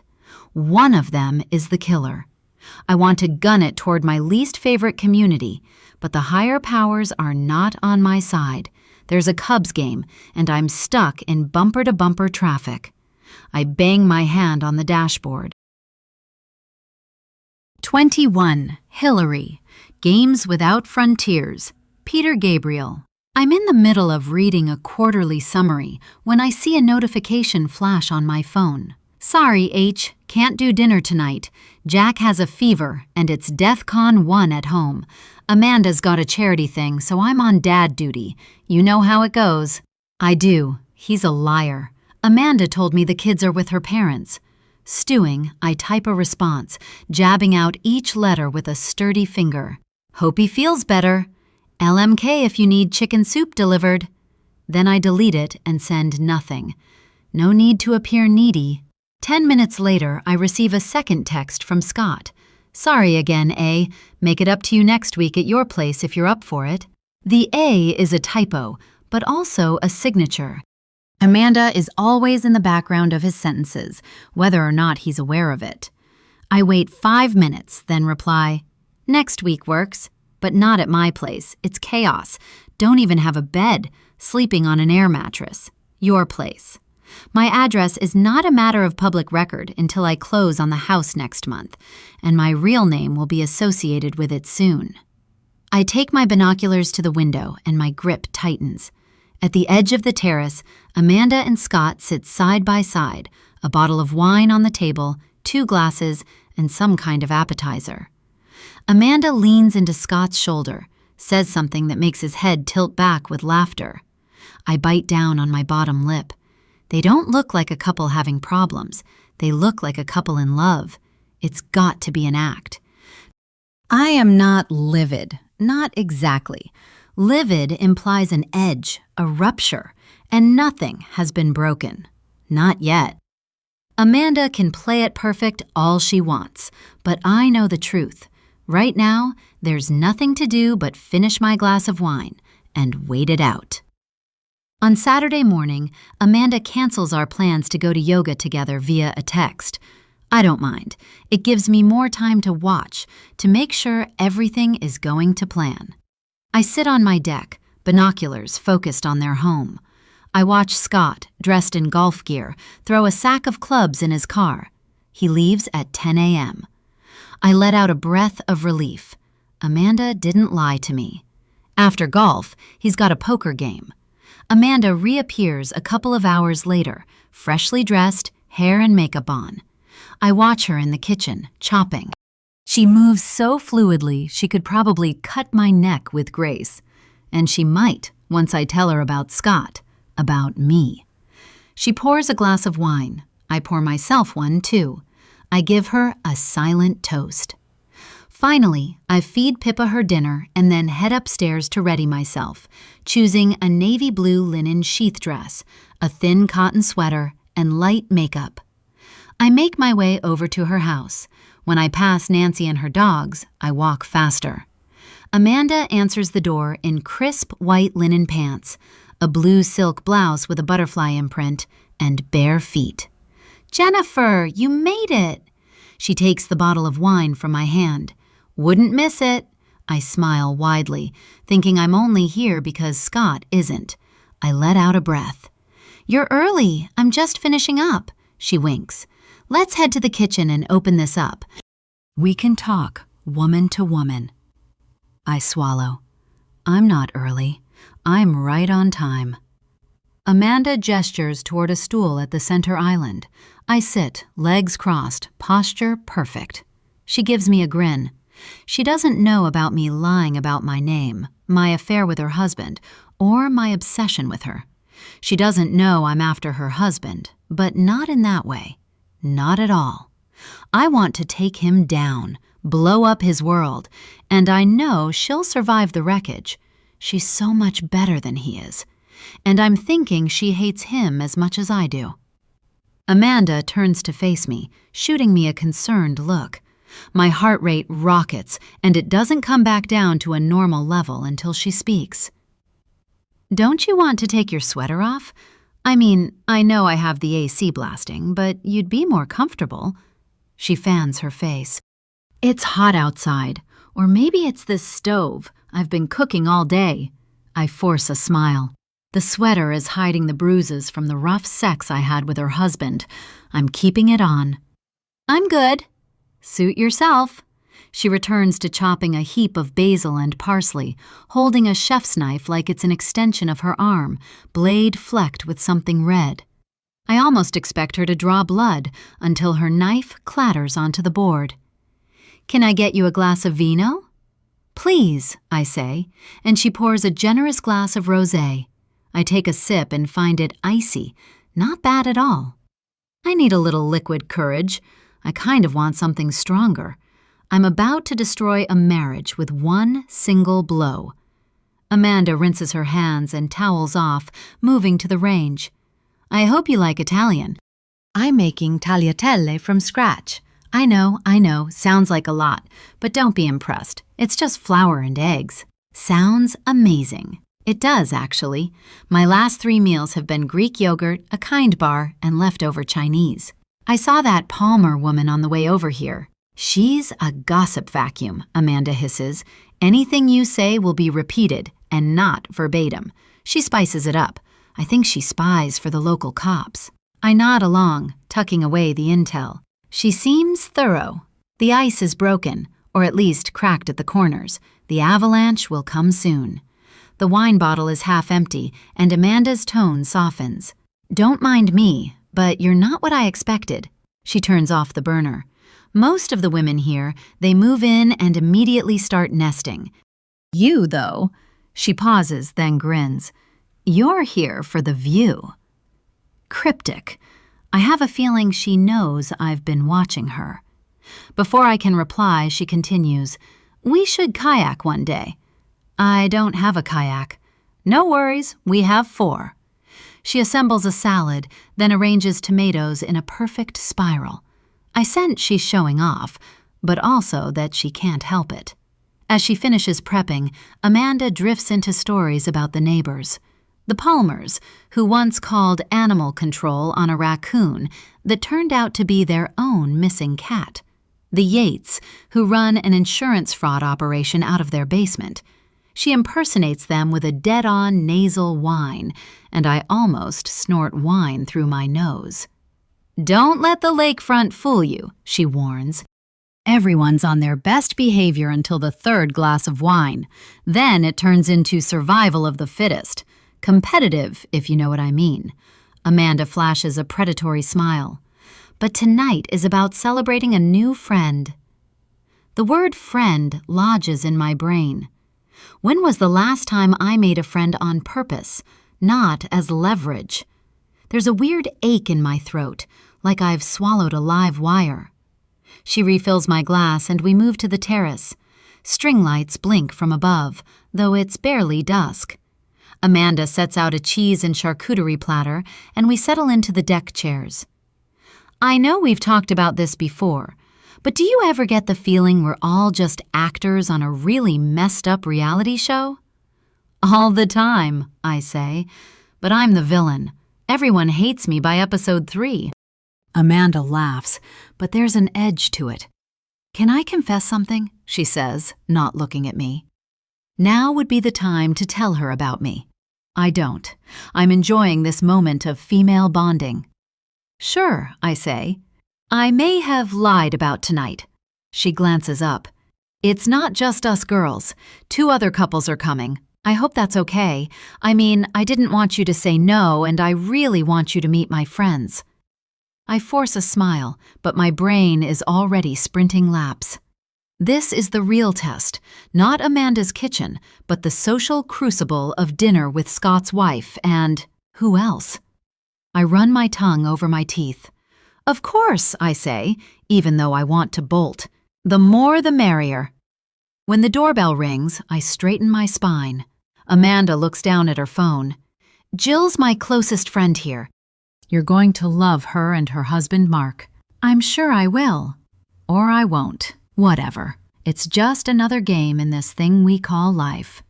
Amanda jumps up from her seat and comes back a few moments later, leading Jill inside by the wrist, leaving her husband to trail behind. When he walks in, I notice he's short, pale, balding, with a smile that's too sincere to trust. He hands Amanda a bottle of wine. Heard we're having Italian. Jennifer, Jill exclaims, squeezing my shoulder. Amanda's told me all about you. New to the neighborhood, working in finance, I offer. I just moved here from New York. Jill beams. The city or Manhattan? I lean into the accent a little and flatten my vowels. Her respect goes up 3 notches. Sex in the City. Loved that show. I just blink and smile. Blink and smile. Mark, who is pouring himself a finger of bourbon from Amanda's stash, nods approvingly. That's a real place, not like Schaumburg. We've needed some fresh faces, Jill continues. The Palmer woman is basically a human Facebook feed, and the rest of the wives just… She stops herself, eyes flicking to Amanda for clearance. Amanda waves it away. They all blend together after a while, but Jennifer here is different. The way she says it, you'd think I was an endangered species. Survival of the fittest, I think. The bell rings again, 2 quick chimes, and Amanda excuses herself with a back in a sec finger and disappears, leaving me in the crosshairs of awkward small talk. Like so, how's the weather? Heard there's a storm coming in. Amanda returns, trailed by a couple who look like they stepped out of a J. Crew ad. She's leggy and golden. He's fit, with a jawline you could sharpen knives on. Allison and Adam Cohen, I learn. We're the AAs, Allison says, clutching a bottle of Prosecco. Our therapist says it's either fate or codependency. The joke is immediate, and I blurt a laugh. The room fills in, bodies orbiting around cheese and carbs and the good crystal. Small talk ricochets. I notice that the word divorce is never uttered, only alluded to with elaborate euphemisms. Taking a break, exploring options, doing their own thing. Amanda refills our glasses. Big pours. The air outside is still warm, the lake backlit by the sinking sun. I settle into a teak chair and watch as the others arrange themselves. Jill cozies up next to Amanda, Adam and Allison share a love seat, and Mark stands with 1 foot on the deck rail, surveying the water like a man searching for a reason to go inside for another drink. For a while, it's almost perfect. The wine is crisp and the laughter real. At some point, Allison leans over and clinks my glass. You're good at this, she whispers. Better than I was my first year. I smile. Fake it till you make it, right? She laughs, but there's a flicker of something sharper. Or just fake it forever. It works for me. Adam snorts. She's not kidding. I'm pretty sure she's been faking it with me. Allison slaps his knee. That's why we're in therapy. Mark rolls his eyes and makes a joke. I thought I was in an open marriage, but my wife still left me for sleeping around. How was I supposed to know that my in-laws were off limits? Gross, says Allison, grimacing. Mark, she pushes his shoulder, that wasn't funny. But it was. Mark shrugs and turns to me. Jennifer, what did you think? I straighten my posture, squint. I think you should stick to your day job. Agreed, Jill laughs. She pats my hand. Sorry, you'll get used to us. Part of me wishes I could, but all good things come to an end. The laughs continue, so do the drinks. It's only when the sun dips below the tree line that Amanda checks her watch and frowns. She stands, phone in hand, pacing to the edge of the deck. She's about to dial when the side gate creaks open and Scott walks in carrying 2 six-packs of microbrew, still in his golf wear, his clubs in a bag on his back. Sorry, he calls. Ran late. He sets the beers on the patio table and then turns around scanning faces. When he sees me, he resets his jaw so hard it looks painful. The only giveaway he knows me is a microsecond of eye contact. Amanda beams, her smile wicked. Honey, this is Jennifer, our new neighbor, the one I told you about. Just moved into the Pritchard house. Scott's mouth opens, then closes. Of course. His voice is a half octave too high. Nice to meet you. He offers a hand. My heart punches my ribs, but I force a smile, which probably looks constipated, and take it. He squeezes it hard, and I shake it with exactly the pressure he gives me. Amanda flits around pouring drinks, pretending not to notice that her husband looks like he's about to have a brain aneurysm. Scott grips his glass so hard, I half expect it to shatter. I spend the next few minutes pretending not to watch him, while he pretends not to watch me. Amanda isn't pretending anything. She's watching both of us, and she's smiling. In that moment, I know she set me up. And oddly, this makes me respect her even more. 22. Amanda. Wicked Game, Chris Isaac. I'm really enjoying the tension, the way the world freezes for a sliver of a second, the pause in which I'll soon gleefully play. Until that moment comes, I'll do what I do best, act like the perfect wife, the perfect hostess. I double down on the hospitality, pouring more drinks, breezing to the table with appetizers. I see the pulse in Scott's neck, the slight tremor at the corner of his mouth. Hillary looks like she's just been administered shock therapy, eyes wide. Jill and Allison are trying to talk to her, though I can tell Hillary is not listening. I close my eyes for a moment and fight the wicked laugh threatening to escape my throat. Scott, can you help for a sec? I only have 2 hands. He nods, clearly grateful for the exit. Of course. He follows me into the kitchen. I fill my voice with false concern. You okay? You look like you're about to have a heart attack. Wouldn't that be the icing on the cake, the perfect end to this dinner party? He fumbles with the salad tongs, dropping them on the floor. Just tired, long week, and golf took a lot out of me today. Try not to scare the new neighbor, okay? He picks up the tongs and rinses them off, mumbling, I don't think she's who she says she is. This evening is going better than I'd anticipated. I turn to face him, lift a brow. Neither are you. Damn it, Amanda. He places a hand on the island. What's that supposed to mean? He has the opportunity to tell me about Hillary, but I know he won't do it with 2 other couples around. Save face, that's his motto. Lie, that's his life. Nothing, I chirp, and he glowers at me. Can we not do this tonight? Do what? Eat pasta with our friends? I pick up the platter. It's homemade and everybody is waiting. They're hungry. Especially me. I'm starving. I'm waiting for one of them to crack. When we return to the terrace, Adam and Mark are debating politics. Hillary is swirling her wine, her breath heavy. She turns her head as we enter, flashing an awkward smile. She doesn't meet my eyes, just looks away again, pretending to focus on the lake. I wish I could capture the moment for posterity. There is nothing accidental about the tablescape. I make a show of seating, fussing with the napkins. Scott is next to Hillary, per the seating cards, and the proximity is electric. I'm on the other side of Scott. Each gesture, every laugh, the stolen glances are now data points. Hillary sits at the edge of her chair, one leg pressed on the ground, as if she's going to make a break for it. Scott drops into his with a thud. I lift my glass, swirling the wine to aerate it. You know what? Let's have a toast, I say with exuberance. Hillary's eyes flick to Scott's, then back to mine. To what? She asks. I keep my smile, but let my eyes narrow. To new friendships, to fresh starts, to honesty. I pause. To the perfect life. Hear, hear, Allison and Jill cheer. I'm so glad you moved to the Enclave, Jennifer.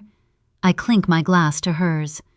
Cheers, she says, pasting on the fakest smile I've ever seen. Scott coughs, nearly choking on his first sip. He wipes his mouth with the back of his hand. Hillary sets her glass down, barely touched. I let the silence bloom, then lean in to face her, elbows on the table. Hillary watches the two of us, silent, her fingers tracing the rim of her glass. Jill and Allison share pointed looks. Mark and Adam remain clueless in their own world of one-upping one another. Hillary's posture shifts, shoulders dropping more than a fraction. Scott drains his glass, then pours another, slower this time.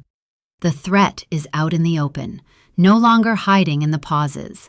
With witnesses, I'm about to release my anger on Scott, to call out Hillary's duplicity, tell them I know what's going on, when a summer storm rolls in.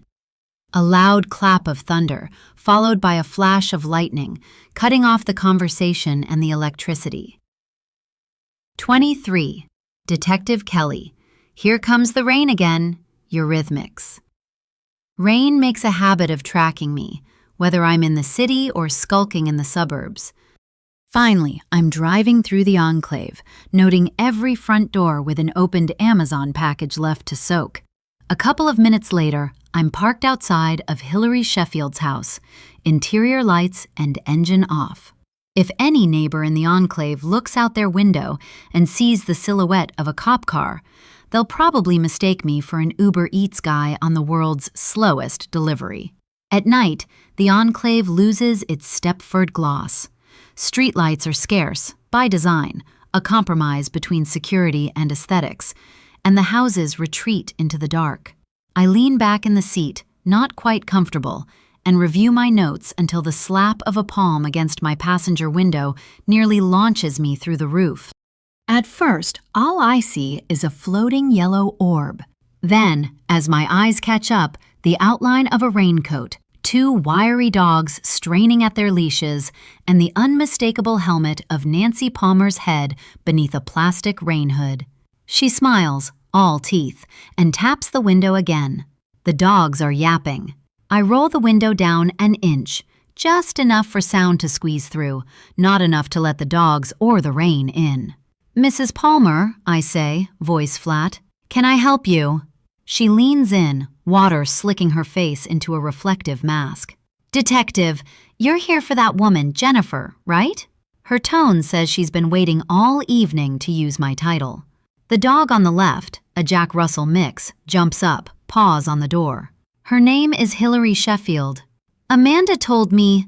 You heard wrong. Her name is Hillary, I say, and Nancy startles. Is she home? Nancy grins, pulling her raincoat tighter. Not since 7:30. She glances up and down the street. If you're looking for her, she's at the Kensingtons. I just walked past. Looked like a dinner party on the terrace. Very hush-hush. I wasn't invited. I'm not wondering why. Nancy's eyes flicker. She's not just reporting. She wants to be in the story. You know, she lowers her voice further.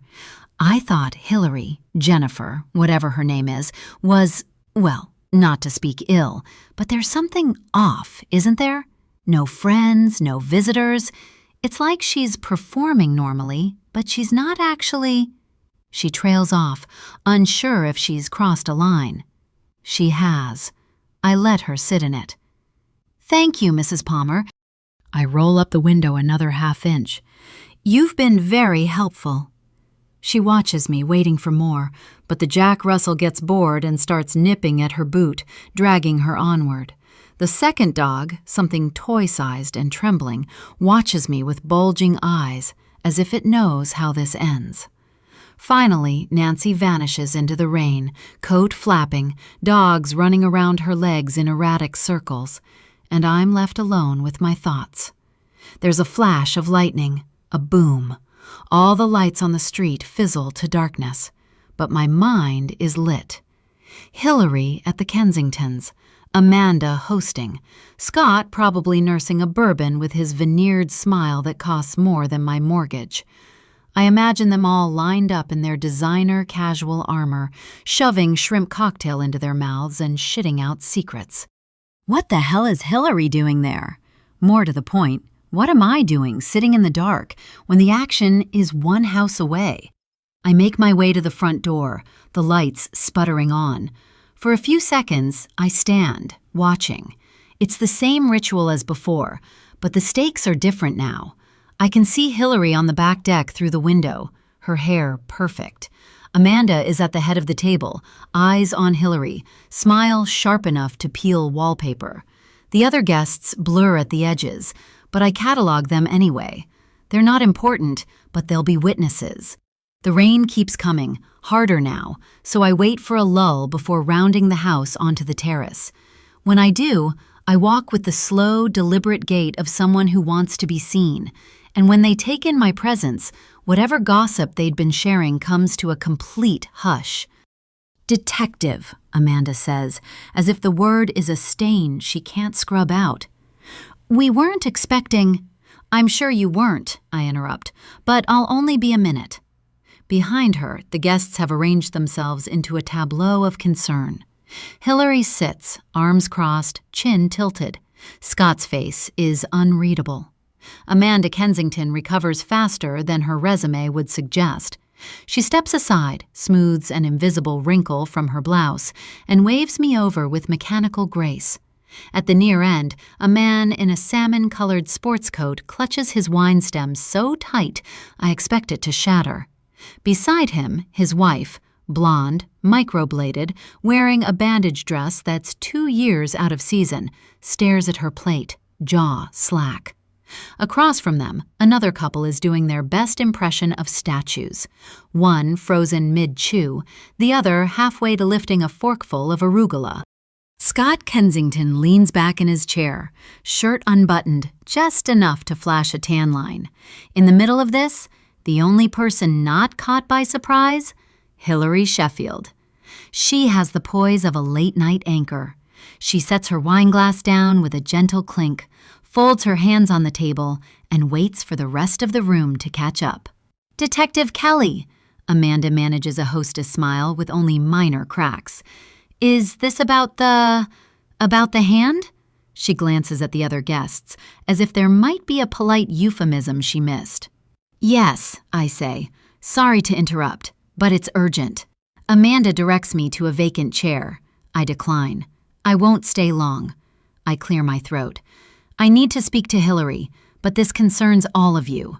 The word concerns is a trigger. Instantly, every phone at the table disappears into a purse or pocket. Every hand drops to a lap. Every pair of eyes narrows. Scott is the first to break the silence. We already spoke to you about it. Wild stuff, but I'm sure it's nothing. It's not nothing, I say firmly. We identified the hand. It belonged to Melanie Pritchard, and I believe you all knew her. There is a gasping silence, as if the table is holding its collective breath, waiting for someone else to exhale first. Scott arches an eyebrow, feigning surprise. That's crazy. I thought they'd moved away. I didn't realize— You didn't realize she was dead, Amanda finishes for him, still looking at me, not at Scott. I let that hang for a beat. The ring she wore was unique. The cut on her wrist was precise. No hesitation marks. Someone knew what they were doing. A fork drops. Someone utters, "Jesus." Amanda is still standing, hands gripping the back of her chair hard enough to leave nail marks in the wood. I turn to Hillary. "Mr. Pritchard gave us permission to search your house, but it's not your house yet, and we're going to do it now. My team is waiting on your front stoop, or they should be there any minute." Hillary's face hardens. She sets her hands palm down, showing perfect, unblemished nails. "You're welcome to search. There's nothing there. And we're organizing a dive team to search the cove behind all of your properties," I add. "They'll be investigating. I wouldn't go near the lake for a few days. A patrolman will be watching it. Consider yourselves warned." The table is murmuring now, the way prey animals do when the lion picks off a weakling and the rest wonder if they're next. Scott leans forward. "Is this really necessary? It's just a hand. It could have drifted from anywhere." It didn't. My voice is quiet but solid. The currents are local. It was left for us to find. I met with slack jaws. "Mrs. Pritchard was a member of your community, your neighbor. If there's anything you'd like to share with me, the time is now." Scott flushes, then looks at Amanda, who is pale. There is something in her face, an almost imperceptible tick at the corner of her eye, that tells me she knows exactly where this is heading. I scan the rest of the guests. "Should we go?" The man in the salmon-colored sports coat whispers to his wife, but nobody moves. They want to see how the movie ends. I turn to leave, pausing at the threshold.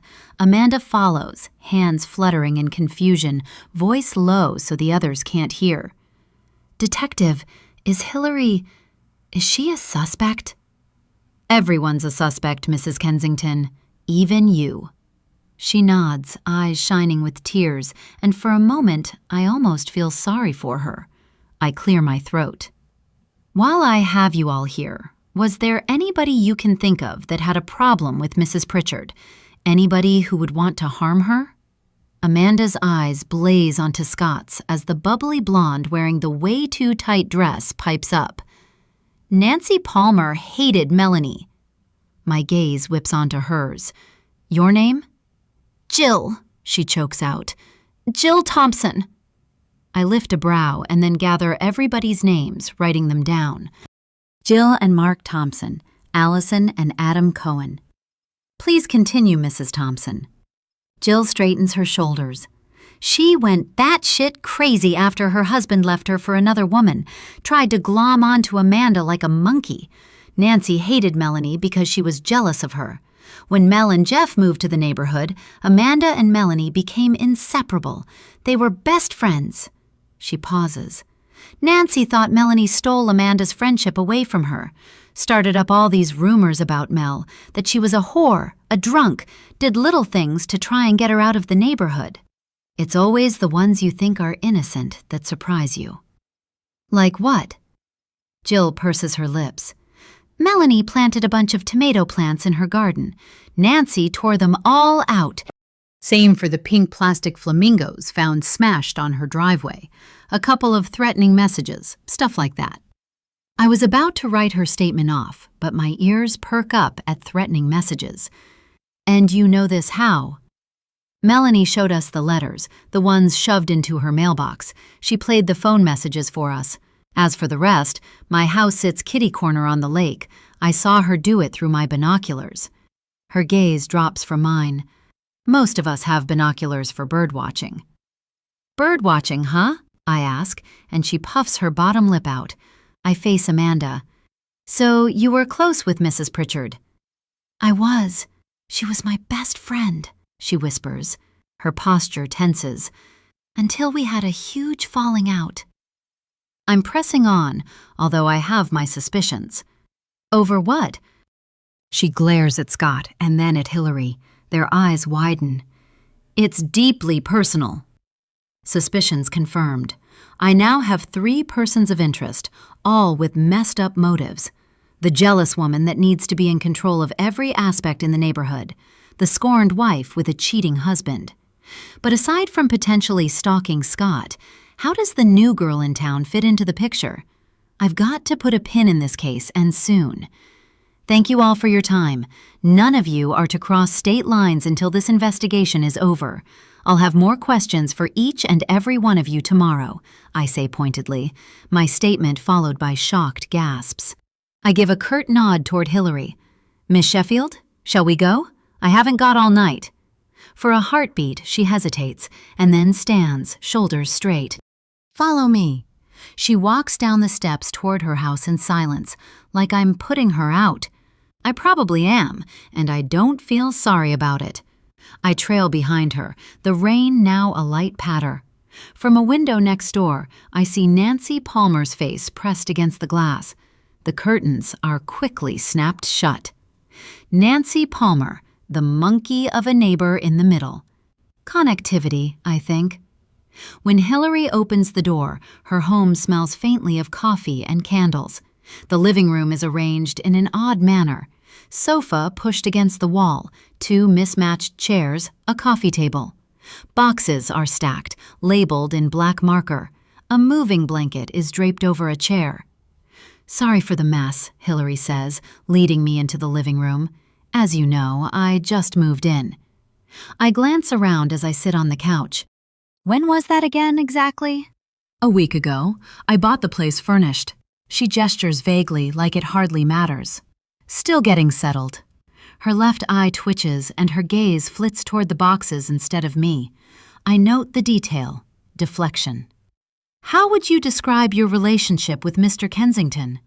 No relationship, she says quickly. Not really. Not really?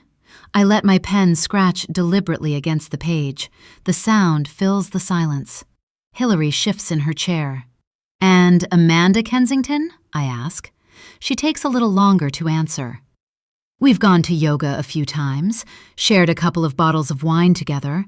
She invited me over for dinner tonight to introduce me to her friends. She shrugs, arms folding across her chest. Her sleeves drop, and I notice the bruises on her arms and her wrist. My mind swirls with visions of key-swapping parties, bored wives and husbands. I probably watch too many movies. Still, this is suburbia, and she is new to the neighborhood. And well, I've seen everything in my line of work. Before I arrived, was it a wild party? I lean into the question. She cringes. No, I mean, what are you driving at? I tilt my head and nod to her arms. Did you hurt yourself? Her eyes dart and she looks everywhere but at me. No, why? The bruises. I've been fighting with the boxes. I'm all alone here, and I bruise easily. I note the stumble, and Hillary clears her throat. Look, I don't know how much I can help you. I barely know anyone here. Basically, I know nothing. I study her, the careful way she hides her hands in the sleeves of her sweater. She's not lying about being new, but she's not telling the full truth either. She knows something. Miss Sheffield, I say, keeping my tone level, we discovered a severed hand on the beach behind the property you just purchased. I'm investigating a possible murder. That's not nothing. I meet her eyes. Right now, I'm talking to everyone in the enclave. That includes you. Her lips part, then clamp shut. She leans back and exhales sharply. This place. I thought moving here would be simple. No noise, no drama, just peace. Part of me feels sorry for her. The other part thinks she's twisting a tale. I close my notebook deliberately slowly. Sometimes silence does more than questions. She notices and sucks in a small breath. Why leave New York? I ask, knowing the reason. Her jaw tenses. It was time. That place. She stops, reconsiders. It eats you alive. I wanted out before it swallowed me whole. I study her. That's not the reason. That's a smokescreen. Detective, she says firmly. I moved here because I wanted a fresh start. I don't have anything to hide. Maybe, but her body language is telling. She can barely meet my eyes. Her leg is jiggling. She is nervous about something. I don't buy for a second that unpacking gave her those bruises. If experience has taught me anything, it's that the secrets people move to escape don't stay packed in boxes for long. Hillary Sheffield is definitely hiding something, and I'm going to find out what it is. 24. Hillary. I'm only happy when it rains. Garbage. I don't have a choice but to let the detective blather on. In a way, I'm thrilled for the interruption. Things were spiraling out of control at Amanda's, sure to turn ugly. After giving me the 3rd and 4th degree, Detective Kelly tilts her head to the side and says, "The victim used to live here." I sigh. I realize that, but I didn't know her. Maybe, maybe not, but taking the job at Lakefront wasn't the first time you'd been in Chicago. I attended university here. With Scott Kensington. That's correct. My upper lip curls into an involuntary sneer. For the record, Scott wasn't working at Lakefront when I interviewed with them. What's your point? You visited Chicago a couple of times. To interview with Patrick Harris, my boss. She settles into her chair. I'll need to see all of the receipts, plane tickets, dates traveled, who you met with, where you ate. This is getting out of hand. I immediately regret my word choice. She looks up from her notepad. I'm just putting a timeline together. Her lips twist into a grin. I'm not accusing you of anything. But she is. I remember to breathe, then immediately forget again, as a forensics crew stomps into my home. I offer Detective Kelly something to drink, but she declines and answers her phone, walking to the front door. I sit in a chair and I wait, watching a team of CSIs unearth my house. I'm not panicked anymore. I am boiling over with anger, volcanic. Detective Kelly enters the room again, sits and leans forward. Before you moved here, I understand you spent some time at a wellness center. Was the wellness center in Miami? My eyes snap to hers, shocked. Who told you that? We've run a background check on you. She pauses. Your previous company confirmed it. I'm wondering what else the company has told her. The NDA was put into place for a very good reason. They don't want any backlash, and neither do I. She could be posturing, looking for connections where there are none. My treatment, which was self-imposed, if you really need to know, was in upstate New York, Haven on the Hudson, and I'm not ashamed of getting help. Care to expand? Look, working in finance can take its toll on you. I needed a mental break. I lean forward, meet her eyes. And I really need one now. This whole situation is really messed up. My voice rises with anger. In addition to bad taste in houses, I also have bad taste in men. She gives me a grin and writes something down. Scott Kensington? I grimace and involuntarily rub my wrist. I already told you. We work together.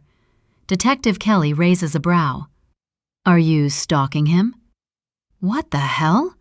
No, I'm not. Yet you bought a house 2 doors down from him? She points, and I follow her finger to my binoculars. And I think you've been watching him. She slaps a file on the coffee table. He filed a restraining order against you 20 minutes ago. You're not to come within 100 feet of him. I could come clean now, but that would mess up everything. My plan. Scott hasn't been destroyed yet, and he's made a really smooth power play. You're really looking at the wrong person. I try to keep my voice from shaking. Am I? She slaps another file down. While Platinum Capital was unwilling to speak with us, the NYPD was. Your former boss, Margot Donovan, and her husband, Evan, also filed a restraining order against you. I don't believe in coincidences. If there's anything you want to tell me, now's the time. I'm being thrown under the bus. I've never met Melanie Pritchard, have never laid eyes on her. Her sniper-like gaze holds me in its target, and I continue. But people talk. I heard she was having an affair. With who? Who do you think? "The same man who placed a restraining order on me," I say with a shrug. "Take a look at him." "You were having an affair with Mr. Kensington?" she asks, and I nod. "Does Mrs. Kensington know?" "She does, and I think she was going to expose both of us tonight, with witnesses." I pause, shaking. "So yeah, the party was about to get wild until you showed up. Don't worry about the restraining order. I'm staying away from Scott Kensington. Yes, we were sleeping together, and he likes it rough. Real rough," I huff. I have a few last things to say, although I could be pushing my limits. "Finally, I know my rights and I have nothing to hide, so if you're going to arrest me for a crime I have zero connection to, that will be your problem, not mine, and I'll sue the department for emotional duress." She sits back, jaw slack, and then rubs her temples. "I'm not arresting you." "Good. I'm glad we cleared that up." I tilt my head to the side. "Maybe instead of questioning me, you should do your job. Find out who killed Melanie Pritchard. I already have my suspicions on who it is. Don't you?" He wanted to silence her, and now he wants to silence me. She clears her throat, straightens her posture, eyes darting to the side. My eyes follow her line of vision. I wave a hand. "Why are all those boxes marked for goodwill? Trying to get rid of evidence?" "No, actually, I'm getting rid of crap I don't want. Melanie and Jeffrey have really bad taste, as you can see. Be my guest. You can take all those boxes with you. While you're at it, take some of the furniture too. I'm replacing everything." "I will take the boxes, but you can keep the furniture." She grimaces at the Louis XVI style couch with the gold piping. "But before I leave, mind doing a DNA test so I can rule you out as a person of interest?" "I shouldn't be a suspect," I say in one quick whoosh. "Bring it on." 20 minutes later, right after I've been swabbed, an officer calls out, "We have everything we need, which is nothing. All personal effects are Ms. Sheffield's, including a really mean cat. She bit me." I fight back a laugh. "Good kitty." Detective Kelly stands, gives me the once-over, and shakes her head. "Thank you once again for your time, but until this investigation is concluded, I wouldn't cross state lines." I allow myself one deep, deliberate breath, and then I close the door behind Detective Kelly and her team. Even though the timing couldn't be worse, I still have a lot of planning to do, and patience has never been one of my virtues. Act 3. Breaking news out of South Barrington, Illinois, where a chilling discovery has upended one of the region's most prestigious gated communities.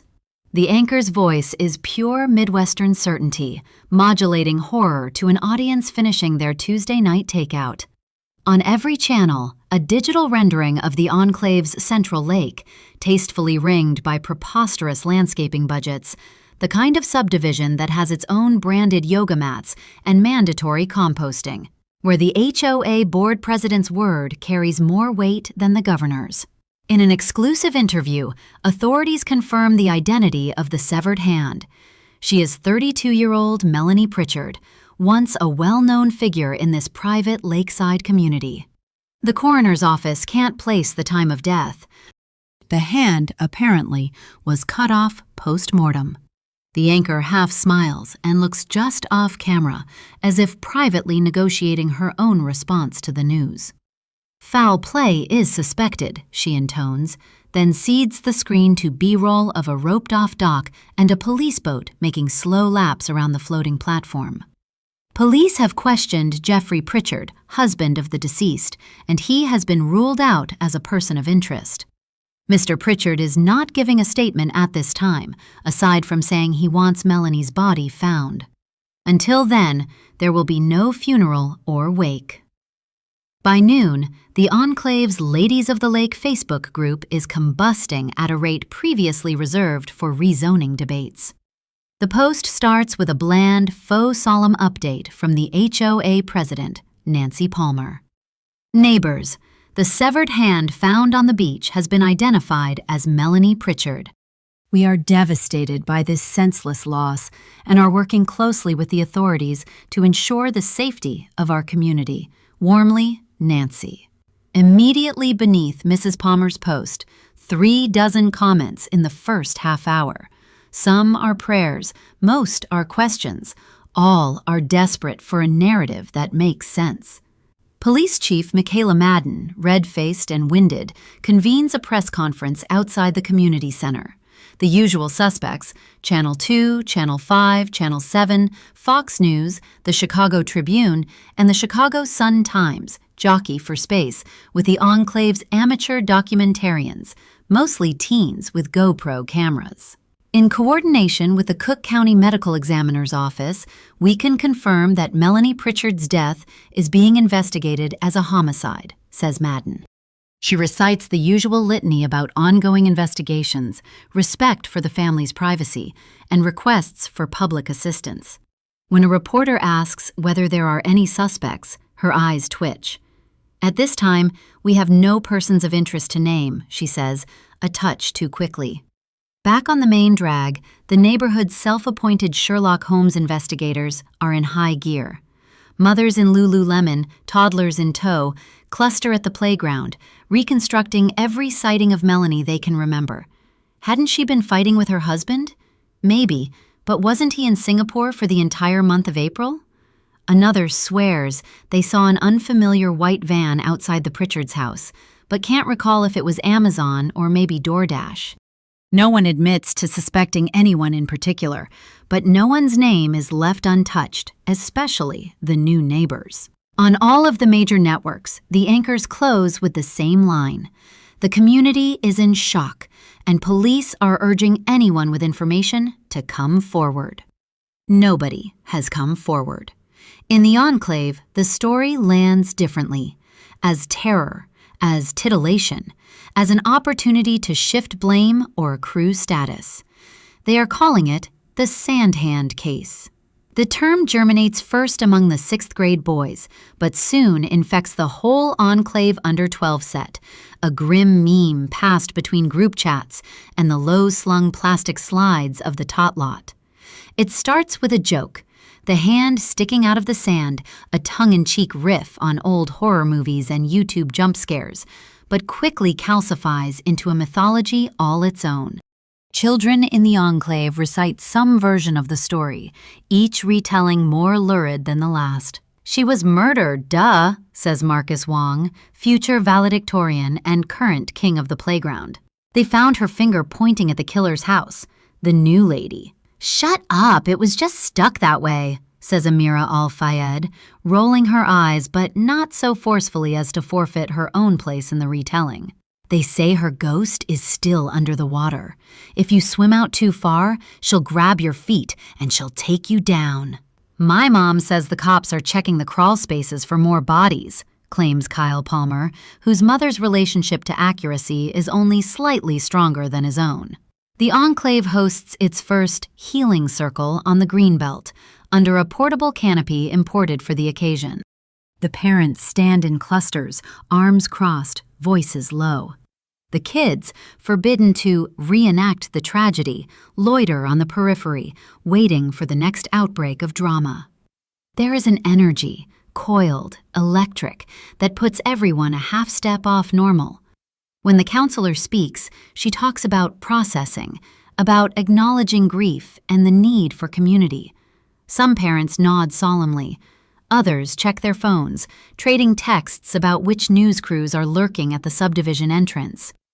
Nancy Palmer, as interviewed by WBBM News Radio. I think I speak for the entire community when I say we're devastated. Melanie was, well, she was a presence. We're a tight-knit group, and it's just unthinkable that something like this could happen here.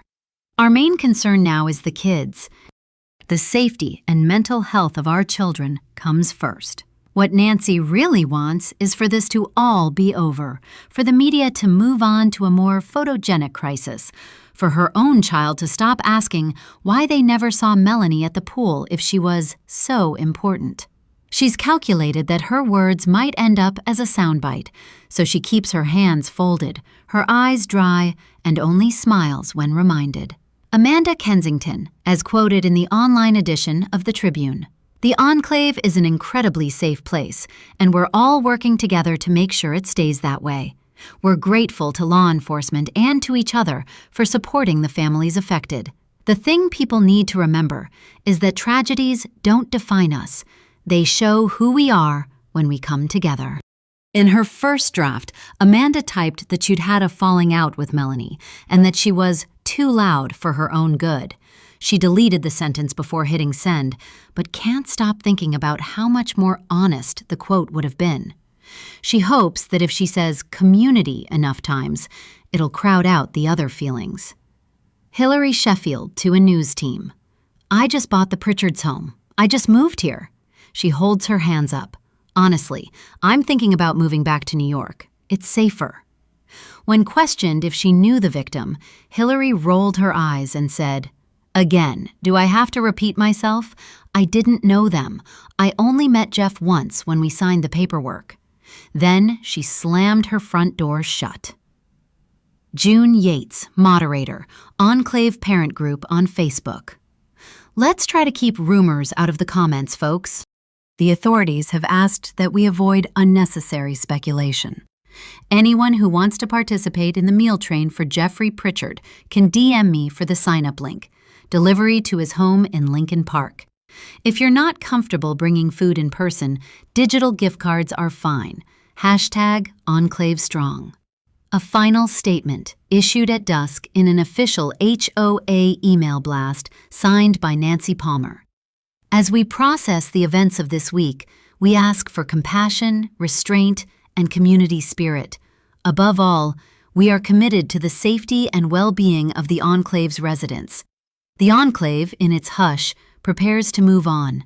Most residents are trying to focus their efforts on the annual 4th of July fireworks celebration. With the way things are going now, it's sure to start off with a bang. 25. Hillary. Disturbia. Rihanna. It's 8 a.m. Sunday morning, and I haven't slept one wink. I'm not concerned about the detective. I'm concerned about Amanda. I didn't get a chance to explain myself, to come up with a reasonable defense, to tell her I'm a good friend and was only looking out for her best interests. He'd started the affair. He'd come on to me. I didn't know her yet, but I know every jury on the planet would find me guilty. Hell, I wouldn't even listen to me. A warning light goes off in my head. I could be next. Amanda probably killed Melanie, and now she wants to kill me. My brain, usually so precise and cold, short circuits. Melanie Pritchard now has a face. I've been doing my research online. She has a Pinterest board of goals, including 2 labradoodles. The complete opposite of me. I've been up since 4, pacing. I'm not dressed for the day, still in my bathrobe, when my cell rings. Jenny. I've been avoiding her. She's probably calling me to nag me about calling our mother today. Cringing with dread, I put the phone on speaker. "Seriously, this is getting out of hand, Hill," she screams before I can say anything, her voice so loud I think my eardrums might burst. "Out of hand," I snort. "Great turn of phrase, Jenny." "You're not funny. Damn it. You bought the house belonging to that dead woman? And Scott Kensington works at Lakefront? I looked that up on LinkedIn. What the hell?" My thoughts spiral. An eye for an eye. A tooth for a tooth. A hand for a hand? I don't say anything. "I really hope you didn't have anything to do with this." Jenny continues when I don't. I slam my coffee down. Pippa jumps off the island, scrambling under it. The sound of blood beats in my ears. "I can't believe you just said that, even thought it." I'm not the one who spent 1 month in a psych ward. A beat. You stalked that family. First, I didn't stalk anybody. It wasn't a psych ward, but a wellness center, and it was my choice. I lie. In truth, it was the only way I'd be able to get my full severance package from Platinum Capital, noted in the files. They'd help me if I helped myself. That was the play Donovan made, and my boss, Margot, backed him up. The wife chose her husband's word over mine. Big mistake, mostly because I know he's cheating on her again with the woman he left me for, the new intern, the scumbag. Everything is fine, I lie. Is it? It is. Don't forget, she begins. I know what's coming next. I'll call her right after we hang up. Another beat of angry silence. Good. And promise you'll call me if you're in any kind of trouble, okay? The best thing to do is agree. Okay. Look, I have to go. The twins have a doubles tennis match. After hanging up the phone, I grit my teeth. She only expresses sisterly concern because she's worried about the backlash if it impacts her, the big New York hotshot attorney she is. She doesn't care about me. She only cares about her reputation. With a sigh, I call my mother, not surprised when the call goes straight to voicemail. Although she's probably blocked my number, I leave a message anyway. Happy birthday, Mom. It's Hillary. That's it. No need to be sentimental. No need to say more.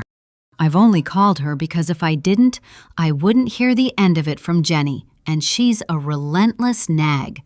A small and tiny sacrifice for the sake of my sanity. I'm cleaning up the coffee I'd spilled when the doorbell rings, certain the police are here to question me. But it's not a uniformed man in blue scowling at me when I open the front door. It's Scott. Can this morning get any better? Scott clenches his fists, knuckles whitening. You're really fucked up in the head, Hillary. Or should I call you Jennifer?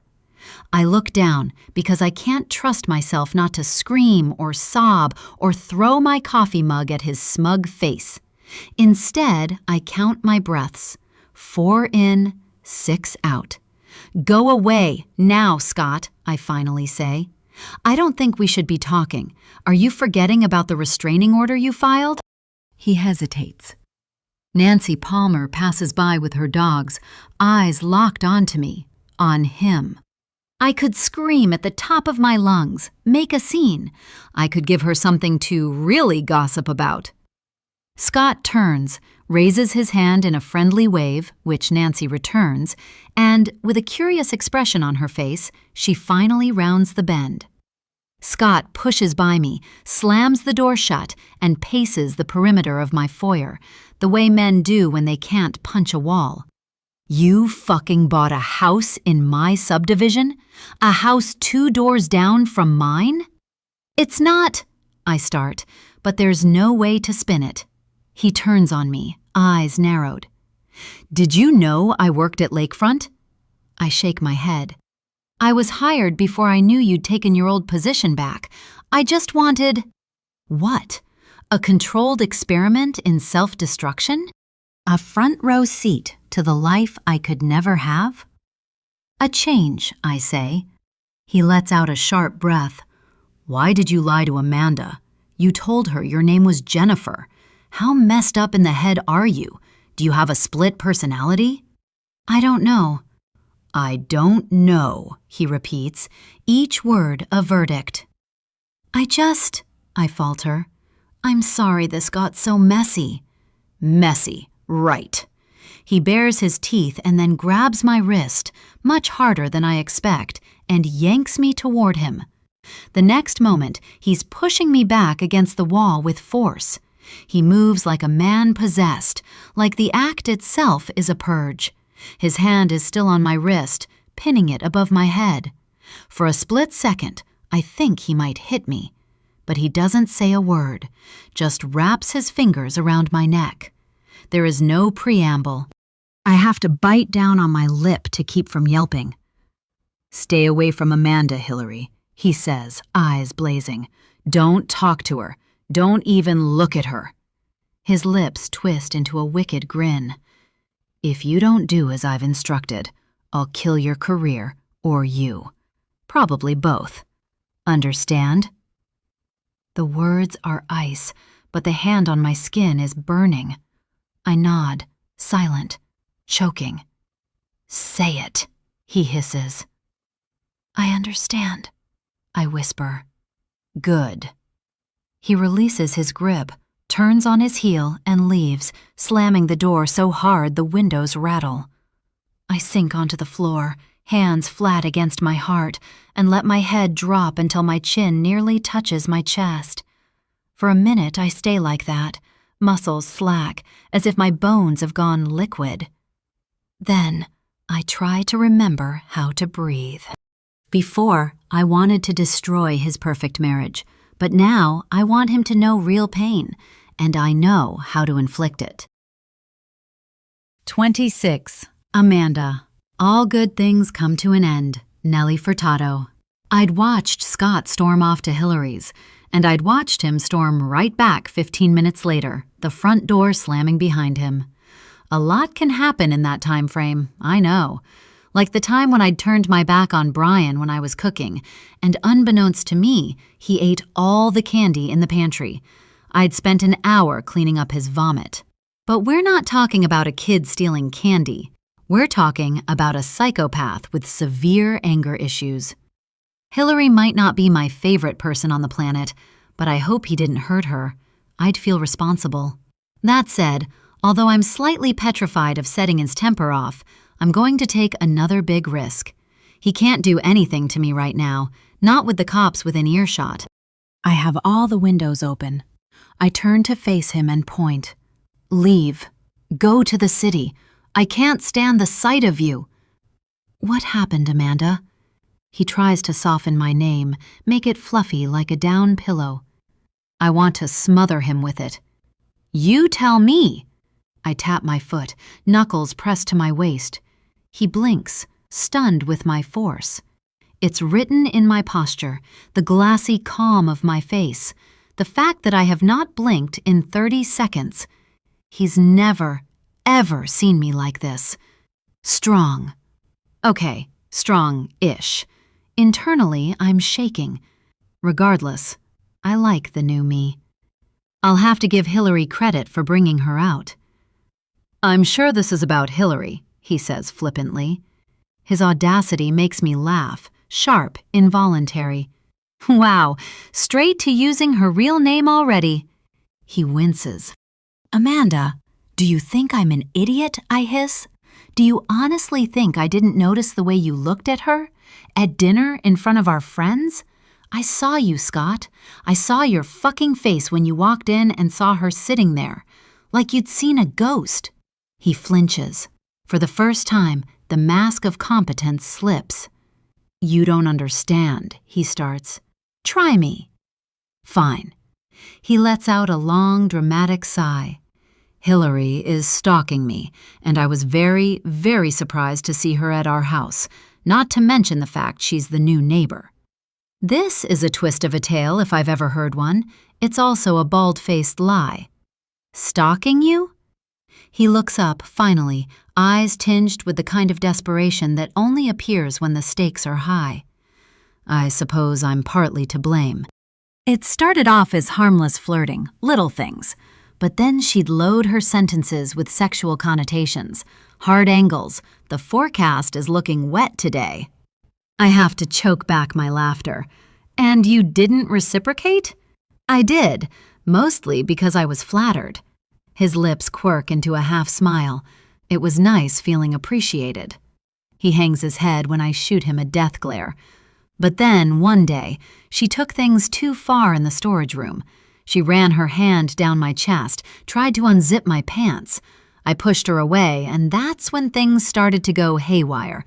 The keyed car, leaving threatening notes on my desk, and now, apparently, buying a house 2 doors down from us. It's taking a supreme effort not to laugh in his face, so I let out a choking sound to cover it up. Why didn't you tell me? I didn't want to upset you. The words are weak, already dying as he forms them. You know what's funny? I pick at a loose thread on my shirt. This is almost the exact story you recounted with Melanie, and Melanie is clearly dead. I think she pissed you off. I think you killed her. He runs a hand over his jaw. Amanda, please. That's insane. I can't believe you'd think that.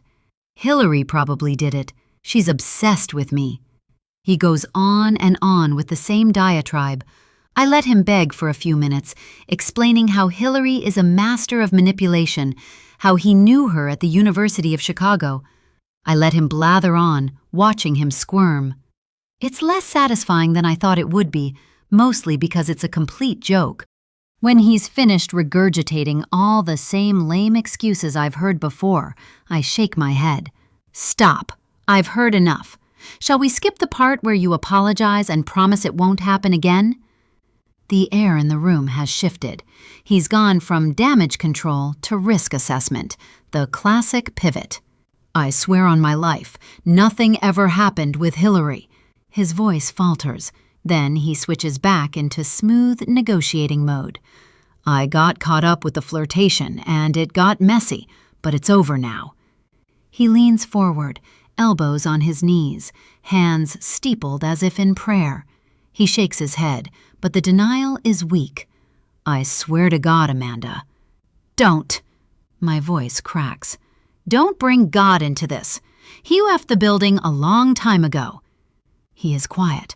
A long, ragged quiet. His jaw drops. She's unhinged. You can't believe a word she says.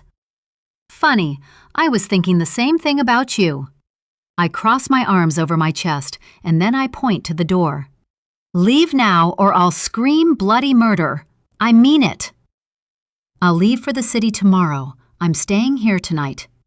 He turns, shoots me a death glare. Believe me, you're going to regret this. But I won't, and once his back is turned and I hear him stomp up the steps, I mouth, the only thing I regret is marrying you. And then guilt eats at my gut. I wouldn't have my boys. Such a conundrum. Detective Kelly, Down by the Water, P.J. Harvey. I stand at the edge of the water, trying to focus past the static in my head and the crust of sleep I never got. No dive team, no body. Just me and the old instinct that whatever I'm looking for will show itself if I wait long enough. Crime scene is a generous phrase for a couple of yellow flags and a length of tape drooping between two iron stakes. The water hasn't coughed up anything new. Behind me, I listen to the slap of shoes on wet sand. Been out here all morning, haven't you? Says Lim, handing me a paper cup. Got your favorite from Duncan. Sorry, it might be cold. Thanks, and I don't care.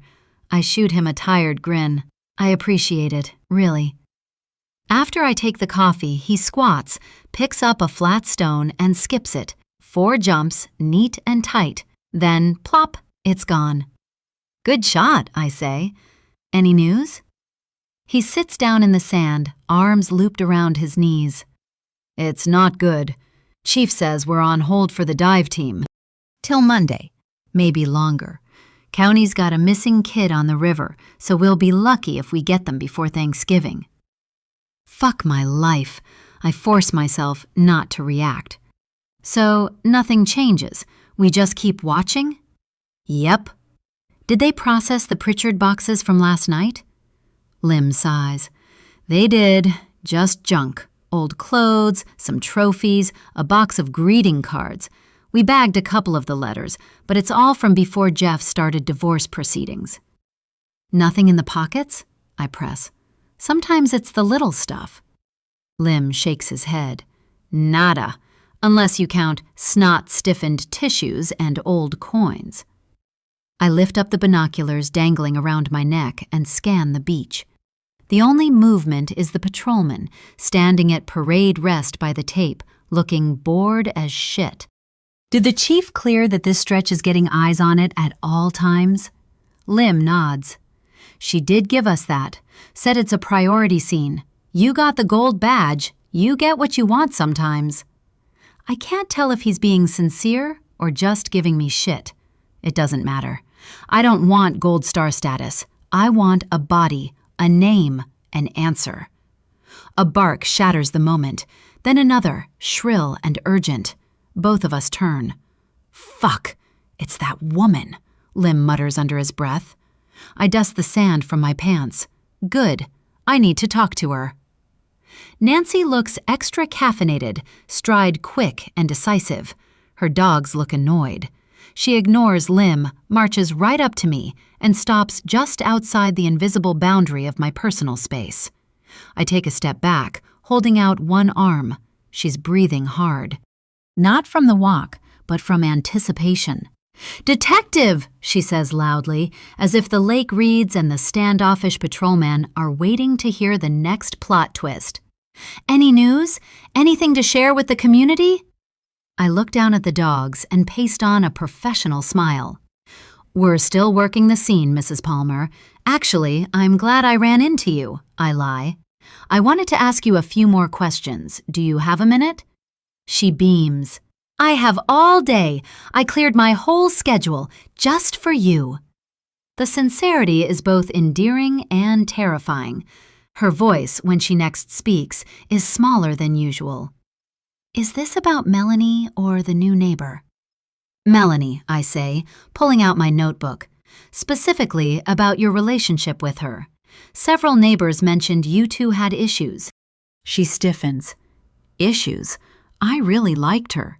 The smile is plastered on. "She was a great neighbor, so much fun." Lim, a step behind me, almost snorts. I keep my face neutral, but I don't let up. "That's not what people are saying," I counter. "A lot of reports about public fights, raised voices. You threatened to call the HOA on her for improper conduct during book club?" Nancy's nostrils flare. "That was a joke. She laughed about it. Melanie could take a joke." Her voice falters. "Yes, she could be a bit much, but I didn't hate her. That's not fair." "Walk me through the last time you saw her." "In person?" she asks, and I nod. Nancy picks at the zipper of her hoodie as she deliberates in her head. She looks up at me. "It was right after the HOA Easter holiday party, I think." She was upset, said someone had made a scene in front of her husband. I told her to ignore it, but she was very wound up. She said people were out to get her. She didn't trust anyone, not even her husband. She cried, Detective. That's the last thing I remember. Lim shifts his weight, crossing his arms.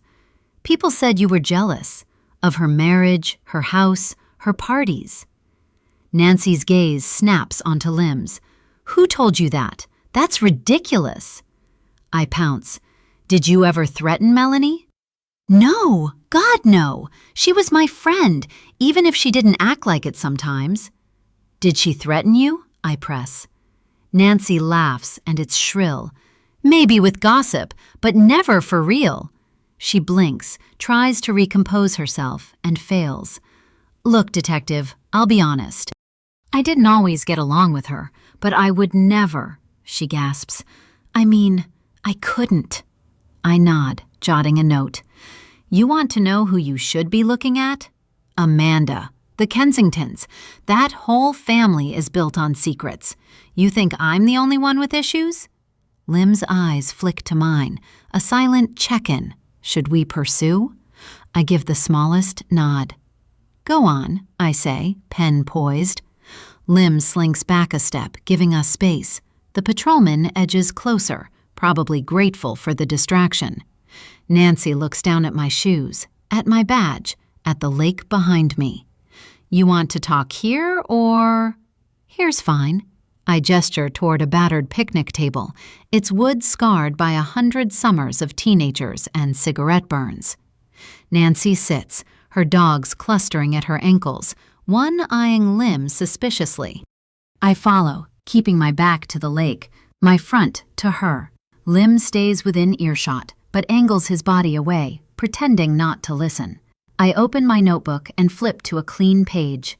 "Mrs. Palmer, when we spoke last night, you mentioned you'd seen Mrs. Pritchard at the lake, sometimes late. Can you be more specific?" Nancy thinks, lips pursed. "She was always out there by herself, walking the shoreline. That was not unusual, honestly. She liked to be dramatic. You know, trailing a scarf, the whole thing. And she was always alone? Amanda Kensington was usually with her. Sometimes they'd argue. I couldn't hear, but you don't need subtitles with those two. Very animated." She leans in, conspiratorial. "Amanda does this thing with her hands when she's upset, like she's slicing air." Melanie was more of a pointer. She'd jab at your chest. I jot notes. What were they arguing about? Melanie loved to needle people, especially Amanda. Nancy lowers her voice. I always said, if anyone ends up dead in this neighborhood, it'd be one of those two. Lim snorts again. I pretend not to notice. Nancy leans in, voice dropping to an excited whisper, yappy dogs forgotten. I saw Amanda slap her. Not play fighting, a full-on slap. It was at the lake, around 2 months ago, really late at night. She shoved Melanie, called her a home-wrecking bitch. I heard it. Melanie was crying, hysterical. What was the fight about? Nancy's lips curl in a mix of disgust and satisfaction. Men. Scott, obviously. Melanie always flirted with him. Amanda hated it. Everyone knew. She glances at the patrolman, then at Lim, then back to me. You know what else? I didn't see Melanie after that evening. Not once. I assumed she'd moved. I write Amanda in all caps at the top of the page, underline it 3 times and circle it. Then I circle it again, just for good measure. Nancy's words hang in the air, heavy with the gravity of a playground snitch who's just dropped the mother of all tattles. I let the moment breathe. Why didn't you report her missing? You saw her nearly every day. She vanishes and you just assume she moved? She takes a shaky breath. Melanie did things like that. Sometimes she'd leave for a week, go off with friends, come back with stories about spas or yoga retreats. I thought she'd just run away from her problems again. And apparently, she did. She gestures toward the water, as if a body is about to break the surface on cue. I snap my notebook shut, hard. Thank you, Mrs. Palmer, I say curtly. If you remember anything else, you know how to reach me. Detective, she says, not budging an inch. Do you really think her body is out there? Her face is a blend of fear and excitement. It's taking every ounce of my being to remain professional. We're still gathering evidence. I wave her off with a flick of my wrist. She finally picks up the hint, lips pinching, and saunters away, looking over her shoulder. When she's gone, Lim sidles up, half amused, half appalled. That woman is a menace. You know she tried to run for HOA president 3 times?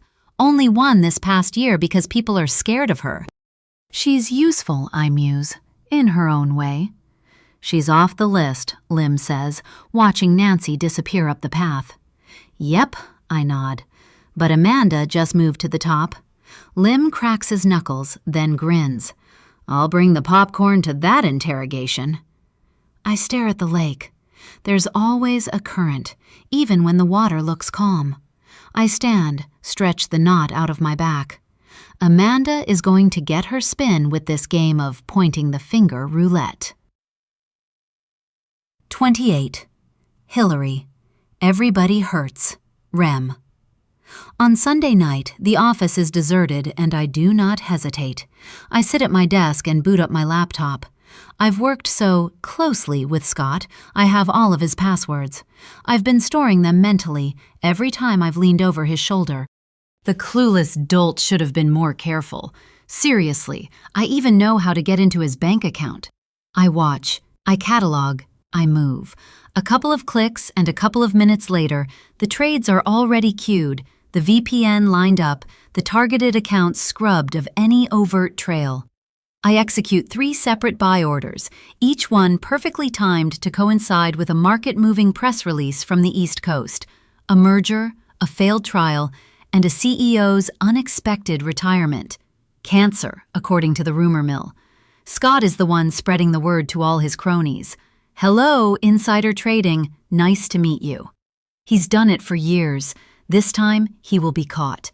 I double delete the evidence from my desktop. I've never been here. Nope, I'm a mouse, sneaking around the house. The whole process takes less than 10 minutes. Hooray for me! My second move?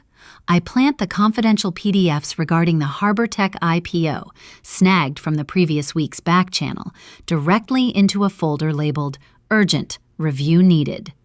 I'm moving through Scott's world like a neutron bomb. At 9:40 p.m., the outer doors shutter and Patrick Harris's silhouette cuts across the frosted glass. "Hillary, what are you doing here?" He's trying for casual, but the surprise in his eyes gives him away. I swivel in my chair and gesture at the pile of printed reports. "I knew you needed these ASAP, and I needed a break from the move." Harris hesitates. He's not sure if he wants to be implicated or just doesn't want to start a rumor, but either way, he backs off with his line of questioning. Apparently, he doesn't know about the restraining order or the new address I haven't told HR about. "That's amazing," he beams. "We need more go-getters like you."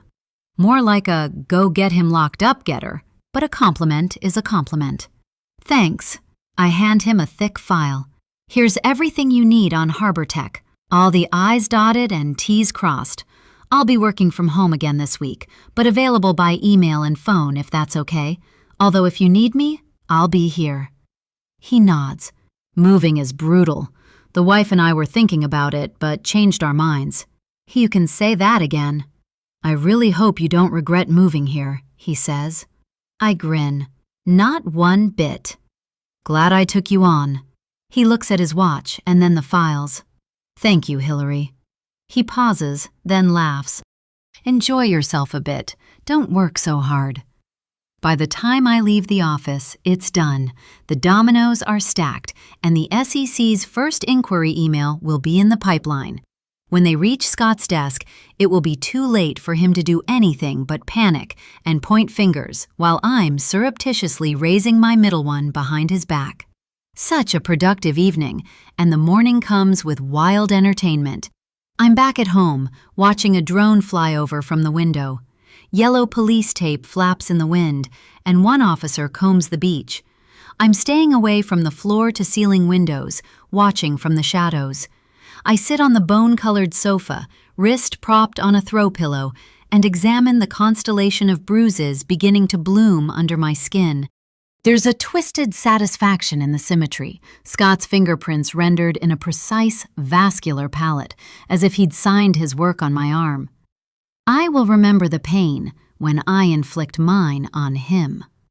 I twist my arm to catch the swelling in profile, then run a finger over the tenderest point, pressing just hard enough to trigger a jolt, making sure I'm still alive. I am. The way hate is filling my heart proves it too. The way he pulled my hair, the way he shamed me, the horrible names he called me. Hippa lands on my lap with the subtlety of a dropped bowling ball. She's twice the size a rescue should be. I scratch her behind the ears and feel the pulses of anger, of shame, recede. I'm good at deflecting if I have something else to focus on. I inhale a deep breath and start choking. Pippa looks at me with wide eyes. For a moment, I can't move, thinking I'm caught up in a bad dream, a nightmare I can't wake up from. But the gas is real, thick and pushing into my nostrils with the purpose of a living thing. I sit up so fast I nearly black out. Pippa dashes under the couch, my thighs still warm from her body. I fumble for my phone. The battery is at 16%. Typical. The idea that it could be nothing, that I am, once again, fabricating disaster to give my life some contour, lasts exactly 2 seconds. The rational part of my brain already has the sequence mapped out. Gas leak, spark, combustion, goodbye enclave, goodbye to the most expensive mistake I've ever made. As I make the call, I open up all the windows on the ground floor. 911. Please state your emergency. My voice is strange, hollowed out. This is Hillary Sheffield, 16 Willow Cove, the Enclave. There's a gas leak in my kitchen. The smell is... I check the hallway, already imagining flames crawling toward my bedroom. It's pretty fucking bad. Ma'am, have you left the house? No, I'm ventilating. I have the window open and I'm kneeling by the range, one hand on the vent hood, the other covering my mouth. It's not the stove. I think it's in the line. Please exit the house immediately.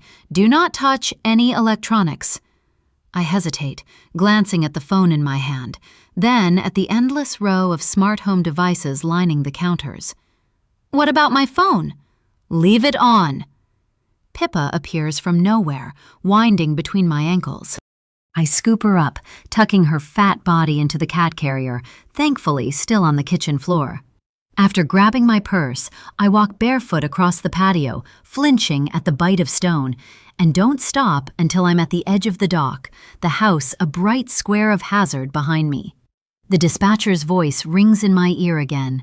Ma'am, stay at a safe distance. Help is on the way. Define safe, I say, but she doesn't answer. I set Pippa's carrier down on the dock, and she lets out a low growl, which is exactly what I want to do. I sit on a chair, wrapping my arms around my legs, trying to decide if the tremor in my hands is adrenaline or terror. It's both. When I glance back at the house, the windows are fogged, and I can see the air inside ripple with heat. My pulse refuses to slow. This is not a coincidence. Somebody is after me.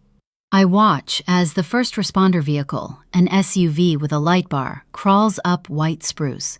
They stop in front of my house, two silhouettes emerging in bulky coats and yellow safety vests. They approach with the measured caution of people who are paid to expect the worst. One gestures for me to stay where I am, the other circles the perimeter, scanning with a high-powered flashlight. I want to yell at them, tell them to hurry the hell up, but my throat is dry. Instead, I watch as they confer, pointing at the side of the house where the main line comes in. One of them radios for backup, then bends to inspect the ground. A woman is at my side now, her voice calm but urgent. Ms. Sheffield, are you feeling dizzy? Any nausea? No, I respond. Just pissed off. She cracks a smile, but it's gone instantly. We need you to stay back. There's a risk of ignition. She glances at my robe, then at my bare feet. I'm sure she's wondering if this person owns shoes or just trauma. The second responder is already at the utility box, hands moving fast and sure. The hiss from inside the house is louder now, almost a whistle. The woman shields me with her body, the way you would shield a stray dog from traffic. The man finally gives a thumbs up. "Shut-off's engaged," he yells. "All clear." The woman relaxes. She takes my arm and guides me toward the house. "They'll need to vent the line, but you're safe for now." She pauses, then adds, "You did the right thing calling us. These newer builds, nobody expects the infrastructure to go this quick." Is it common, I ask? She shrugs. Mostly in old houses, sometimes in McMansions. Contractors rush the job, stuff gets missed. But I don't believe her. Nothing in this neighborhood happens by accident. A couple of hours later, there's a tap at the glass slider. I look up to see Amanda in running clothes. She mouths, "You okay?" I nod, wondering why she would care. I gesture for her to wait, then turn back to Dave, the technician. "Is it safe to open this?" He shrugs, non-committal. "Ventilate all you want. Just keep the pilot off until we're done." I unlock the slider and step onto the patio. Amanda's eyebrows knit together with concern. "Jesus, Hillary, Nancy said there were emergency vehicles here all afternoon. Are you all right?" No, I'm not. I can barely get my words out. "When did you find out my real name?" She glowers at me. "I'm not a fucking idiot. Don't take me for one." I don't. Her chin lifts. "What the hell is going on?" I laugh, too loud. "Just an exciting morning. Apparently my stove tried to kill me. I take it you're here to finish the job?" Amanda's face goes tight, lips pinched. "I'm not." She glances past me, inside, at the men crawling the floor of my designer kitchen. "But we do need to talk about things, don't we?" I want to say hell yes, but the words don't come. "I kicked Scott out," she says with a smirk. "He's staying at our place in the city, his man cave. You can have him." I feel my body swaying, my mind tilting. I gulp, rubbing my arm. I don't want him. Never did. Her eyes narrow with confusion and she grabs my wrist. Did he do that to you? He did worse. What do you think? I bite down on my bottom lip, a tear sliding down my cheek, and then I turn into a blabbering idiot. I'm sorry. I'm so sorry. I didn't know you when it started. I can explain why I did what I did, and I won't blame you if you hate me. I don't hate you. I hate him. She places a hand on my shoulder. Let's go over to my place and talk. Your place? We can't stay here. I'm expecting her to slap me across the face or call me a whore, not give me kindness. I point toward the cat carrier. What about Pippa?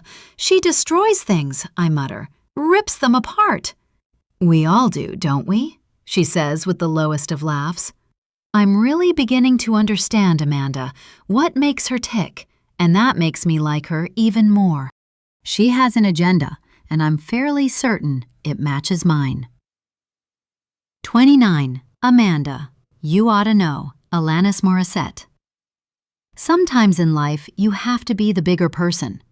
Granted, there's a part of me that wants to grab Hillary by the hair and throw her down into the sand, a good old-fashioned catfight. But if she'll come clean with me, bygones will be bygones, and perhaps Scott will be out of my life. Two diabolical minds are better than one, and Hillary is batshit crazy for getting involved with Scott. I probably am too. As we walk, I eye Hillary over my shoulder. Pippa will be happy in the basement, if that's okay with you. Great, she mumbles, walking slowly behind me. Aside from the guest room, my own little animals, darling as they are, have already eviscerated their playroom, painting on the walls, crayons melting into the carpet. I throw my hands in the air. Boys will be boys. It's hard cleaning up their messes sometimes, isn't it? I'm hoping my words hit where they're intended, but she only responds with a soft grunt. We're almost at my patio door when Hillary stops in her tracks, groaning. Amanda, I'm not sure this is a good idea. But it is. It's the best one I've had in days. Your house needs to air out. I turn to face her and see the way she's looking at me like I'm her captor or her executioner. Perhaps I'm both. As the expression goes, the truth will set us free. I think honesty is always a good place to start. Fine, she huffs. I owe you that at least. Damn straight. I'd like to know why you lied to me about your name, who you really are. I think you know why. She meets my eyes, doesn't blink, doesn't look away. No, she leans forward, lips pinched into an angry line. What I'd like to know right now is if you did something to my gas line. Smart girl. I didn't, I say, then add with a shrug, and I also didn't see Scott leave this morning. I sit at the far edge of the sofa, spine drawn tight. Across from me in a chair, Hillary sits with one leg crossed, her gaze fixed on the patio door as if she's waiting for a sniper to materialize. Funny, I'm sitting right in front of her. But I don't want to take her out. No, I need her. I break the silence first, if only to relieve the building pressure. Why Scott? I mean, I'd give him to you if I could. I don't want him. She holds out her arm. Not after this. She points to her neck. Or this. Hillary looks at me, not past me, not through me, but at me, and for a second, I'm caught off guard by the laser of it. She blinks, slowly, and in that pause I see the mathematics of her brain, the way her mind works. I should. She's built like me. She sips her wine, doesn't grimace, even though it's the crappy Chardonnay I keep around in case of emergencies. You didn't answer my question. Her gaze floats to the ceiling. He has the perfect life, and I wanted to destroy it. No preamble. No apology, just a raw slice of the truth. The honesty is so clean it's almost refreshing. I now have my opening. You could have picked anyone. There are, 3,000 men in this zip code who'd cheat on their wife for a frozen margarita and half an ego boost? Her mouth twitches at the corner. But they don't have the same thing to lose. What's that? You. I blink, caught with surprise by this admission. I think of Scott, his easy charisma, the way he colonizes a room without raising his voice. I picture him walking into the Enclave's 4th of July picnic, arms slung over Brian or Jack's shoulders, making his minions instantly aware of their own thinning hair and faded cargo shorts. I think of how neatly he's built this life, all of the details optimized for envy, myself included, at least in the beginning. I think about how much I hate him, how fake my life has become. And you wanted to see my life burn down with his. My nails are digging into my palms. In all her planning, she hasn't thought about me, and this makes me tremble with anger. I'm also nervous she's going to recite a list of my own insecurities back to me. Why? Hillary shrugs, focusing on one of the family photos. I haven't told you my story.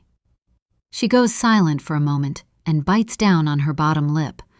I hold my glass with both hands, willing them not to shake, and I wait. I've had enough therapy to know when to pause and when to press. Hillary sets her glass down. She folds her hands together, adjusting her grip, and when she speaks again, her voice is lower, more deliberate. My father left when I was 12, she begins, head down. Walked out of our house on a Tuesday morning. Left my mom, my sister, and me with a mortgage and 2 months' worth of SpaghettiOs. She looks at the rug as if she can see the past projected there, reel to reel. My mother went from PTA president to a complete lunatic in about 2 days. She used to lock herself in the bathroom for hours, just screaming at the walls. Hillary's right eye ticks, a spasm so brief I almost miss it. She blamed me. She still does, she continues. I was the one who found his goodbye note, the one that said he didn't feel like he was loved, because of me. After I was born, my mom ignored him. I told her about what I'd found, showed the letter to her. She looks above my head. She said that it was true, that I ruined her life. I believed her. They got back together a few years later. Neither of them talked to me. The silence is thick. You came here to reenact it, I blurt out before I can stop myself.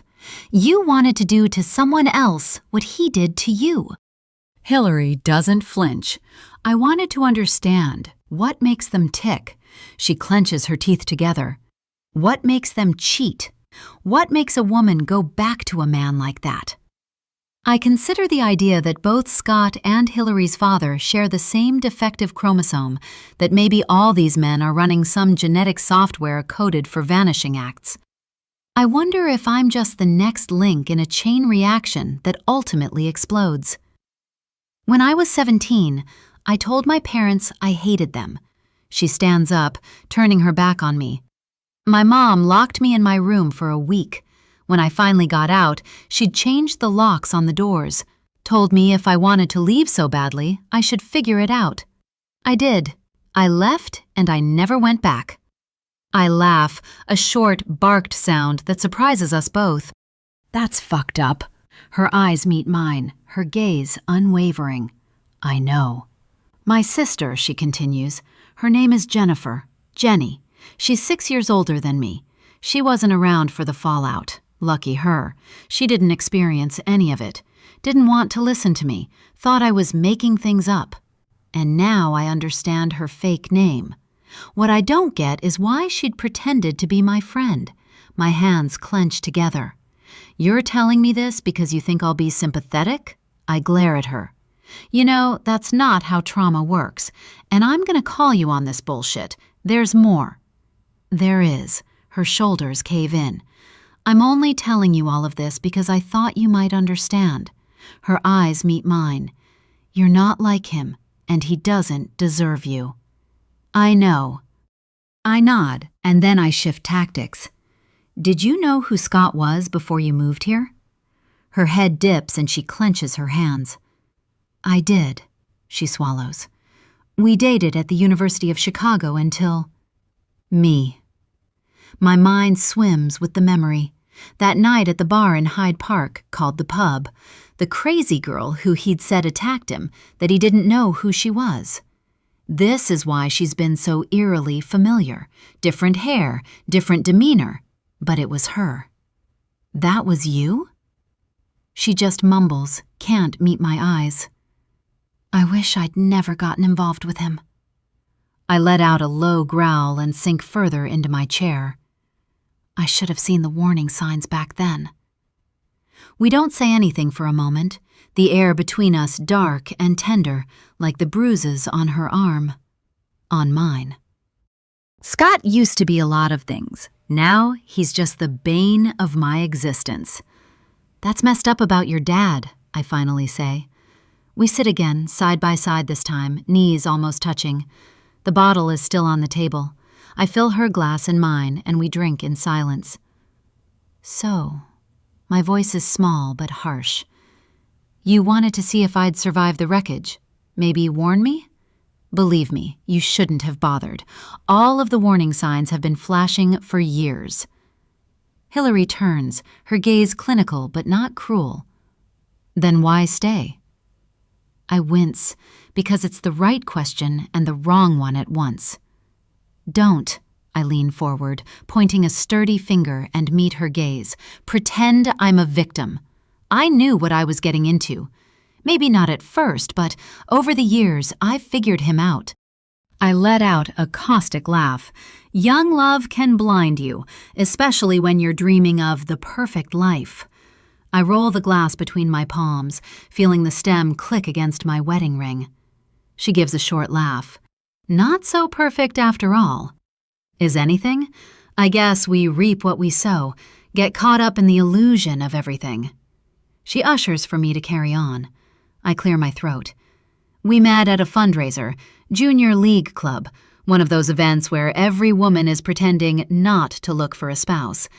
He liked that I wasn't afraid to tell him he was full of shit. Hillary smiles, just a flicker. That tracks. I look at her, really look, and realize she's not just listening. She's cataloging like I do. I keep talking. She's been truthful with me. It's my turn. We dated for over a year. He'd graduated from the University of Chicago and immediately got a job at Lakefront, moved on to Axiom after that. I liked that he was ambitious. I liked that he looked good in a suit. Then I got pregnant and the story changed. I pick at the label on the bottle, nails scraping at the damp paper. His mother accused me of trapping him, said it straight to my face over brunch at Gibson's.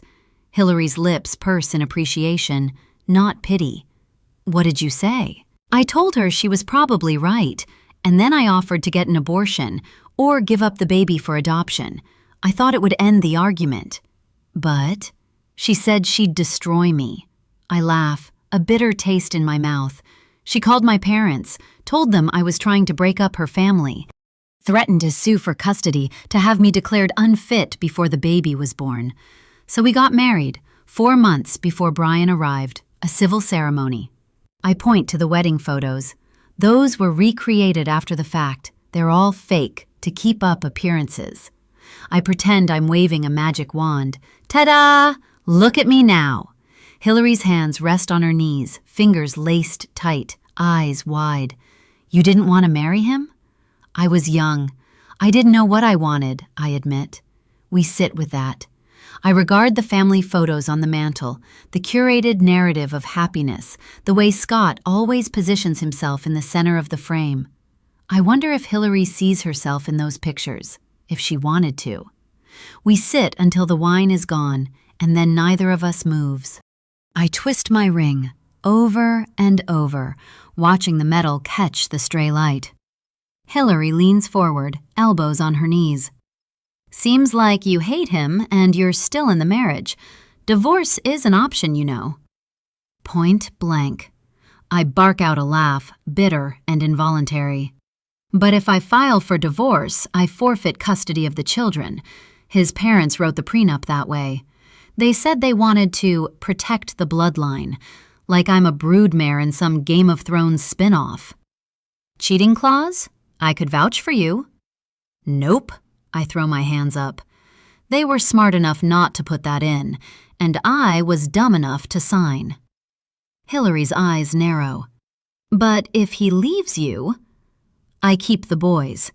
My hands are clenched so tight my nails bite into my palm. And I'm not leaving them, not with him. I look up. He's threatened to kill me, and I believe him. I don't think Melanie's disappearance is a coincidence. You have to tell Detective Kelly. I wring my hands together. Tell her what? I have no proof. It's my word against his, and I'll just look like a scorned wife. Hillary reaches into her purse and pulls out a photograph, a 5x7 glossy.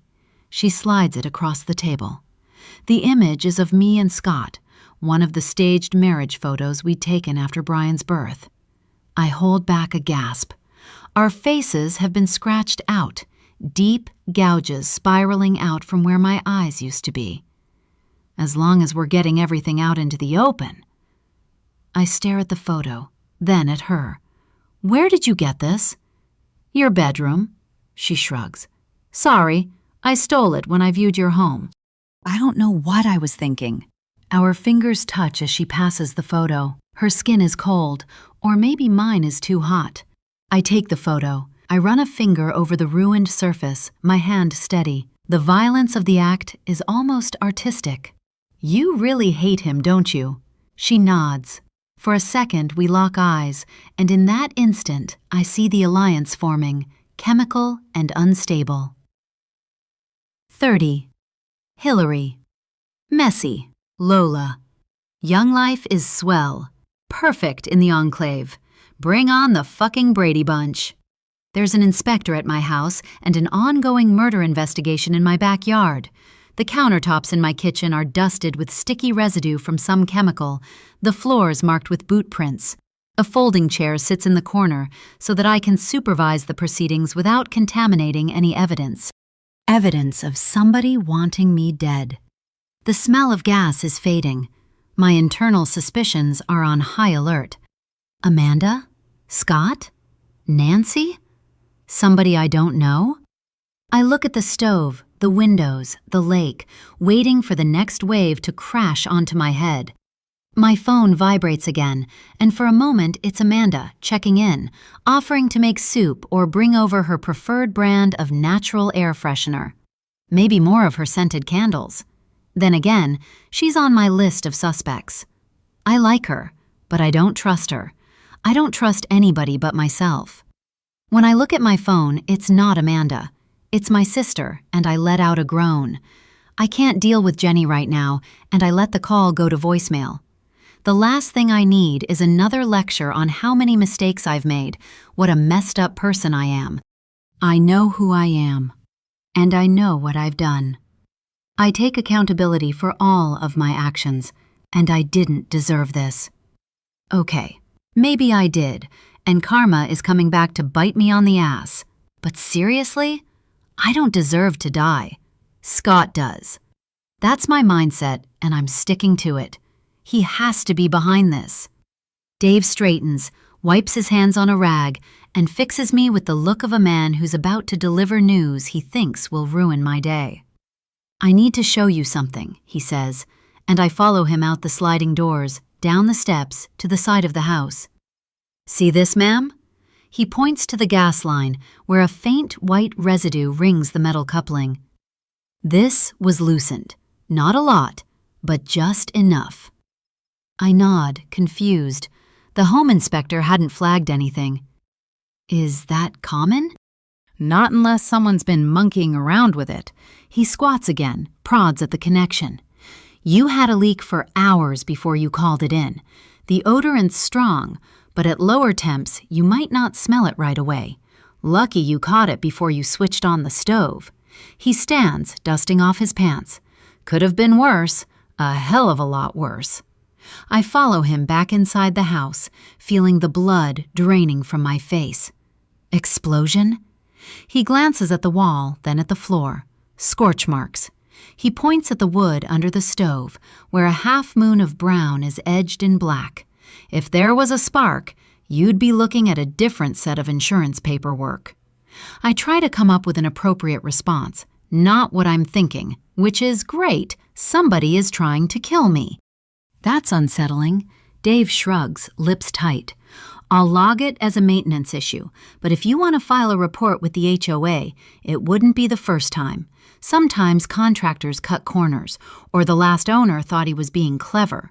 He gives me a side eye, the kind reserved for senseless women who need to be saved. You want us to check the rest of the house?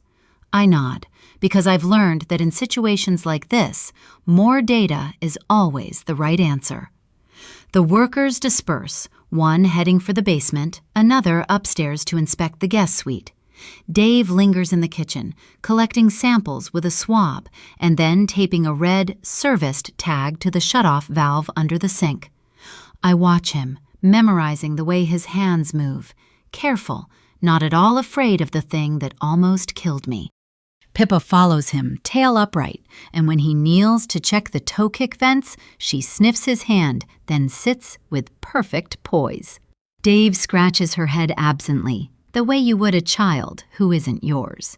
Pretty cat, he says, not looking up. She okay? She's resilient, I reply with a slight lift of my shoulders, though my answer is probably more about me. Dave hands me a scorched envelope and a pile of index cards. Found this letter and some recipes in the drawer under the oven. The one that was stuck? The very one. I was able to unstuck it. Unstick it? Never mind. He grins. You know anybody named Amanda? I look at the envelope, Amanda's name written in slashes. I do. When he leaves the room, my eyes flick to the window, my gaze locking onto two divers pulling on wetsuits. I swallow hard. I'm not concerned about opening another person's mail, not when I need more information about who and what I'm dealing with. But as I lean against the counter, what I read blows my mind, and a new form of terror sets in. I've never been more scared in my life. For me, for Amanda, for everything. 31. Amanda. Lovely day. Bill Withers. The truth always rises to the surface. I wonder if Hillary is thinking the same thing. I'm wondering about a lot of things. The kitchen's designer pendants glow like interrogation lamps over the marble, reflecting off the mug in my hand and my face on the laptop screen. Life is a constant interrogation, isn't it? I pull out the reheated oatmeal from the microwave and sit down. I told you not to microwave in plastic, Mom scolds from FaceTime, her pixelated eyes magnified by glasses she only wears at home. That's how you get those microtoxins. Okay, so Tupperware is going to kill me, not a possible murderer in my own subdivision? I roll my eyes. I've been watching the news about Melanie. Don't joke about that, Mom snipes back. She means the Tupperware. My mom lives in a world called optimism. I'm thinking you should come here, stay with us until things settle down. She pauses. Where's Scott? He's in the city. He should be home with you. Oh, if only she knew the whole truth about Scott. She definitely wouldn't want him within 20 feet of me. I'm not going to worry her. There's a knock. No, not a knock, a battering assault at the front door, followed by the unmistakable timbre of Nancy Palmer, whose voice carries a specific gravity. Saved by the neighbor I really don't want to see. I face the screen. Tell the boys I'll call them later. I need to deal with this. I mean both Nancy and the forensic circus outside my window. Love you, Mom. Love you too, she says. Be careful. After closing FaceTime, I answer the door. Nancy! She's standing on the stoop, shaking like a tiny dog. Have you heard what's going on? Should I be freaked out? I ask deadpan, and Nancy's jaw sags. Are you kidding? I blink, letting out a breath, and mumble, kind of busy now. She doesn't listen, or she's pretending not to hear me. Nancy blows into my foyer with a flourish and makes a beeline for the kitchen. Her jacket is 2 sizes too small and requires choreography to remove, which she does while talking. All the kids in the neighborhood are recreating the crime scene at the park or at the pool, she huffs. I've never seen so many handless Barbie dolls in my life. Oh, and that horrible toy from that film, The Addams Family. Nancy laughs, too loud, and then checks her phone. I mean, I'm just glad one of the kids didn't find a body, you know? That would be like full-on PTSD. I told Kyle not to go near the lake, but does he listen? No. He's convinced the CSI people are going to let him run the underwater drone. Nancy's voice goes soft, a novelty. She's digging for information. Do you think the new neighbor has something to do with this? It is the question everyone is asking, but Nancy wants to be the one to ask it to my face. I don't think anything, I say, which is almost true. I shrug. We just have to let the police do their jobs. Nancy nods her head. I saw her going to your house the other night. I saw the emergency vehicles in front of her home. And I saw her leaving your house the other day. There was a gas leak at Hillary's home, I say flatly. Her lips pinch together. She squints. You told me her name was Jennifer. You heard me wrong. Well, whatever her name is, she's got to go. Nancy clucks her tongue. I saw Scott leaving her house too. Looked really upset, just like all those times I'd seen him leaving the Pritchards. My spine goes rigid. I know you're the one who started the rumor, Nancy. Her lips pinch together into a line. Me? Everybody in the enclave knew about Scott's affair with Melanie. Thanks to you, I reply. Maybe you and your dog should stop yapping. She narrows her eyes and points a finger at my chest. You were the one who put all those plastic chattering teeth in my yard. I don't deny her accusation because it's true, and I'd loved seeing her flipping out, freaking out, and throwing teeth. Instead of letting out the laugh I want to give, I gesture toward the front door. You can leave now. She stomps away. I'm telling the cops. I sigh. They won't care, and they definitely won't arrest me. Do what you need to do. After she storms off, I finally FaceTime with my parents and the boys, telling them about a big surprise I have planned for them, mostly because I don't want my kids coming back to a shitstorm. Scott will be paying for this last-minute extravagance. Disneyland? Questions my dad as the boys jump up and down like little maniacs. What about the famous 4th of July party at the Enclave? It's been canceled, I lie, looking out the window. Hillary is sitting on her dock, knees pulled to her chest, staring blankly at the lake. I'll pop by to see her when I'm finished with my family. Convincing them to go is the easy part, especially with the boys singing the Mickey Mouse Club theme song at the top of their lungs.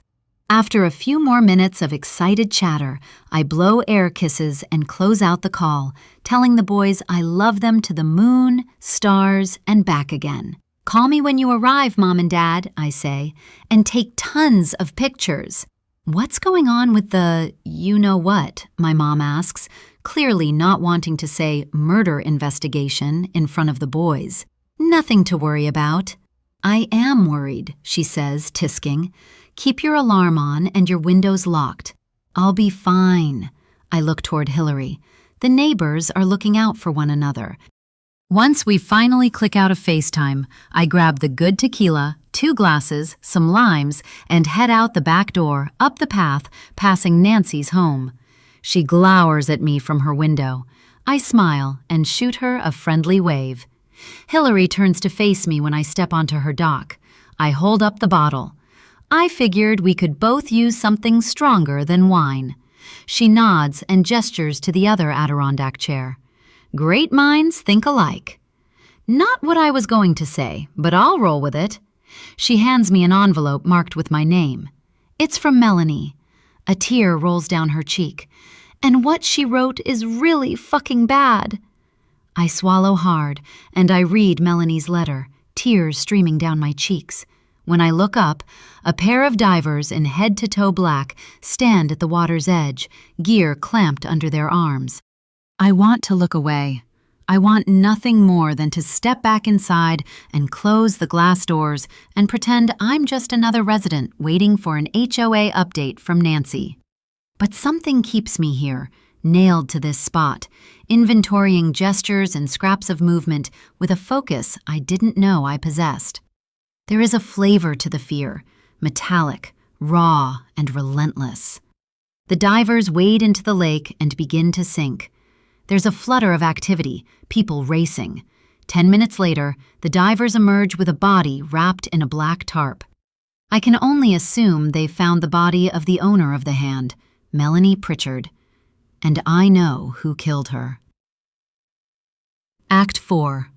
Reporters swarm with manic energy as the residents of the enclave watch from behind oversized sunglasses and carefully drawn curtains. They tell themselves the police will finish their work quickly, that the cameras will leave, that life will return to yoga practice and charity luncheons. They want their curated lives back, when everything was perfect. No one truly knows or cares what happened to Melanie Pritchard. They'd rather bury their heads in the sand.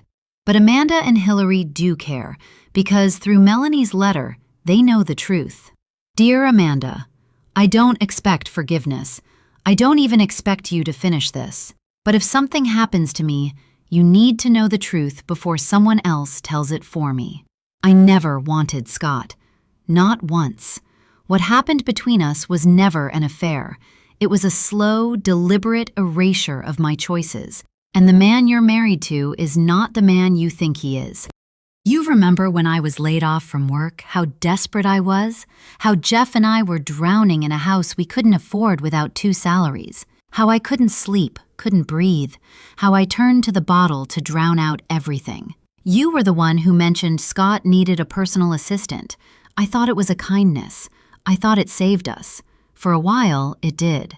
Then Scott reminded me, quietly at first, that I owed him. He said my salary was charity, that I was replaceable, that no one would believe me over him. He said if I didn't make it right, he'd make sure Jeff knew everything, that I'd never work again, that we'd lose the house anyway. He always smiled when he said it, like he was offering advice.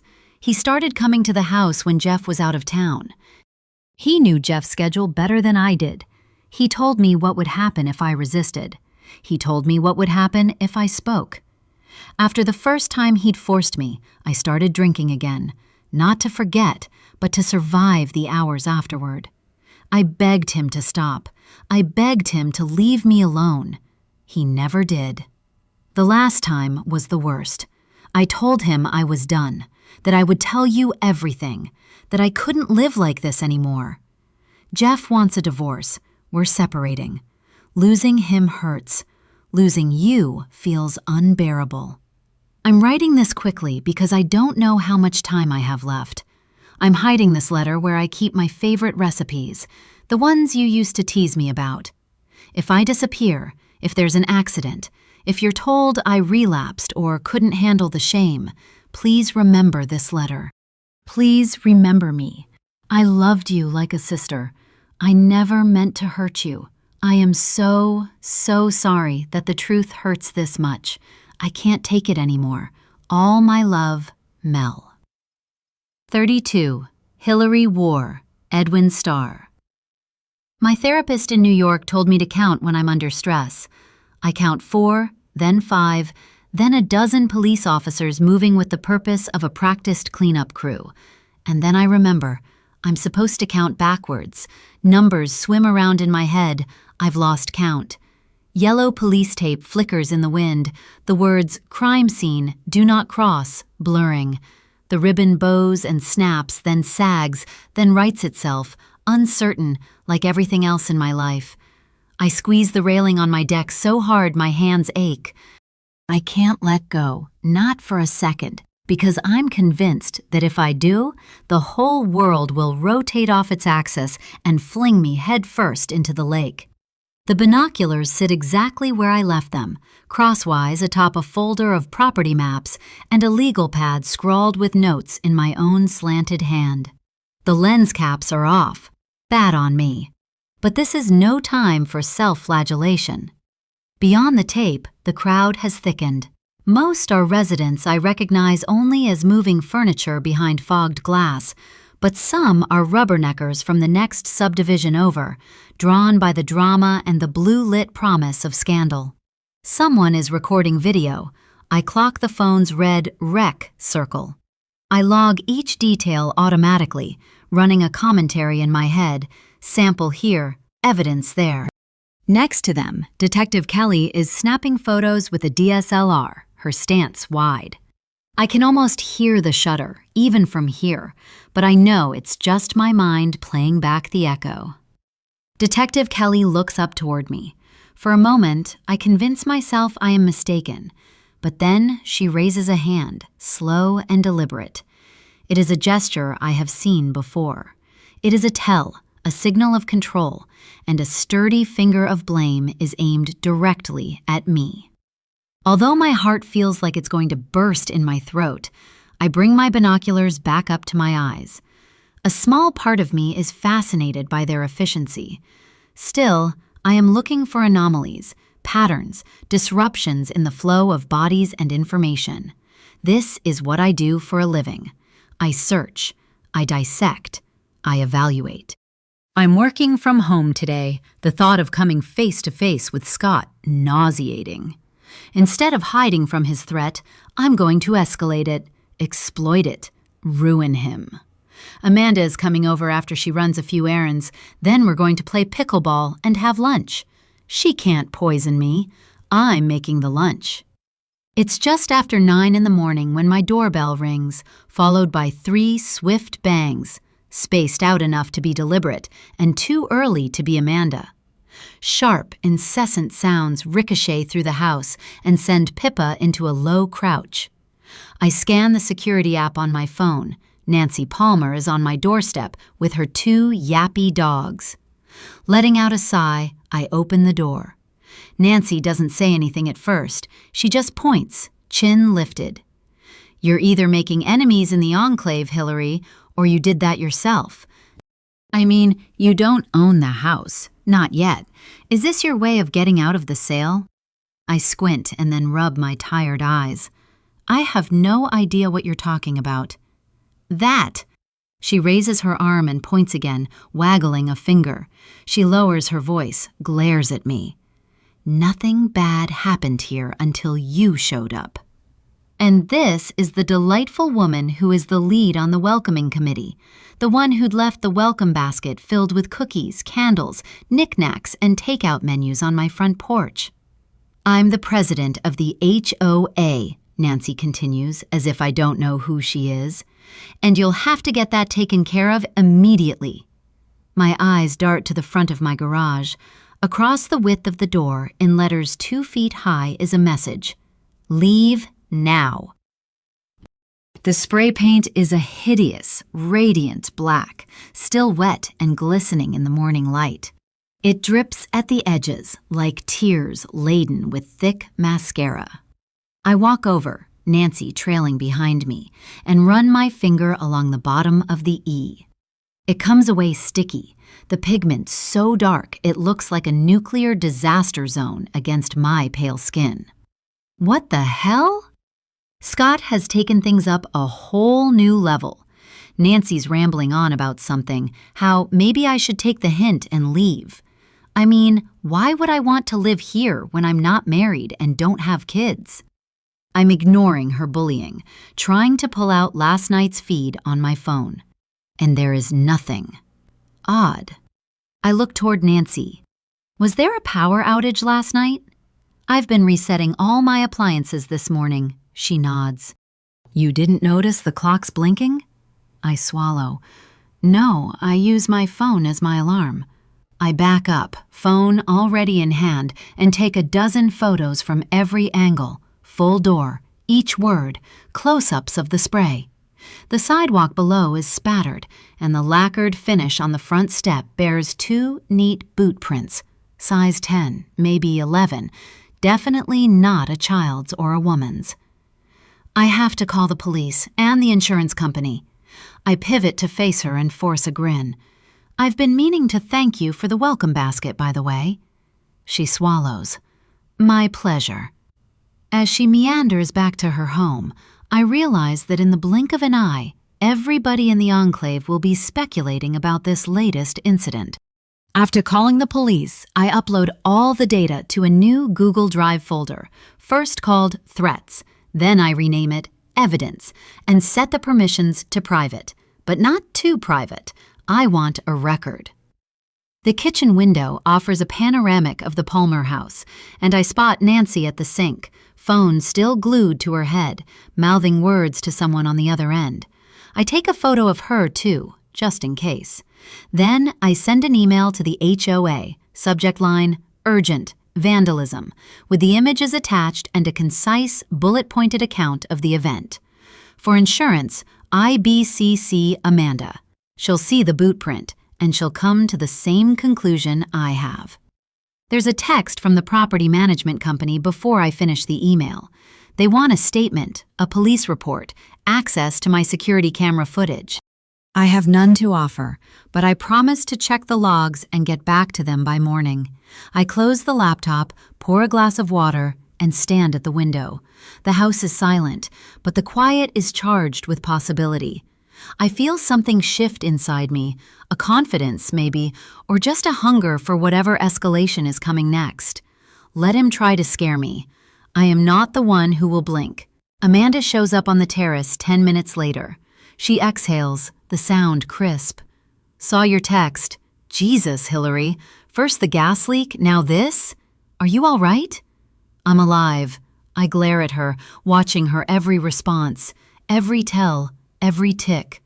If this is some passive-aggressive way of telling me I need to repaint the garage and you want me to leave, message received. Another silence, this one longer.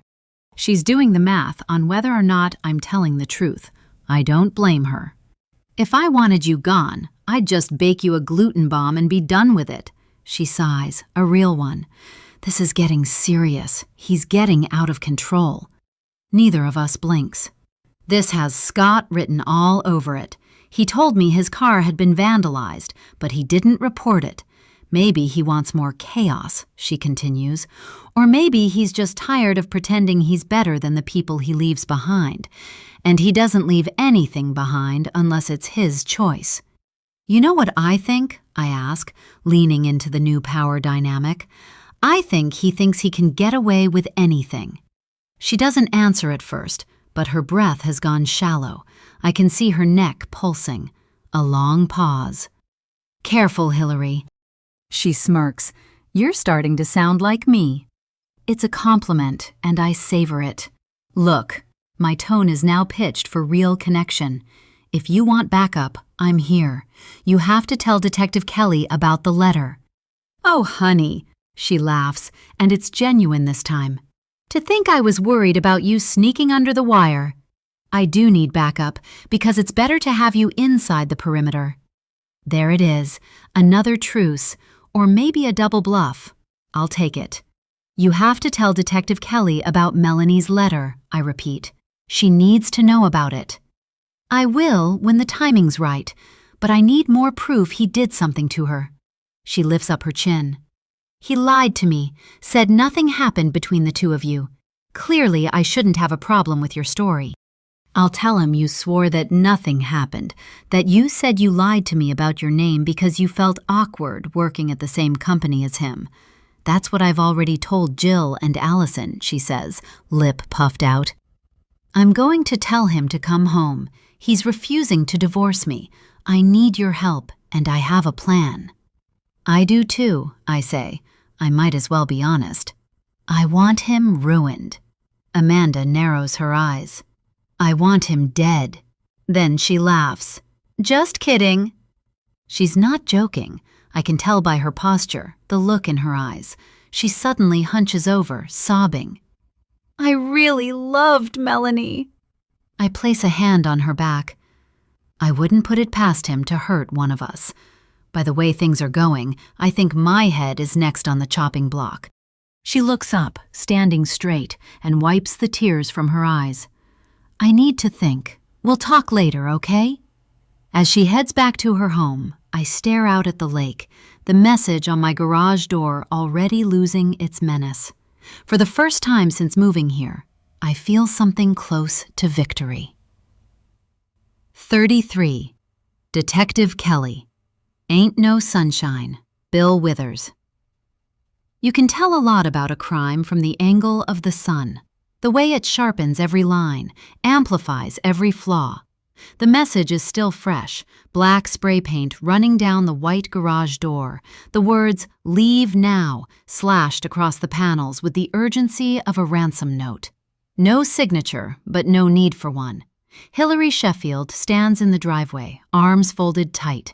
Her gaze is locked on the paint, but her eyes keep flicking to the Kensington house. There's a taut energy to her. She's pissed. Granted, I would be too. I park 2 feet from the curb and take a long minute to survey the scene. By the time I'm out of the car, she's already closing the gap, hands unclenching, posture smoothing into something almost welcoming. Her voice, when it comes, is trained. I know because I've spoken with her. At least she doesn't have Nancy Palmer's nervous, yappy dog pitch. Detective Kelly, I guess you heard I called 911 to report this incident? Or should you say incidents? Vandalism and a gas leak in the same 12-hour window. Add in a murder. That's not typical for this zip code. I circle the car slowly, making her follow me. Aside from Scott Kensington, do you have any other enemies here, Ms. Sheffield? Anyone you pissed off enough to try blowing you up and, when that didn't happen, send a very clear hate letter before breakfast? Her lips tighten, but she ignores my sarcasm. I've only lived here a couple of weeks, and I'm already thinking about moving. Wouldn't you? I run my eyes over the garage door. The letters are crude and forceful, each one starting as a sharp edge and fanning out into a spray of fine droplets. The perpetrator stood close, probably within 2 feet. I duck down to the gas meter, where a charred patch of turf marks the site of last night's call. Where were you, by the way? I mean, not you specifically, but I thought this neighborhood was under watch. She's got me there. I can't argue. I pull out my phone and start snapping photos. You think the 3 incidents are connected? I ask, not looking at her. 3? The hand, the gas leak, I point. This Banksy fail? I don't know. I'm not a detective. A beat. All I know is somebody wants me gone. I straighten and pin her with a look. If someone wanted to kill you, Ms. Sheffield, you'd be dead. This feels more like a warning. I jerk my thumb at the garage. Or a performance. She meets my stare, not flinching. You think I did this? To my own house? I don't answer directly. Instead, I walk the line of the driveway, searching for footprints. There are still faint arcs where a shoe disturbed the pebbled concrete. Size 10 or 11. No tread pattern, smooth-soled, maybe a loafer. I take another photo. She follows, still talking. I called the emergency line as soon as I smelled gas.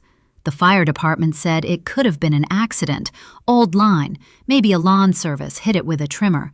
But now, after this, she waves a hand at the garage as if the paint might come off with the right gesture. I'll need to see your security footage, I say, stepping past her to the front door. You do have cameras, right? She hesitates. That's all I need. I installed them the week I moved in, she concedes, voice a fraction lower. But there's a blind spot on the west side. That's where the meter is. We also had a power outage. She folds her arms again, tighter this time. Nancy Palmer can confirm this. I poke around the bushes and turn to face her. Are you hiding something? If I had something to hide, I wouldn't have called the police. Depends what you're hiding.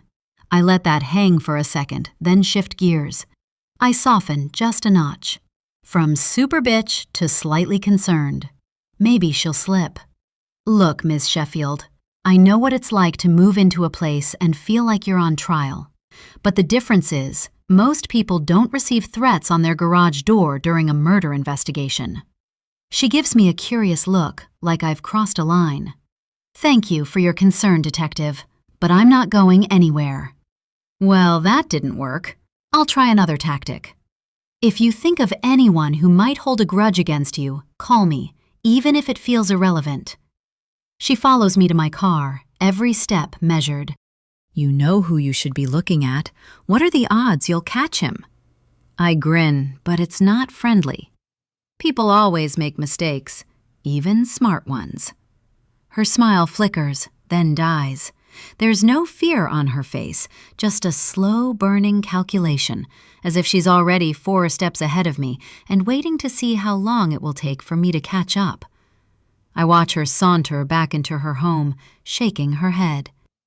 On the sidewalk, Nancy Palmer stands with her 2 leashed dogs.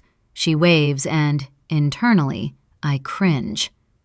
"Detective!" she calls as I roll my window down. She purses her lips as she strides toward me, then leans in conspiratorially. "If you ask me, that new woman is guilty of something. She should leave." Are you the one trying to send her the message? Her free hand flies to her neck, and then she points to herself. Me? No, never. I cock my head. Did you see anything last night, or early this morning? Anyone on the street, maybe? She hesitates, then shakes her head. But I hear things, echoes on the lake. Sometimes late at night there are arguments, loud ones. She whispers, I heard the Kensingtons arguing. Plus, we had a power outage last night, an effect of that random summer storm. I jot a note, then look her over. She's the type who sends certified letters for recycling bin violations. I'd put money on her as the source of the spray paint, if not for the boot prints, 2 sizes too large for Nancy's feet. Then again, feet and liars come in all sizes. My lips press into the best smile I can muster. Thanks again for your help. She grins and nods her head, always happy to be of service, or point fingers for a diversion. I close my notebook and stare at Hillary's house for a long time. Somewhere inside, I know she's replaying every word, every glance, strategizing her next move. Nobody's innocent. Some are just better at hiding their guilt. The crime lab van arrives with the predictable lack of urgency, rolling to a stop behind my unmarked car. Yep, my ride is kind of obvious, standard issue. I brief them on the basics, then step back and let them do what they do best, turn chaos into evidence. Leave now is now dry, but still glossy, the words haloed by a faint overspray that drips from every letter. Choi starts with the camera, shooting each panel in a grid, full frame, close-up, macro. He shifts the lens, capturing the angle of the boot prints I clocked earlier. The shots are time-stamped, GPS-stamped, immortalized in the digital chain of custody. Hernandez moves in with the brush, swirling black powder onto the smooth gloss. The particles cling instantly to smudges, some broad and greasy, others fine and sharp, like someone pressed their hand against the paint and then wiped it clean. He stops at a partial thumb, perfectly arched, dusts it like he's petting a wounded animal, and steps back to let Choi photograph the result. Then out comes the clear adhesive lifter, which he presses against the print, peels off, and slides it into an envelope marked in black Sharpie. 1A, garage door, right panel. He works methodically, left to right, top to bottom. Every few minutes he calls out a hit. Sometimes it's just a blur, sometimes a beauty. Most are partials, but a few are textbook. I jot the sequence numbers in my field report, cross-referencing with the previous day's incident log. Meanwhile, Fitz is handling the gas meter. He kneels in the scorched grass, sets a ruler next to the blackened earth, and takes a series of close-ups. Finally, he unpacks a swab kit, snaps a sterile foam tip from its wrapper, and runs it gently along the rusted lip of the meter. He does the same for the shutoff valve and the scorched grass, then bags each swab in its own bar-coded vial. I watch them work, resisting the urge to direct. If there's anything I trust, It's the muscle memory of a good tech. They catch things I may overlook at first glance, like the fleck of black paint on the gas pipe. Inside the house, Hillary stands by the front window, arms folded, face blank. I pretend not to see her, but she's clocking my every move, mentally recording how the evidence is built, and, probably, how it can be dismantled. When we're done, the evidence table is a parade of tagged envelopes, each one holding the story of a hand, a brush, a touch. I lean over Hernandez's shoulder as he starts the field comparison against the local print database. The first ping is immediate. "Garage handle, print 1, he says. I nod, not surprised. I feel something twist in my throat. Any on the door itself? Hernandez scans the sheet, then raises his brow. High panel, left side, partial index, but nothing concrete. Want to confirm at the lab? Yeah. My voice is dry. Out of curiosity, run it against Scott Kensington's and Nancy Palmer's. We have his prints? Yep, I nod. He's in finance. Hers? Well, we need them now, and I don't want to deal with her, so send somebody over. You got it. The neighbors have drifted closer, curiosity outweighing propriety. I ignore them, focusing on the final sweep. Tiny glass fragments at the curb, a shred of latex caught in the hedge, the faintest trace of boot rubber on the sidewalk. Hernandez bags, tags, and photographs these too. I duck under the tape, take a last look at the garage, and feel a chill. The evidence will sit in the lab for 72 hours tops. After that, I'll have enough data to start making arrests, or at least to narrow the suspects from 4 to 2. But I already know the answer, or part of it. The Enclave is supposed to be one of the safest places in the county. But today, it feels more like a powder keg. Each resident a fuse, every secret a charge waiting to blow. 34. Amanda. Clean. Taylor Swift.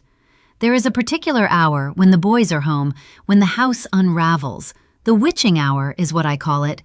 But today I'm all alone, sitting in the master bedroom, the expanse of the king bed a no man's land, mostly because there is no man in it. The room is bright enough to catch my own reflection in the window, posture ramrod straight, hands pleated in my lap, face bloodless with anticipation. I look strong. I'm feeling weak. On the dresser, a constellation of family photos. Brian's gummy smile at Disney, Jack squinting into the July sun, Scott and me on the dock, arms twisted in a pose that looks less like affection and more like a hostage situation. I stare at the images, counting the years in crow's feet and increasingly hollowed cheeks. Pulling out my phone, I scan Scott's recent text onslaught. You are jumping to conclusions. Don't do this, A. Please, think of the boys. Give me a chance to explain. She's a psychopath. You know I've changed. I'd laughed at the last one and typed in my response. Come home and we'll talk. An hour later, I hear the garage door open. The house is acoustically optimized, so I know every noise. I hear the front door creak open. Listen to his footsteps creep up the stairs. When he enters the room, I straighten up, turn around, and meet his gaze. He's doing his best to look apologetic, swiping his hand through his hair. Hey. His voice is gravelly from drink, disuse, or just plain tiredness.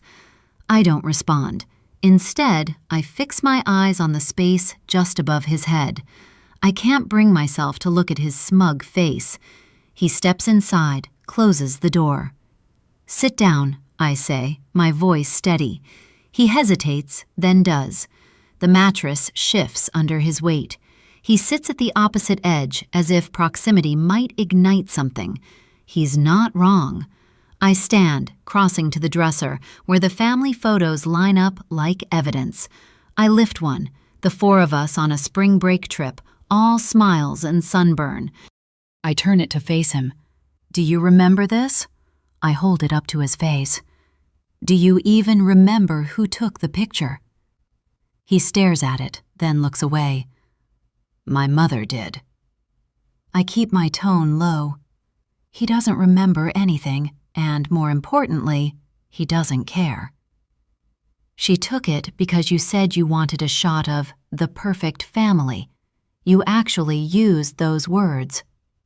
He's trying to speak, to negotiate with me, but I don't stop my tirade, and I ignore anything he's trying to say. You said you wanted a life that could survive a tornado or an audit. Well, here it is. Here's the audit, Scott. What do you have left? He reaches for me, but I step back. I already called a lawyer, I add, not for effect, but because it's true. Jill gave me her name. She's efficient. Says this can be done without much collateral damage. If you cooperate, you'll cite irreconcilable differences. I'll keep the house and the boys. You'll get visitation rights. His eyes blaze onto mine. Amanda, don't do this. You broke this marriage when you had your affair with Melanie. All of your affairs. I spit the words out and then tilt my head to the side. Now you have to face the consequences. He doesn't move, doesn't speak. I go to the closet, retrieve the suitcase I packed 3 hours earlier, after I FaceTimed with the boys and my parents, after the wine. I drag the suitcase to the hallway and drop it with a thud. He stares at it, then at me. He doesn't say anything. Not right away. Instead, he buries his face in his hands, and for a moment, I wonder if he'll resurface. He is first to speak because he cannot bear silence unless it is his own.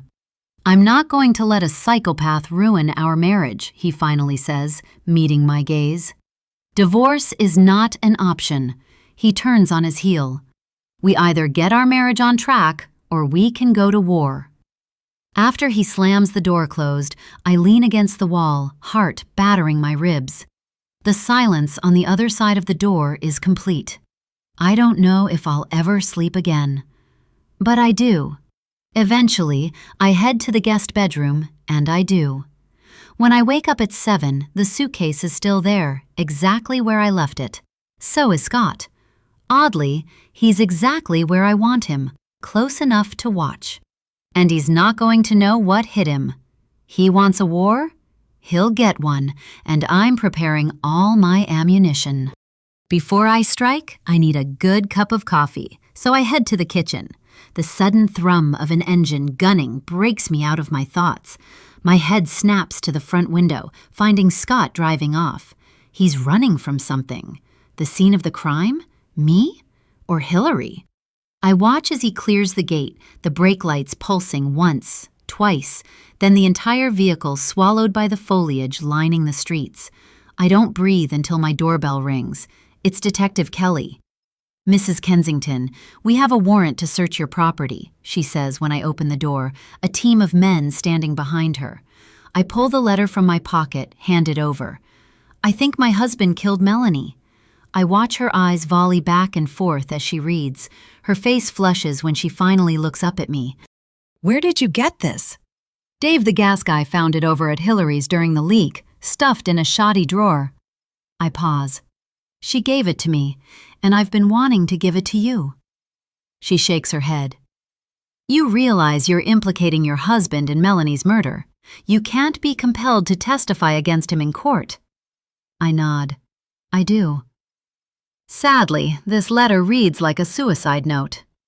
Her eyes flick to the side. I'm afraid it's circumstantial, nothing solid. And I'm at my wit's end.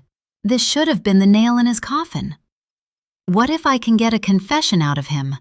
My eyes meet hers. What if I find more evidence linking him to the crime? She gives a soft laugh.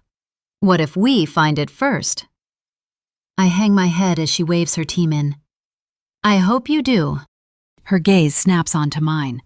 And where is Mr. Kensington? He just took off, but he'll be back, I nod.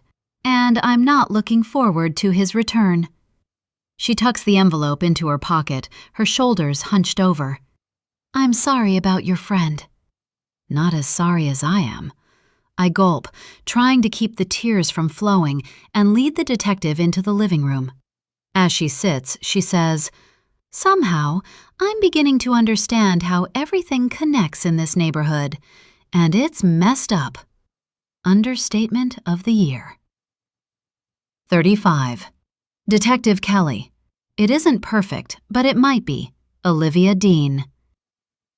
Amanda Kensington's house is so clean, it feels like one of those luxury showrooms in the merchandise mart.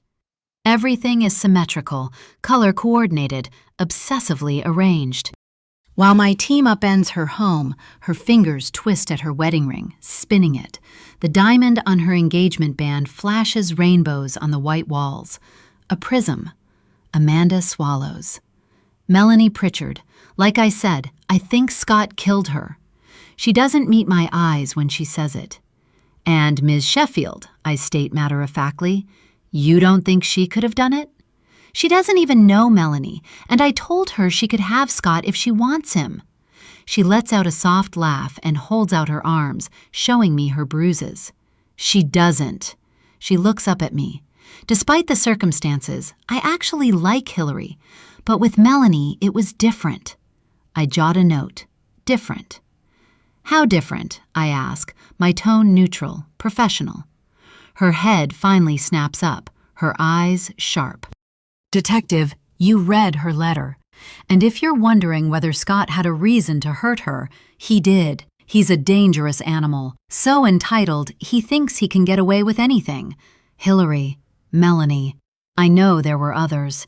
You should check out Missing People, women connected to Scott. He gets rid of women who he no longer has use for, or if he feels threatened by them. She meets my gaze. He's a violent narcissist who likes to be in control of every situation. Her bitterness is palpable. I make another note, and then I hold up a hand. Mrs. Kensington, you're still with him. I'm the mother of his children. She breathes out. He's threatened to kill me if I leave him, and I believe he'll come through on that promise. Her story is spinning out of control. She's inferred her husband is a serial killer. I'm here for the truth, not speculation. She's also way too composed. I let out a sigh. I saw that Nancy Palmer called in for a domestic dispute, but nothing came of it. The cops came and left. But you never reported him? Why? I'm not crazy. She looks away, but the muscles in her neck are taut. Not only would he switch the story around like he's done in the past, he'd get away with it. Then he'd kill me, and if I left, he'd track me down. He and his family have the resources to do it. She could be right. Lim saunters up to me. We found a drawer filled with phones. Tag them and bag them. I look over at him. Anything else? He clears his throat. A hidden stash of nasty porn. Amanda cringes. It's definitely not mine. My eyes meet hers. Mind if we take a look at your phone? It'll just take an hour or so. Why? I can't tell her that a dead woman, Melanie, has been texting Jeff Pritchard. Let's just say, I have a hunch and I'd like your cooperation. She reaches into her pocket and hands it over. Fine, but I need it back to get in touch with my kids. And where are they? With my parents, she confirms. They always spend time with them in the summer, and with everything going on, I understand. I'm back at the station, feeling like my head is about to explode. Normally, I wouldn't fall for an act like Amanda's, but I believe her. I really do. That letter from Melanie tells a potential truth, but it wouldn't hold up in court, not against a man as powerful as Scott Kensington, not with any judge. Nothing is going the way I'd expected. All of the phones we took from the Kensington house are old or broken. None of them are Melanie Pritchard's, and that's the one I need. There is nothing on Amanda's cell proving anything, save for that Scott is a bona fide asshole and he treats her like shit. The prints from Hillary's home came back with a match. Fucking Nancy Palmer. Lim is right. That woman is a nuisance. I hope Hillary files charges or sues her. She seems like the litigious type. And, as I've heard, she goes after what she wants. But the thing about Scott, and going after him for Melanie's murder, I have absolutely nothing solid to connect him to it, and it's really pissing me off. The question is, do I risk questioning Scott? Once the smoke clears, and it will with a man like him, both Hillary and Amanda are expendable. And I'm worried for them. Not today, not in the next few weeks, but for the future. For the first time in my career, I don't know what to do, save for digging my heels into this investigation a whole lot harder. 36. Amanda. Sneaking out the back door, Matt Bianco. I've been timing my days so I can avoid Scott like the plague. I can hear his sleep apnea machine ticking from the master bedroom down the hall. I climb out of bed and dress in my daily uniform, athleisure. No shower, too risky. I stare at myself in the mirror while brushing my hair. I can't make a sound when I leave. The trick is to move slowly, nothing abrupt, no sudden movements, like you're dreaming or in a trance-like state. As a stay-at-home mother, I know every creaky floorboard in this house, and there are methods to avoid them. I've been practicing like I'm an extra in Mission Impossible. Downstairs, I'll slip my phone into my jacket and then grab my car keys off the hook. I can already see the lie forming in my mouth. They were out of the good arugula. There is no arugula shortage, but if I have to deal with him, I will die. I step into the hallway and freeze. There's light coming from behind the master bedroom's door. I move into stealth mode. Holding my breath, I tiptoe forward. There's a spot by the laundry closet which can be tricky. I circumnavigate it easily. No noise. I pass his room, still clear. Down the stairs, I let out the breath I've been holding in. I hit the kitchen and go straight for my purse, which sits dead center on the island, next to the untouched mug Scott set out for himself last night. More bourbon than coffee. The mug reads, CEO, Dad, Legend, and I hold back my laugh. I imagine throwing it against the wall. Instead, I just move it aside. After putting my shoes on, I reach for the deadbolt on the garage door and, Amanda? Scott's voice lands precisely between my shoulder blades. I startle, and my entire back goes rigid. When I turn to face him, he's in the kitchen, wearing a ratty t-shirt and a pair of old college sweatpants. For a moment, I think about the Scott I fell in love with. For a moment. His face is marked by the plastic straps from his sleep apnea mask. To me, he's as charming as Hannibal Lecter, but, sadly, not as clever. You're up early, he glares at me. Where are you going? His words sound like an accusation. I force a smile and twist my voice into the morning cheer I reserve for the boys, trying my best not to look suspicious. Grocery run. We're out of that French vanilla creamer I love, and I need it for my coffee. Plus, I'm hoping they'll have arugula. He glances at the fridge as if its contents will answer for me.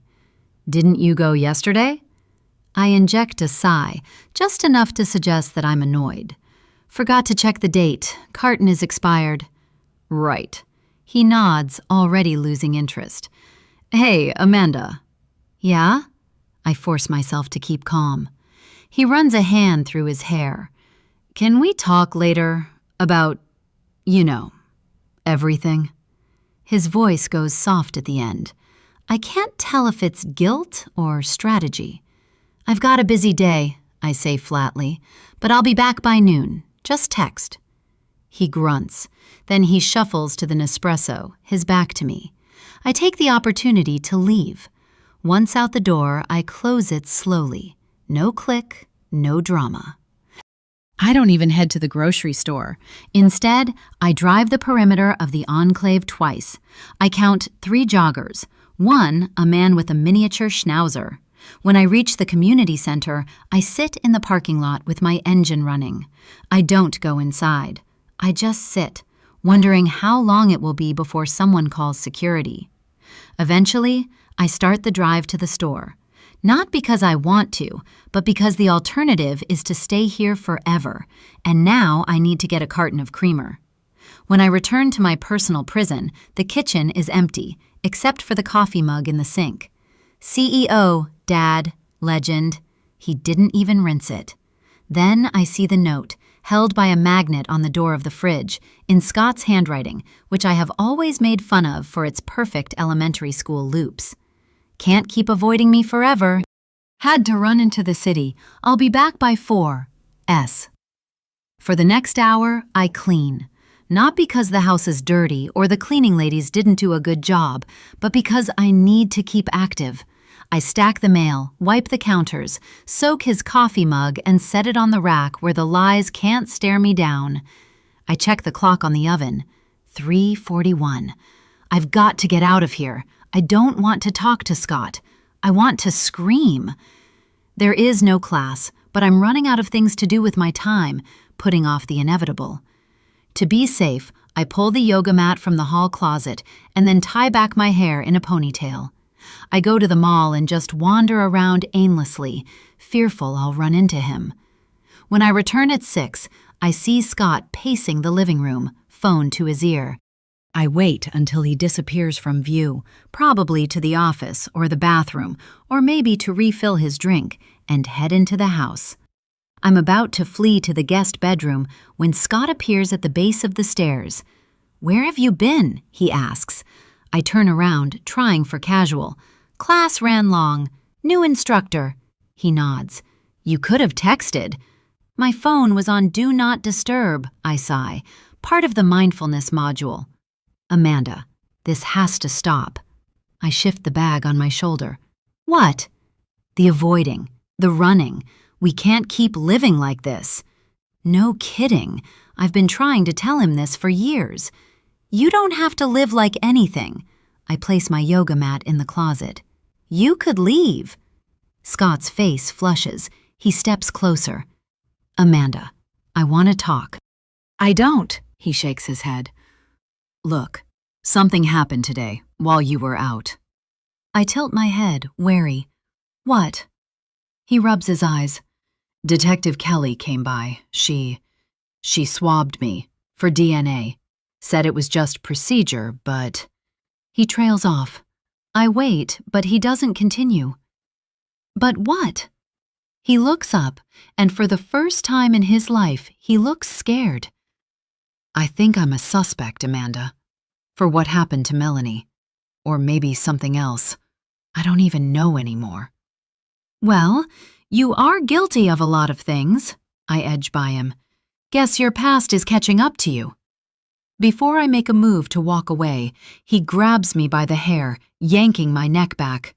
My scalp burns as if an army of killer bees are attacking me, stinging. My eyes water. He spits out his words. "You better think about what you're doing, sweetheart. I wouldn't want anything to happen to the mother of my children, or to the boys. Understand?" I choke back the pain and sputter. Now he's threatening the lives of our kids? He's full-on crazy. But right now, the only choice I have is to agree with him. Play the part. "I understand." "Good," he says, his tone dripping with sweetness. He finally lets go of my hair. "Let's get our marriage back on the right track. You know the role you need to play, what you need to do." I do. My mind is clearer than it's ever been. I need to kill him. 37. Detective Kelly, voices Carrie till Tuesday. I've always hated wakes. Funerals are at least honest about what they are, a slow parade toward the last precipice. Wakes are just a chance to fail at public grieving, to watch people improvise their own decency with finger food and cheap, or in this case, expensive, wine. The Enclave's Community Center has been staged for maximum solemnity. All the pool tables exiled to storage, windows sheathed in rented black drapes, a folding altar in the front, ringed by bouquets from all the best florists in the area. The row of photographs is a museum of Melanie Pritchard's best angles, wedding day, Disney World, that one time she ran a half marathon, and one of her kayaking with Amanda Kensington, smiles lighting up both of their faces. I hang back, hands in the pockets of my best black suit, observing. There's a plastic sign by the water pitcher. #EnclaveStrong. The hashtag has been going viral on social media, strangers posting photos and memes of Melanie. Jeffrey Pritchard stands at a podium. He shuffles his note cards twice before bringing the stack to his chin. Tears slide down his cheeks. I hope his pain will be more manageable when I arrest Melanie's killer. I really need her damn phone. It's the smoking gun in this case. I watch the room, always. Nancy Palmer has taken up a defensive line near the coffee, clustering with 3 other couples in pastel golf shirts and summer tans. The Kensingtons are 2 rows back, Amanda with her arms folded, her face a stony wall, Scott looking everywhere but at the coffin. Jeffrey starts to speak. The first sentence barely makes it out of his mouth. Melanie was... Then nothing. A swallow, a shuffle of the cards. He tries again. She was... His voice cracks and dies. Amanda's shoulders tremble, but I can tell she's trying to keep her composure. The way she sucks in her breath, choking back her sobs. Melanie was the only person... He loses the thread, and then he closes his eyes and breathes out hard. I'm sorry, he stutters. I can't do this. I loved her so much. From the corner of my eye, I catch Nancy Palmer giving a slight nod, as if granting Jeffrey permission to try again. He does. When we moved here, Mel said it was going to be the best thing for our family. She wanted our future kids to grow up where they'd be safe. He gestures at the altar, at the blown-up photo propped next to the lilies. And then he has a complete breakdown. It's not a staged collapse. I've seen enough of those to know the difference. This is the moment where the brain gives up and the body has to finish the job. Jeffrey's knees go. For a second, nobody moves. Then 3 men at the front leap up and steady him, hauling him to his feet and gently guiding him to a folding chair off to the side. I keep scanning the crowd. There's the usual display of sincerity, but every third face glances toward the door, calculating the etiquette of an early exit. Only Amanda Kensington looks locked in, jaw clenched. Her eyes keep flicking to Scott. If there's any real emotion between them, it's hate with a heaping dose of fear. The air in the room is suddenly alive. A dozen whispered strategies bloom. In the end, it's the pastor, white hair, black shirt, name lost to me but familiar to every committee in a 50-mile radius, who steps forward and starts reading the rest of the cards in a steady, neutral voice. Jeffrey slumps over in the chair, face in hands. An older woman, probably his mother, sits next to him and whispers into his ear. He doesn't move. The eulogy concludes with a prayer from the pastor. The room exhales as one. I loiter at the edge of the action. Amanda Kensington approaches the casket. I see her mouth move, but I'm too far to hear what she's saying. When she turns, her shoulders are squared, and she locks eyes with me for a fraction of a second. There's recognition there, and something else. A warning, maybe, or a plea to let her be invisible just this once. I look away, granting her the favor. I hear Nancy's whisper. I don't even know why she's here. Amanda hated Melanie. You know why. She lifts up her chin and smiles. I heard them arguing. Sometimes voices carry on the lake. I'm about to say something to shut the conversation down when Scott clasps Amanda's arm, tight. His lips move in a rhythm I recognize. Short, hard bursts, the kind you use when you know there's no way to win, but you still want to wound. He's threatening her with something. I drift closer to the Kensingtons, using the cover of a refill at the water cooler. I catch snippets. Not here, Scott hisses. We'll talk at home. Scott mutters something indiscernible and storms toward the exit. Amanda stays rooted to her spot, her hands clenching and unclenching, silent tears streaming down her cheeks. She's locked eyes with somebody. That's when I notice Hilary Sheffield standing by the foyer. It's not the dress that gets my attention. Silk, tailored, probably from a designer boutique on Oak Street in downtown Chicago. No, it's the way she stands, not at the perimeter like the other guests, not in a huddle of condolence, but squarely in no man's land. She's clocking the room, just like I am. I say goodbye to Amanda and stride up to her. "Miss Sheffield," I keep my voice even, "I didn't realize you were close with the family." She tilts her head, just enough to acknowledge the line of inquiry. I wasn't, but I believe it's important to show support for neighbors, especially now. Community, enclave strong. It's rehearsed, not quite robotic, but definitely the product of a few dry runs in the car.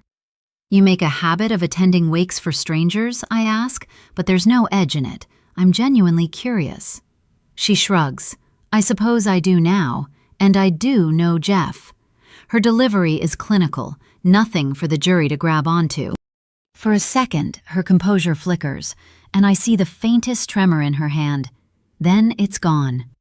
"Don't drink the punch. It's disgusting." She saunters away, Amanda trailing a couple of steps behind her. My mind is reeling. Hillary Sheffield isn't just new to the enclave. She's the kind of person who studies the aftermath with a surgeon's intent. And that's not the only problem I'm having. Wives and mistresses don't pull on the same string unless they're trying to strangle someone with it. 38. Hillary. Just another day. Oingo boingo. Lifetime Fitness is supposed to be the one place where I can disappear from work. Not in the untraceable sense, more in the "I need some time to think" way. 1 hour of me time. I've managed to evade Scott this morning. He's been in back-to-back meetings with Patrick, hopefully in the hot seat, and I'm still vibrating from the HIT class. Until I check my phone. The screen is dotted with the usual: 3 messages from my sister, 1 from Patrick, and then, nested among the missives, a text from a local number I don't recognize. No name, just digits. It's a link to a Ladies of the Lake Facebook post, the headline so large it's almost mocking. "Tied to the pilings under the swimming platform." Melanie Pritchard's body had been weighted down and tied to the pilings under the lake's swimming platform, an improvised anchor fashioned from a gym plate and an extension cord. The cause of death is asphyxia due to strangulation, per the coroner's office, but the blunt force trauma to the head is inconclusive as to the timing or mechanism. Forensics are running tox screens and fingerprint analysis on the cord and the weights used, in the hope that the lake water hasn't washed the evidence away. I tap the image and enlarge it, and then read the comments. Some of the words are in all caps, as if shouting into the void. "No one is talking about the body under the platform at the enclave. How did it get there? Who would do that? Our kids swim there. I swim there." The text is so lurid that for a split second, I imagine it's about someone else, a different subdivision, a different murdered woman. The word "tied" feels like violence. The word "pilings" is architecture, the dull utility that makes the horror possible. "Under the swimming platform" is almost a punchline, if you're the sort of person who can laugh at a corpse. I'm supposed to meet a client at the office in 40 minutes, but there's no way I'm going anywhere until I shower. Visions in my mind as I soap up. It's the image that sticks. The idea of her body sloshing below the children, her skin ghost pale and quivering with the wake of 1,000 cannonballs. I try to count the weeks she must have been submerged, the rate at which flesh would slip from bone, how quickly hair would tangle around the warped timbers. I try to picture the exact moment when some little kid, out too deep, would feel a finger graze their foot and mistake it for lakeweed. The water beats at my shoulders. It should feel cleansing. Instead, it's just a reminder of the article. I towel off and sit down at the vanity.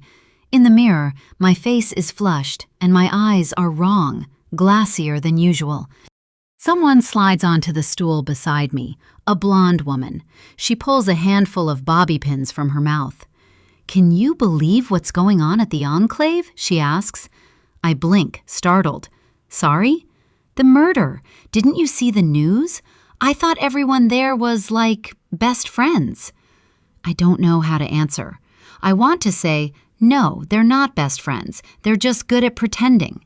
Instead, I say, it's horrible. I can't imagine. Blondie returns to spearing her hair into a bun. My husband wanted to move us to South Barrington, but now, she raises her eyebrows, maybe not. Maybe the city is safer. She can say that again. I'm staring into the mirror, zoning out, when my phone buzzes. It's Jenny, my sister, again. Are you okay? All caps, classic Jenny. I want to answer honestly, but that is never the play. I thumb back. Of course, I didn't know her. Media is exaggerating. Love you. I consider adding a heart emoji, but it feels obscene. I get dressed with mechanical efficiency. Black dress, nylons, Jimmy Choo boots. The armor of corporate casual. In the hallway, I pass by a cluster of elderly women in swim caps, all of them craning their necks toward a muted television in the corner. The news ticker reads, Authorities investigating suspicious death at the Enclave. I keep my eyes on the floor and push through the exit doors. When I return to the office, Scott is standing in the hallway. He's holding nothing, not even the cell phone he treats as an additional limb. For a moment, he just glares at me, and then he turns on his heel, storms off in the opposite direction, pushing into somebody. There are days in the office when I can fake it, when I can banter with the portfolio guys, or slice through a call with precision. This is not one of those days. By 2:50 p.m., my eyes have read the same email 3 times without processing a word. My head is a centrifuge, spinning. I'm about to return to the dividend forecast when my phone vibrates again, twice in rapid succession. I flip it over. Unknown number. The hand was just a warning. My first thought, prank. The local kids are little sociopaths, and half the neighborhood has my number from the 4th of July party sign-up. But my brain doesn't believe that, not really. The phrasing is too precise, the implication aimed directly at my central fear. I reread the message. The hand was just a warning. My chest tightens. I'm cold all over.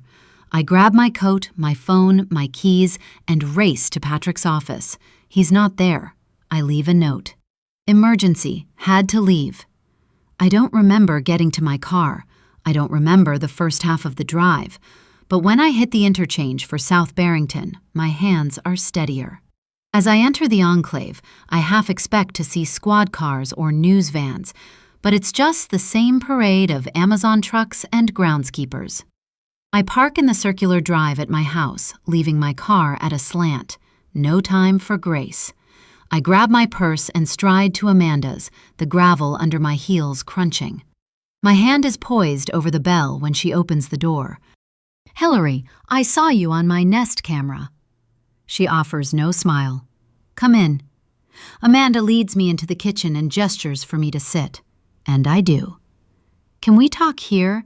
I mean, there are eyes everywhere in this damn subdivision. You sound like you're quoting The Handmaid's Tale. She gives a short laugh. We're safe for now. I really don't think I am. I hold my phone out. Scott is threatening me. Amanda's mouth twists, but she doesn't flinch. I received the same one. The phone in my hand is about to slip. She shrugs. I'm going to tell you what we need to do. It's a plan so we don't end up like her. My laugh comes out brittle, weirdly pitched. Dead, you mean? She just nods. From the fierce look in her eyes, I can tell she hates him more than I do. The walls of Amanda's kitchen seem to warp around us, the air growing hotter. I realize I'm sweating, and not just from anxiety. I look at Amanda, really look, and see for the first time that the confidence she wears is just another version of my own, a suit of armor. How can you even deal with him now? I ask, an honest question. Believe me, I don't want to. She looks at me like I'm insane. I don't even talk to him. I sleep in the guest bedroom. I'm avoiding him, or doing my best to do so. I nod. I may have already started something. Put it this way, the ball is rolling. Her eyebrows raise. What did you do? Well, he's definitely going to be fired and he may be arrested. I swallow. He threatened to kill me or my career. So I struck first. It's a matter of days. Amanda leans toward me, eyes glistening with pure delight. You framed Scott for securities fraud. I push a strand of hair out of my face. Or insider trading, pick your poison. And if the firm finds out you were behind it? I know how to do it cleanly, I smirk. I work at Lakefront Capital. I have access. All we need is one news cycle, just enough to ruin his credibility and make him radioactive to every firm in the city. She processes this. I can see the gears grinding behind her eyes, the risk calculations. I respect her for not pretending to be surprised. Most people would stutter or cry or pretend to be morally outraged, but she carefully considers it. She shakes her head, amazed. I can't believe you set him up. No, he set himself up. You should get going now. She looks at her phone, to the window, to Nancy walking her dogs, and then meets my eyes. We'll talk more plans later. The less she knows, the better, and she's just rounded the bend. There's nothing left to say. She walks me to the door. I head down the path, looking back just once, and see her standing in the doorway, a curious expression on her face. For a moment, I imagine her as the last person I will ever see. 39. Amanda. Domino dancing. Pet shop boys. Scott's staying at our place in the city for a few days. I'm thinking he can't stand the sight of me either. The invite goes out over text, even though our houses are less than 500 yards apart. The subject line is, Ketchup over coffee? Which is code for, it's time to make final arrangements for Operation X. We came up with that one together because it could mean absolutely anything. While I wait, I fill the silence with a playlist called Soft Power. I set out the Nespresso, the pastries from Whole Foods that look homemade if you squint, and a white leather-bound notebook, an anniversary gift I've never written in and want to desecrate. When I look at my phone, Nancy is pacing on my front stoop. I open the door. Nancy, can I help you? Tied up under the swimming platform, with weights. What I want to know is, how did nobody smell anything? She gurgles. Kids have been swimming there. Kyle has been swimming there. When I don't rise to the bait, she looks at me, as if the word shock or disgust might be written in block letters on my forehead. I don't say a word. Of course, Nancy blathers on. I mean, 40 to 50 days decomposing in the water, she exclaims, hand chopping the air and pointing at the lake for emphasis. And who would do that here? It's like, this is the enclave, not, I don't know, Bridgeport or wherever. I raise a hand, motioning her to stop.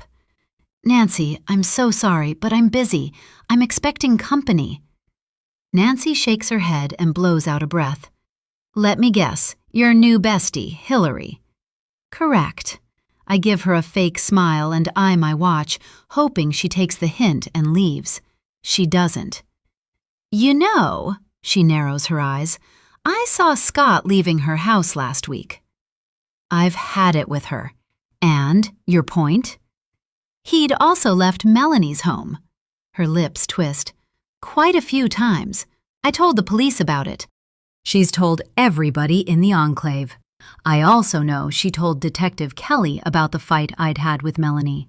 She needs to keep her trap shut. I'm thinking about buying more of those chattering teeth. Melanie and I had so much fun setting that up. Normally I'd laugh, but a deep sadness squeezes my heart. Amanda, you're not saying anything. Thanks for being the captain of the neighborhood watch patrol. I'll alert the media. Just looking out for everybody. Nancy is about to turn on her heel, but hesitates. You should really stay away from that new neighbor. She's up to no good. A smile twists my lips. We're both up to no good. Thanks for the warning. While I have you, here's the sheet for the 4th of July celebration. She hands me a piece of paper. I'm assuming you still want to be the activities director? It's still on? Of course. She nods. The cops are gone. Life moves on. And so it does. Hillary is exactly on time. She's dressed for a deposition, not a coffee. Slim black slacks, starched blouse with cufflinks that catch the sun. She steps inside, eyes raking the room with cool efficiency. Thanks for coming. I pour the coffee. Cream? Sugar? She shakes her head and hands me a USB drive. Black, please. Like my soul. Stifling a laugh, I hand her the cup, watch her inhale the steam, and let the silence hover. In another life, we could have been friends. Maybe not close ones, but the kind who meet for spin class and only talk about the instructor's glutes. In this life, there's only what we both want and the distance between it. Hillary sips. She doesn't thank me, and I don't mind. She tilts her head, studying me for tells, the way a chess player stares at your hands instead of your face. You look nice, I say. I'm spent. She shrugs, her blouse rustling. You know, I shouldn't be here, and I shouldn't have stopped by yesterday either. Scott filed a restraining order against me. Apparently, I'm a deranged stalker. I wouldn't worry about it. I didn't file one against you, and he's not here, I say, matching her tone, noticing the circles under her eyes, just like mine. I lower my voice to a whisper. And we have an opportunity to do something to him before he does something to you or to me. This gets her attention. Her eyes sharpen, the way a fund managers do right before a hostile takeover. She leans in, elbows on her knees. You're probably wondering what I want, I say. I assume it's not another apology.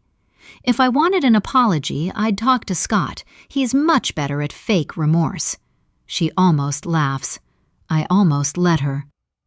I want him destroyed. I sound melodramatic, but I don't care. The house is so quiet, I can hear the Nespresso heating coil recharging for the next shot.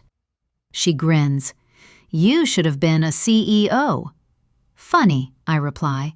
I always thought I was meant for HR. After sharing my plan, she leaves, and the house echoes with what we didn't say. I go to the kitchen, pour out the rest of the coffee, and stand in the sun until I can't feel the chill anymore. Later, I log into my private drive and plant the files she's given me onto Scott's home computer, uploading them to 3 separate clouds. Just in case. I'm trusting Hillary to do what's necessary, and I hope she's as careful with her own tracks as she is with mine. That's more than I can say for anyone else. It's all in motion now, the whole beautiful demolition, one domino falling at a time until his whole world crashes down. 40. Amanda. Set fire to the rain. Adele. The Enclave's 4th of July party is an institution. Over 200 people, a flotilla of pontoon boats, burgers and hot dogs, and the obligatory artisan ice cream truck. My boys usually love the celebration, but they're not missing out on anything really. They're having the time of their lives in Disneyland. For the past few days, I've been planning quite the event, and everyone is excited about it. There are fireworks at dusk, a neighborhood band, and a mayoral candidate who will leave after 30 minutes because he can't stand the PTA moms pressing for photo ops. This year, I throw myself into the planning. I bake cookies, order cases of beer, rent a bouncy castle, and a popcorn cart. Then I head to Wisconsin to pick up the fireworks. When I get home, I load the boxes for the main event in my garage. I snap my fingers. Easy peasy. I'm getting excited too. On the morning of the party, Scott is in a mood. His phone keeps buzzing with escalating urgency, first from Patrick Harris, then from his personal lawyer, then from a number he doesn't recognize. It's the SEC, but I'm not supposed to know that yet. I hear his voice in his office. When he finally emerges, his eyes are bloodshot, and it looks like he hasn't bothered shaving in 2 days. I need to tell you something. He rubs a hand through his hair, gulps, and it's bad. Okay. I keep my face blank. You're having another affair? He glowers at me. You're not funny, Amanda. I'm not trying to be. Neither am I. Someone's trying to set me up at work. I want to laugh, but I don't. You're the only person in this zip code anyone would bother setting up. It sounds more like a compliment. Somebody is probably jealous of your success. He stares at me, searching for something, maybe confirmation or a confession. I'm under investigation. His voice is barely above a whisper. Do you want to talk about it? I ask, feigning concern. I think it's Hillary, but there's zero proof. You have to find out for me. I'm sure Hillary has better things to do with her time, I say, my lip curling, and so do I. He glares at me, not used to this back-talking Amanda. Forget I brought anything up. It's my problem, and I'm dealing with it. He stomps out onto the deck, phone in hand, and stares at the lake for a long time. He shudders, then brushes by me in the kitchen and heads to the office to check his email for the 20th time. Hillary has really poked the hornet's nest, but she won't get stung. Inside, I'm laughing my head off. I'd high-five Hillary if I could. At 4 p.m., it's the usual enclave pageantry, equal parts Norman Rockwell's Perfect Family and Suburban Fever Dream. The Rodriguez twins have duct tape streamers and Gatorade bottles to their bikes, and the Palmer boy is trying to look cool in an American flag t-shirt with matching shades. Nancy stands on her dock, clipboard clamped to her chest, scanning for anyone not in compliance with the patriotic spirit memo she'd mass emailed earlier this morning. By the way she's glaring at them, Allison and Adam are on her naughty list. They're both wearing head-to-toe black. At 5, the band starts up. People dance, the kids run feral, and the air smells like cheap meat. I really can't stand hot dogs, but whatever. I stand on the deck, water in hand, watching. Jill and Mark float by with a tray of adult watermelon. I grab a slice, immediately regretting it. It's so liquored up, it hurts my teeth. At the parade's head on the path to the beach, the kids surge forward, a wobbly but determined stampede of bikes and scooters decorated with red, white, and blue streamers. I count 3 near collisions with the 2 toddlers on a Barbie Jeep before they reach the first turn. The parents cheer and wave flags. Nancy and the other moms are recording everything on their phones for posterity, or at least for the HOA Facebook page. Who got the best shot? I can see it now. I don't film, I don't wave, I just watch, taking everything in. Scott is already at the lakefront, jumping into our pontoon by the time the parade hits the water's edge. He's wearing cargo shorts, golf shirt, and a straw hat that screams, "Look at me, I'm fun." He's also on his 5th bourbon. He's shouting orders at a couple of teenage volunteers, preparing the night's main event. Like he's been for the past 3 years, he's the fireworks master, the reason he came home. When Scott sees Hillary standing on the edge of the beach, he stiffens, checks his watch, and then jumps off the boat. He races over, says something, and she responds with a razor-thin smile. I'll give her credit, she holds his gaze, and then turns on her heel, walking away. Scott moves on, making a point of stopping at every group. He's working the crowd like a candidate, but he's no politician. It's all so familiar, I can almost predict his next line of attack. What I can't predict is whether he senses what's coming, whether, in the back of his mind, he knows I'm about to set the fuse on his entire life. My whole body is wired, electric. Later, I see Hillary on the far edge of the lake, standing alone. She glances over at me once, just once, and in that look is the entire story, from first shot to final detonation.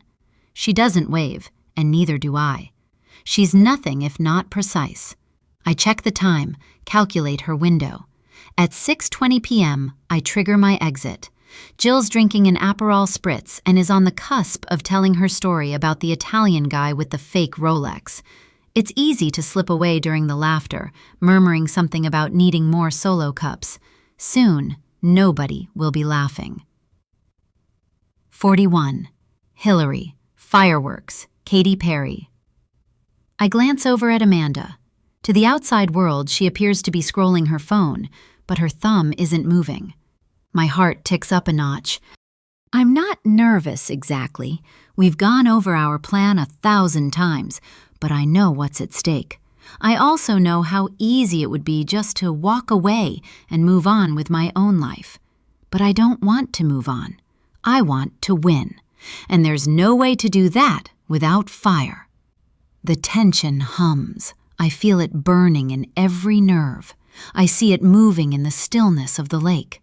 I count the hours until dusk, and then I make my move. I key in the code to Amanda's garage. The door opens. Amanda nods. We don't talk, not a word. We just share a look. She points to the pallet of fireworks and hands me a pair of nitric gloves. I snap them on, nod. The sabotage is almost too easy. I pull the one for the big finale from its slot, illegal in most states, and gently, surgically loosen the base until it wobbles. Not so much that it will topple at the first touch, but enough that it'll tip once lit. For our backup, we go subtler, just a fractional turn, a misalignment so minute that no one will see it until it's too late. A tick of the wrist. The rest is optics. We repack the fireworks, arranging them in their original pattern, then place a tarp over them. We take the gloves off, and for a few seconds, we just stand in the garage, staring at one another. Then, we return to the party, blend in, and wait for the moment we can throw our gloves onto one of the flaming barbecue's pits. Timing is crucial. I grab a drink, and we go our separate ways, hoping the gloves disintegrate and don't create too much of a stink. But even if they do, it won't matter. The crowd has moved to the beach. I do a dry run in my mind. I walk the perimeter. I count the seconds it'll take to get me to the water's edge. I count until I can't count anymore. As I watch the teens load the fireworks onto the boat, I meander my way through the bodies, glass of Chardonnay in hand, and take my station near the water's edge. Scott is already on his pontoon, spotlit by 2 flood lamps. He tests the microphone. Check, check. Then launches into a speech about unity and the great tradition of family and being enclave strong. The crowd cheers. He starts the engine, driving toward the swimming platform. On the far edge of the lawn, Amanda stands perfectly still, arms at her sides. She's moved closer to me, just as planned. She gives no outward sign of nerves, but her shoulders are squared. I keep my distance, but not too much. Scott paces on the platform, checking and rechecking the wiring. The teens drive the pontoon back to the dock. I let out a sigh of relief. The swimming platform is littered with tubes and cakes, every one a potential lawsuit or a viral video in the making. Scott waves, wild cheers, the music starts. I look to Amanda. She flicks her eyes to me and blinks twice. It's almost nothing, but it's also everything. The countdown begins. 10, 9, 8.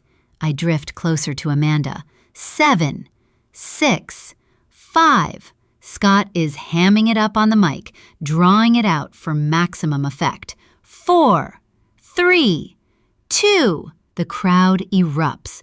1. Scott stabs an igniter with a flourish. I'm waiting in anticipation for the world to light up. The first volley is perfect. Red, white, and blue. The usual cascade of patriotism in a can. The kids scream, the parents whoop. I edge closer to Amanda, to the rhythmic pop, pop, pop overhead. After the third salvo fires, I make my move. I reach out, catch Amanda by the elbow, and yank her off balance toward the water. She staggers, feet sliding in the sand, and I push her. Harder than rehearsed, but it needs to look real. She topples into the shallows, arms flailing. The crowd gasps, then laughs, thinking it's slapstick. But Amanda isn't a punchline. She's a force of nature. She grabs my wrist on her way down and pulls me in, a full-body lunge that sends both of us crashing into the muck. The cold is a shock, but I don't let go of her. I drag her deeper, hands clawing at her shoulders. She twists, flips me onto my back, and for a second we are both submerged.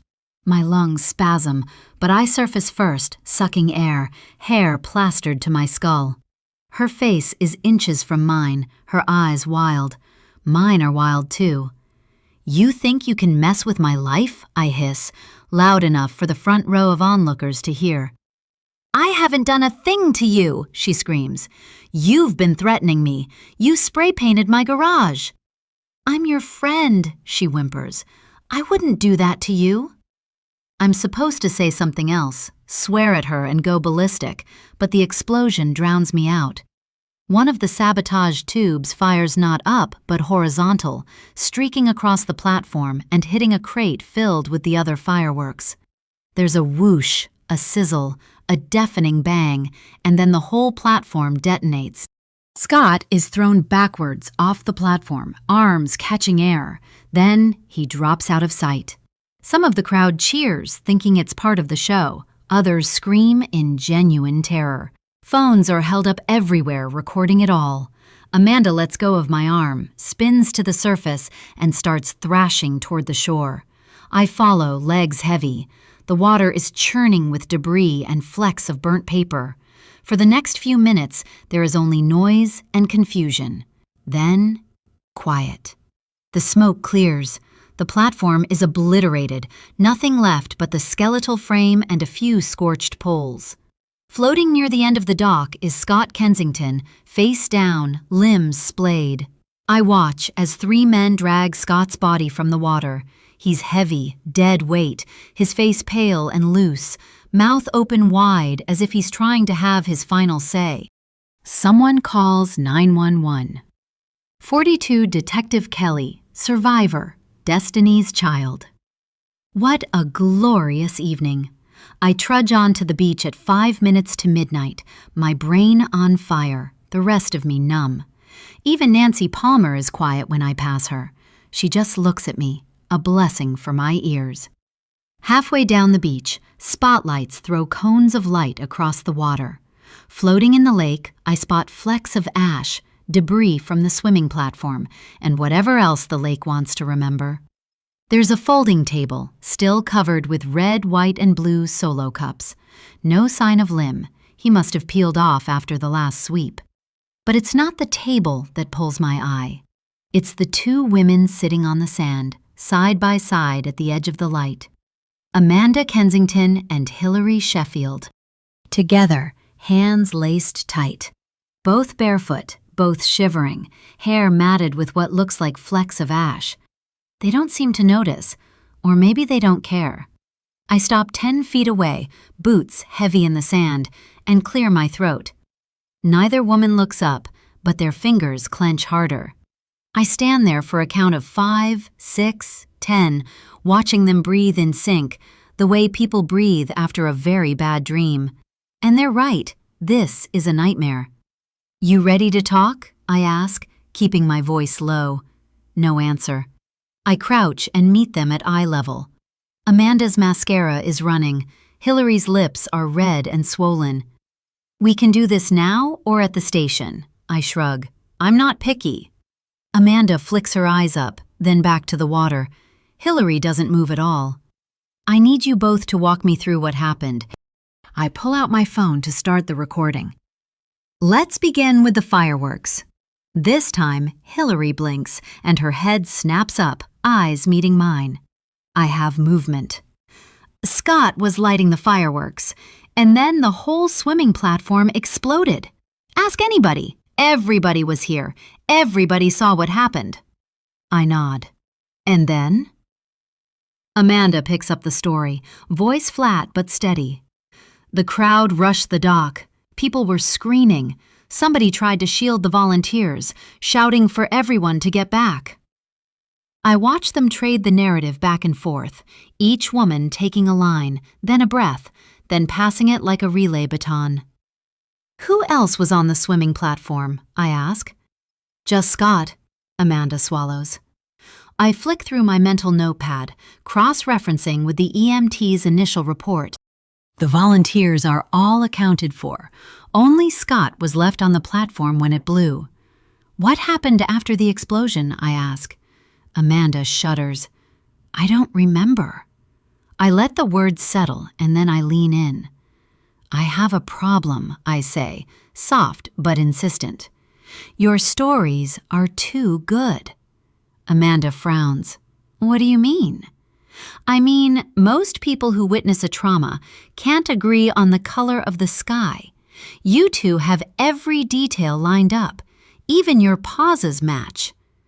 Hillary pulls her hand away from Amanda's, finally, and wipes at her nose. The motion is jerky, but her voice is clear.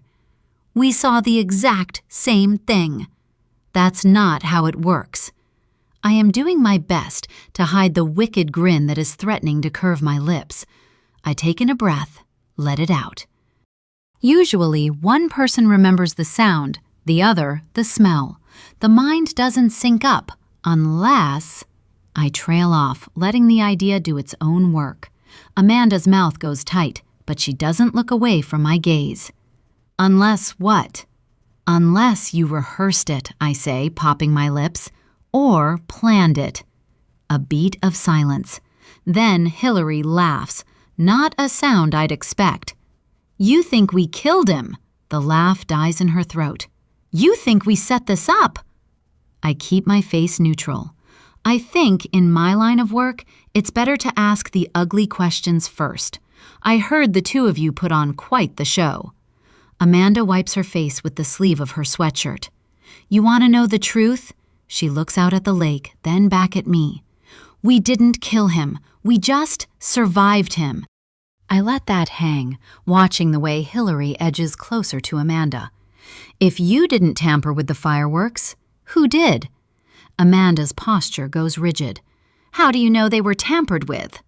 "I don't. I'm speculating." I kick a rock.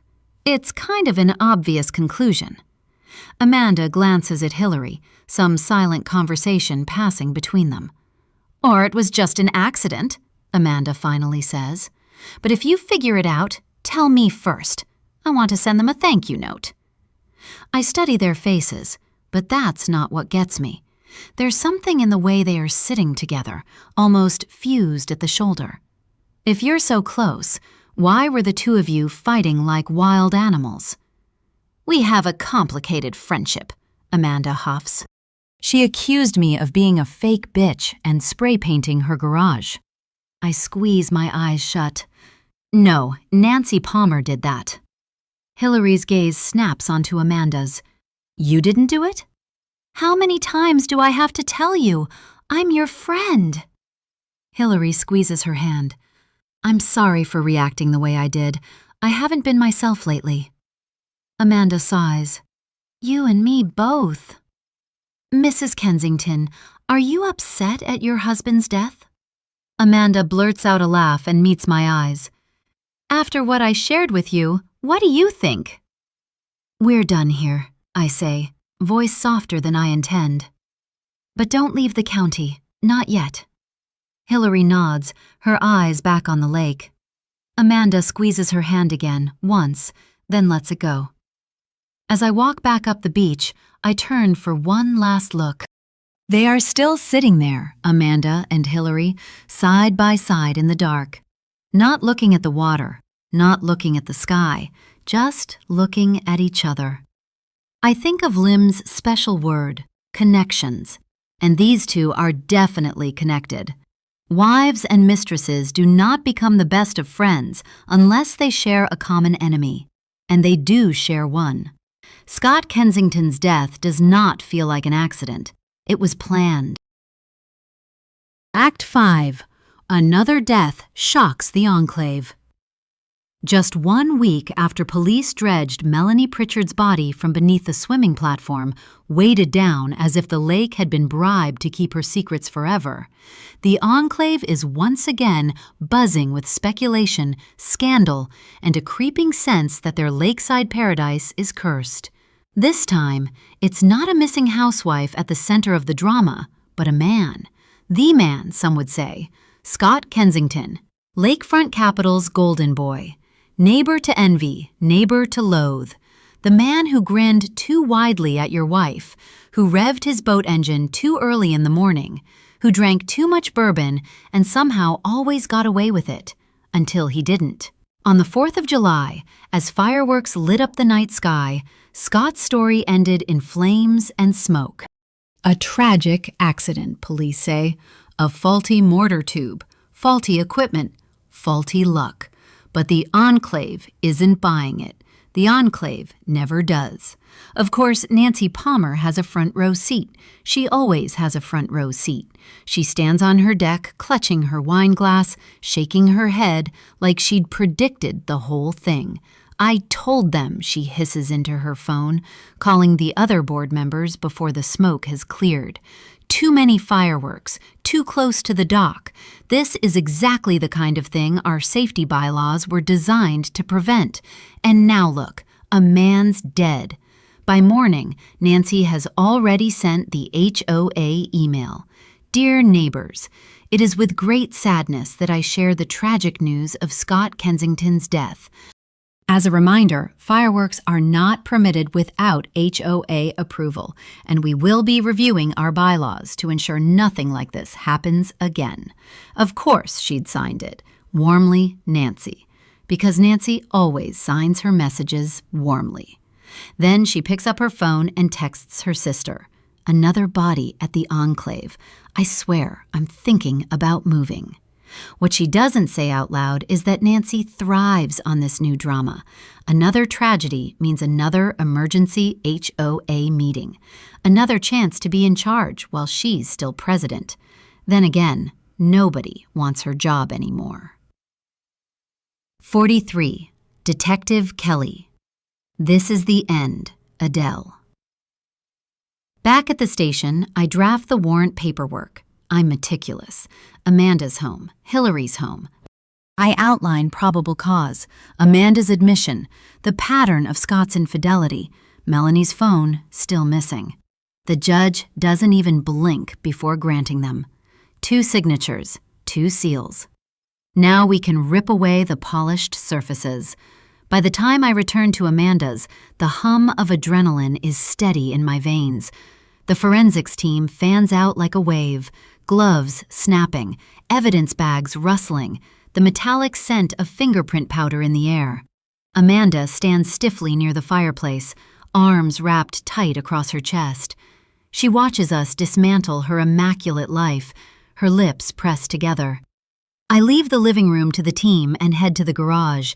It smells of concrete and motor oil, faint lavender cleaner overlaying it all.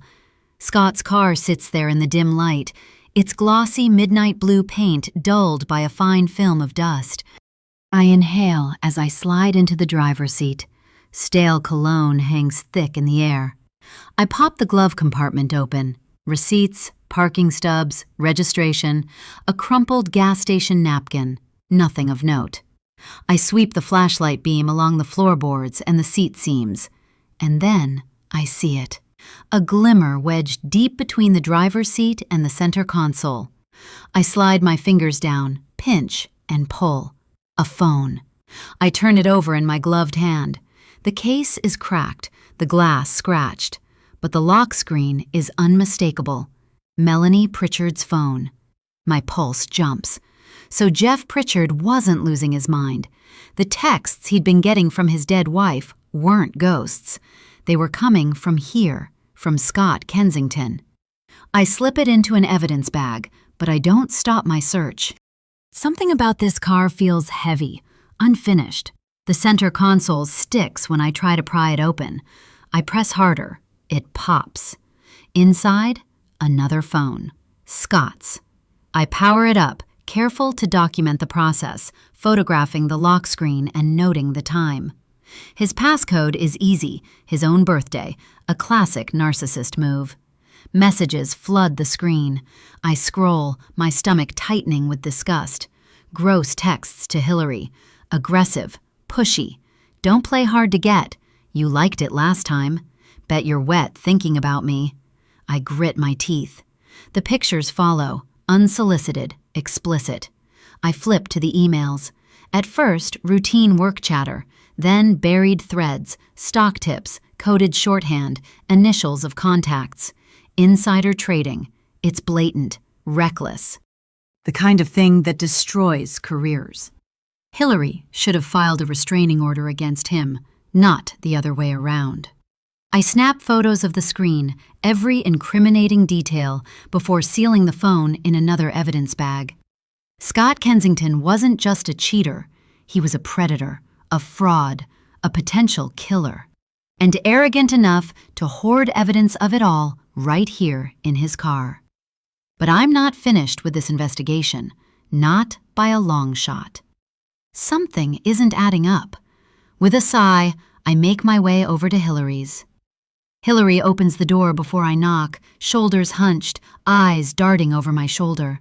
She leads me to the kitchen table without a word. I set my notebook down, smooth the page, and meet her gaze. Ms. Sheffield, we found Scott's phone. We saw the messages between you two. She flinches. I didn't want them. I told him to stop. Yet they kept coming. He wouldn't leave me alone. Did he ever threaten you? Hurt you? Her eyes brim with tears. She sniffles. Yes, he pushed me once, strangled me, at my house, shoved me into the wall, wrapped his hand around my neck. He laughed when I screamed. I had bruises. He wasn't happy I bought this house. I think he's the one who tampered with my gas line. I write her statement down and meet her gaze. Why didn't you tell me all this when I questioned you? Her whole body shakes. I couldn't, she whispers, voice wavering. Why not? Because he told me if I did, he'd kill me. Or worse, ruin me, my career, my reputation. He bragged he had dirt on everybody. He said one phone call and I'd never work again. Her voice lowers. Or breathe again. I wait a second, let her breathe. Then I say softly, you should have come forward. She wipes her eyes, nodding, but her hands tremble. I know, but when someone like Scott Kensington says he can destroy you, you believe him. I nod, thanking her for her time. Back in my car, I lay the two evidence bags side by side on the passenger seat. Melanie's phone, Scott's phone. They look ordinary, silent, but together, they're two ghosts whispering from the grave. Two narratives colliding, an affair turned deadly, a predator hiding behind power, a man sending texts from a dead woman's phone. The lies are stacking higher than the truth. I'm peeling the layers back, getting closer to the heart of this investigation. Scott Kensington had enemies everywhere. Lovers betrayed, colleagues cheated, women harassed and silenced. He was a man who thought he was untouchable. Now he's dead, and someone out there wanted it that way. I can't let this drop.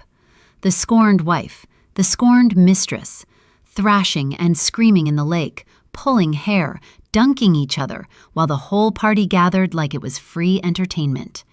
Every single witness admitted they weren't looking at Scott when the fireworks misfired. Every single one. Too perfect, too clean, and too damn convenient. I start up my car and make my way back to the station, deep in thought. I'm going over the files again, looking for any evidence I've overlooked, when Chief Madden taps me on the shoulder. Case closed, Kelly. Kensington killed Pritchard, and, she chuckles, he went out with a bang. The world has one less asshole in it. But I think evidence doesn't lie. I tap my fingers on the case file. But people do. And we know Kensington was a liar, a cheat, and a killer. She shakes her head. With the investigation going on at his company, we're not ruling out suicide. She purses her lips and looks over her shoulder. Like I said, this case is closed. And there's nothing more I can do. Nope, my hands are tied. And that thought makes me shiver. 44. Amanda. I can see clearly now. Johnny Nash, 1 month later. For obvious reasons, Hillary and I can't be seen together, not really. Save for yoga class, we've been keeping our distance. The house has been on the market for 1 month, and I've lowered the asking price yet again. Who wants to move into the house of a serial killer? Detective Kelly actually took me seriously, and she'd cross-checked missing women connected to Scott. Bethany Campbell, Rita Gonzalez, and Amy Smart. The latter Scott's personal assistant before he'd hired Melanie. All of the women unaccounted for. I suppose this is the part where I should feel guilt, where I should be haunted by the sound of the lake swallowing most of the evidence. But the truth is quieter than that, cleaner, and I am not mourning the death of my husband. The lake took him. It takes everything eventually, and water has a way of erasing stories. I remember the night Melanie fessed up, at least most of it. I remember her crying, telling me everything. I remember not believing her. Drowning my sorrows in a bottle of tequila, I don't recall much after that, but I do remember confronting Scott. The broken dishes, shattered glasses, my fractured life. That night in mid-May, I'd passed out, dead to the world, but I woke up around 4 a.m. Parched, I got up to get a glass of cold water from the kitchen, looking out the window. What I saw was beyond odd. Scott was paddling back in one of our 2-person kayaks, the one Melanie and I usually used.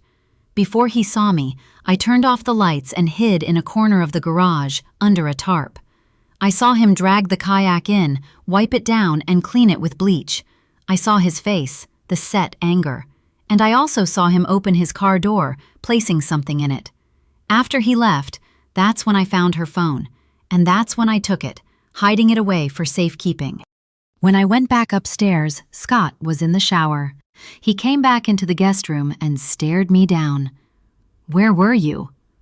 "I was thirsty." I held up my glass of water.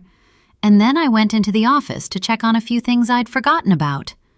I met his gaze, licked the muck off my lips. "Where were you? Had a rendezvous with your whore girlfriend?"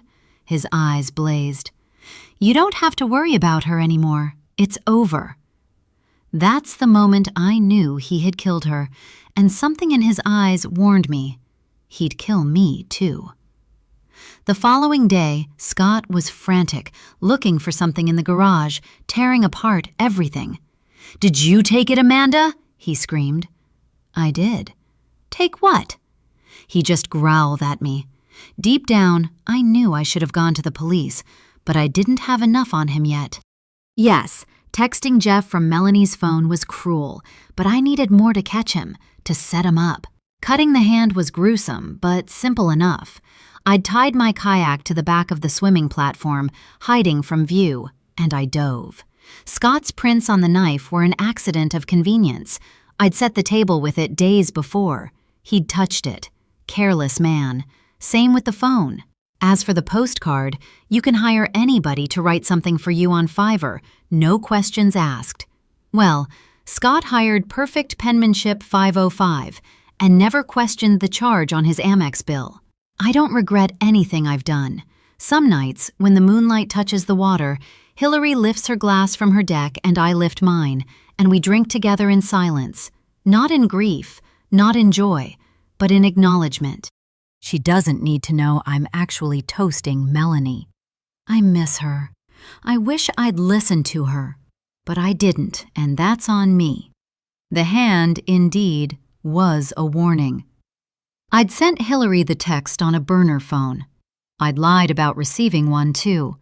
Everything I'd orchestrated was to get her on my side, to hate Scott as much as I did. Perhaps I'd taken things a little too far with the gas leak, but everything worked out in the end. The for sale sign out front is fading from the rain. There's hardly any interest. No one wants a house with this much history, though none of the potential buyers will know the half of it. Malibu will be different.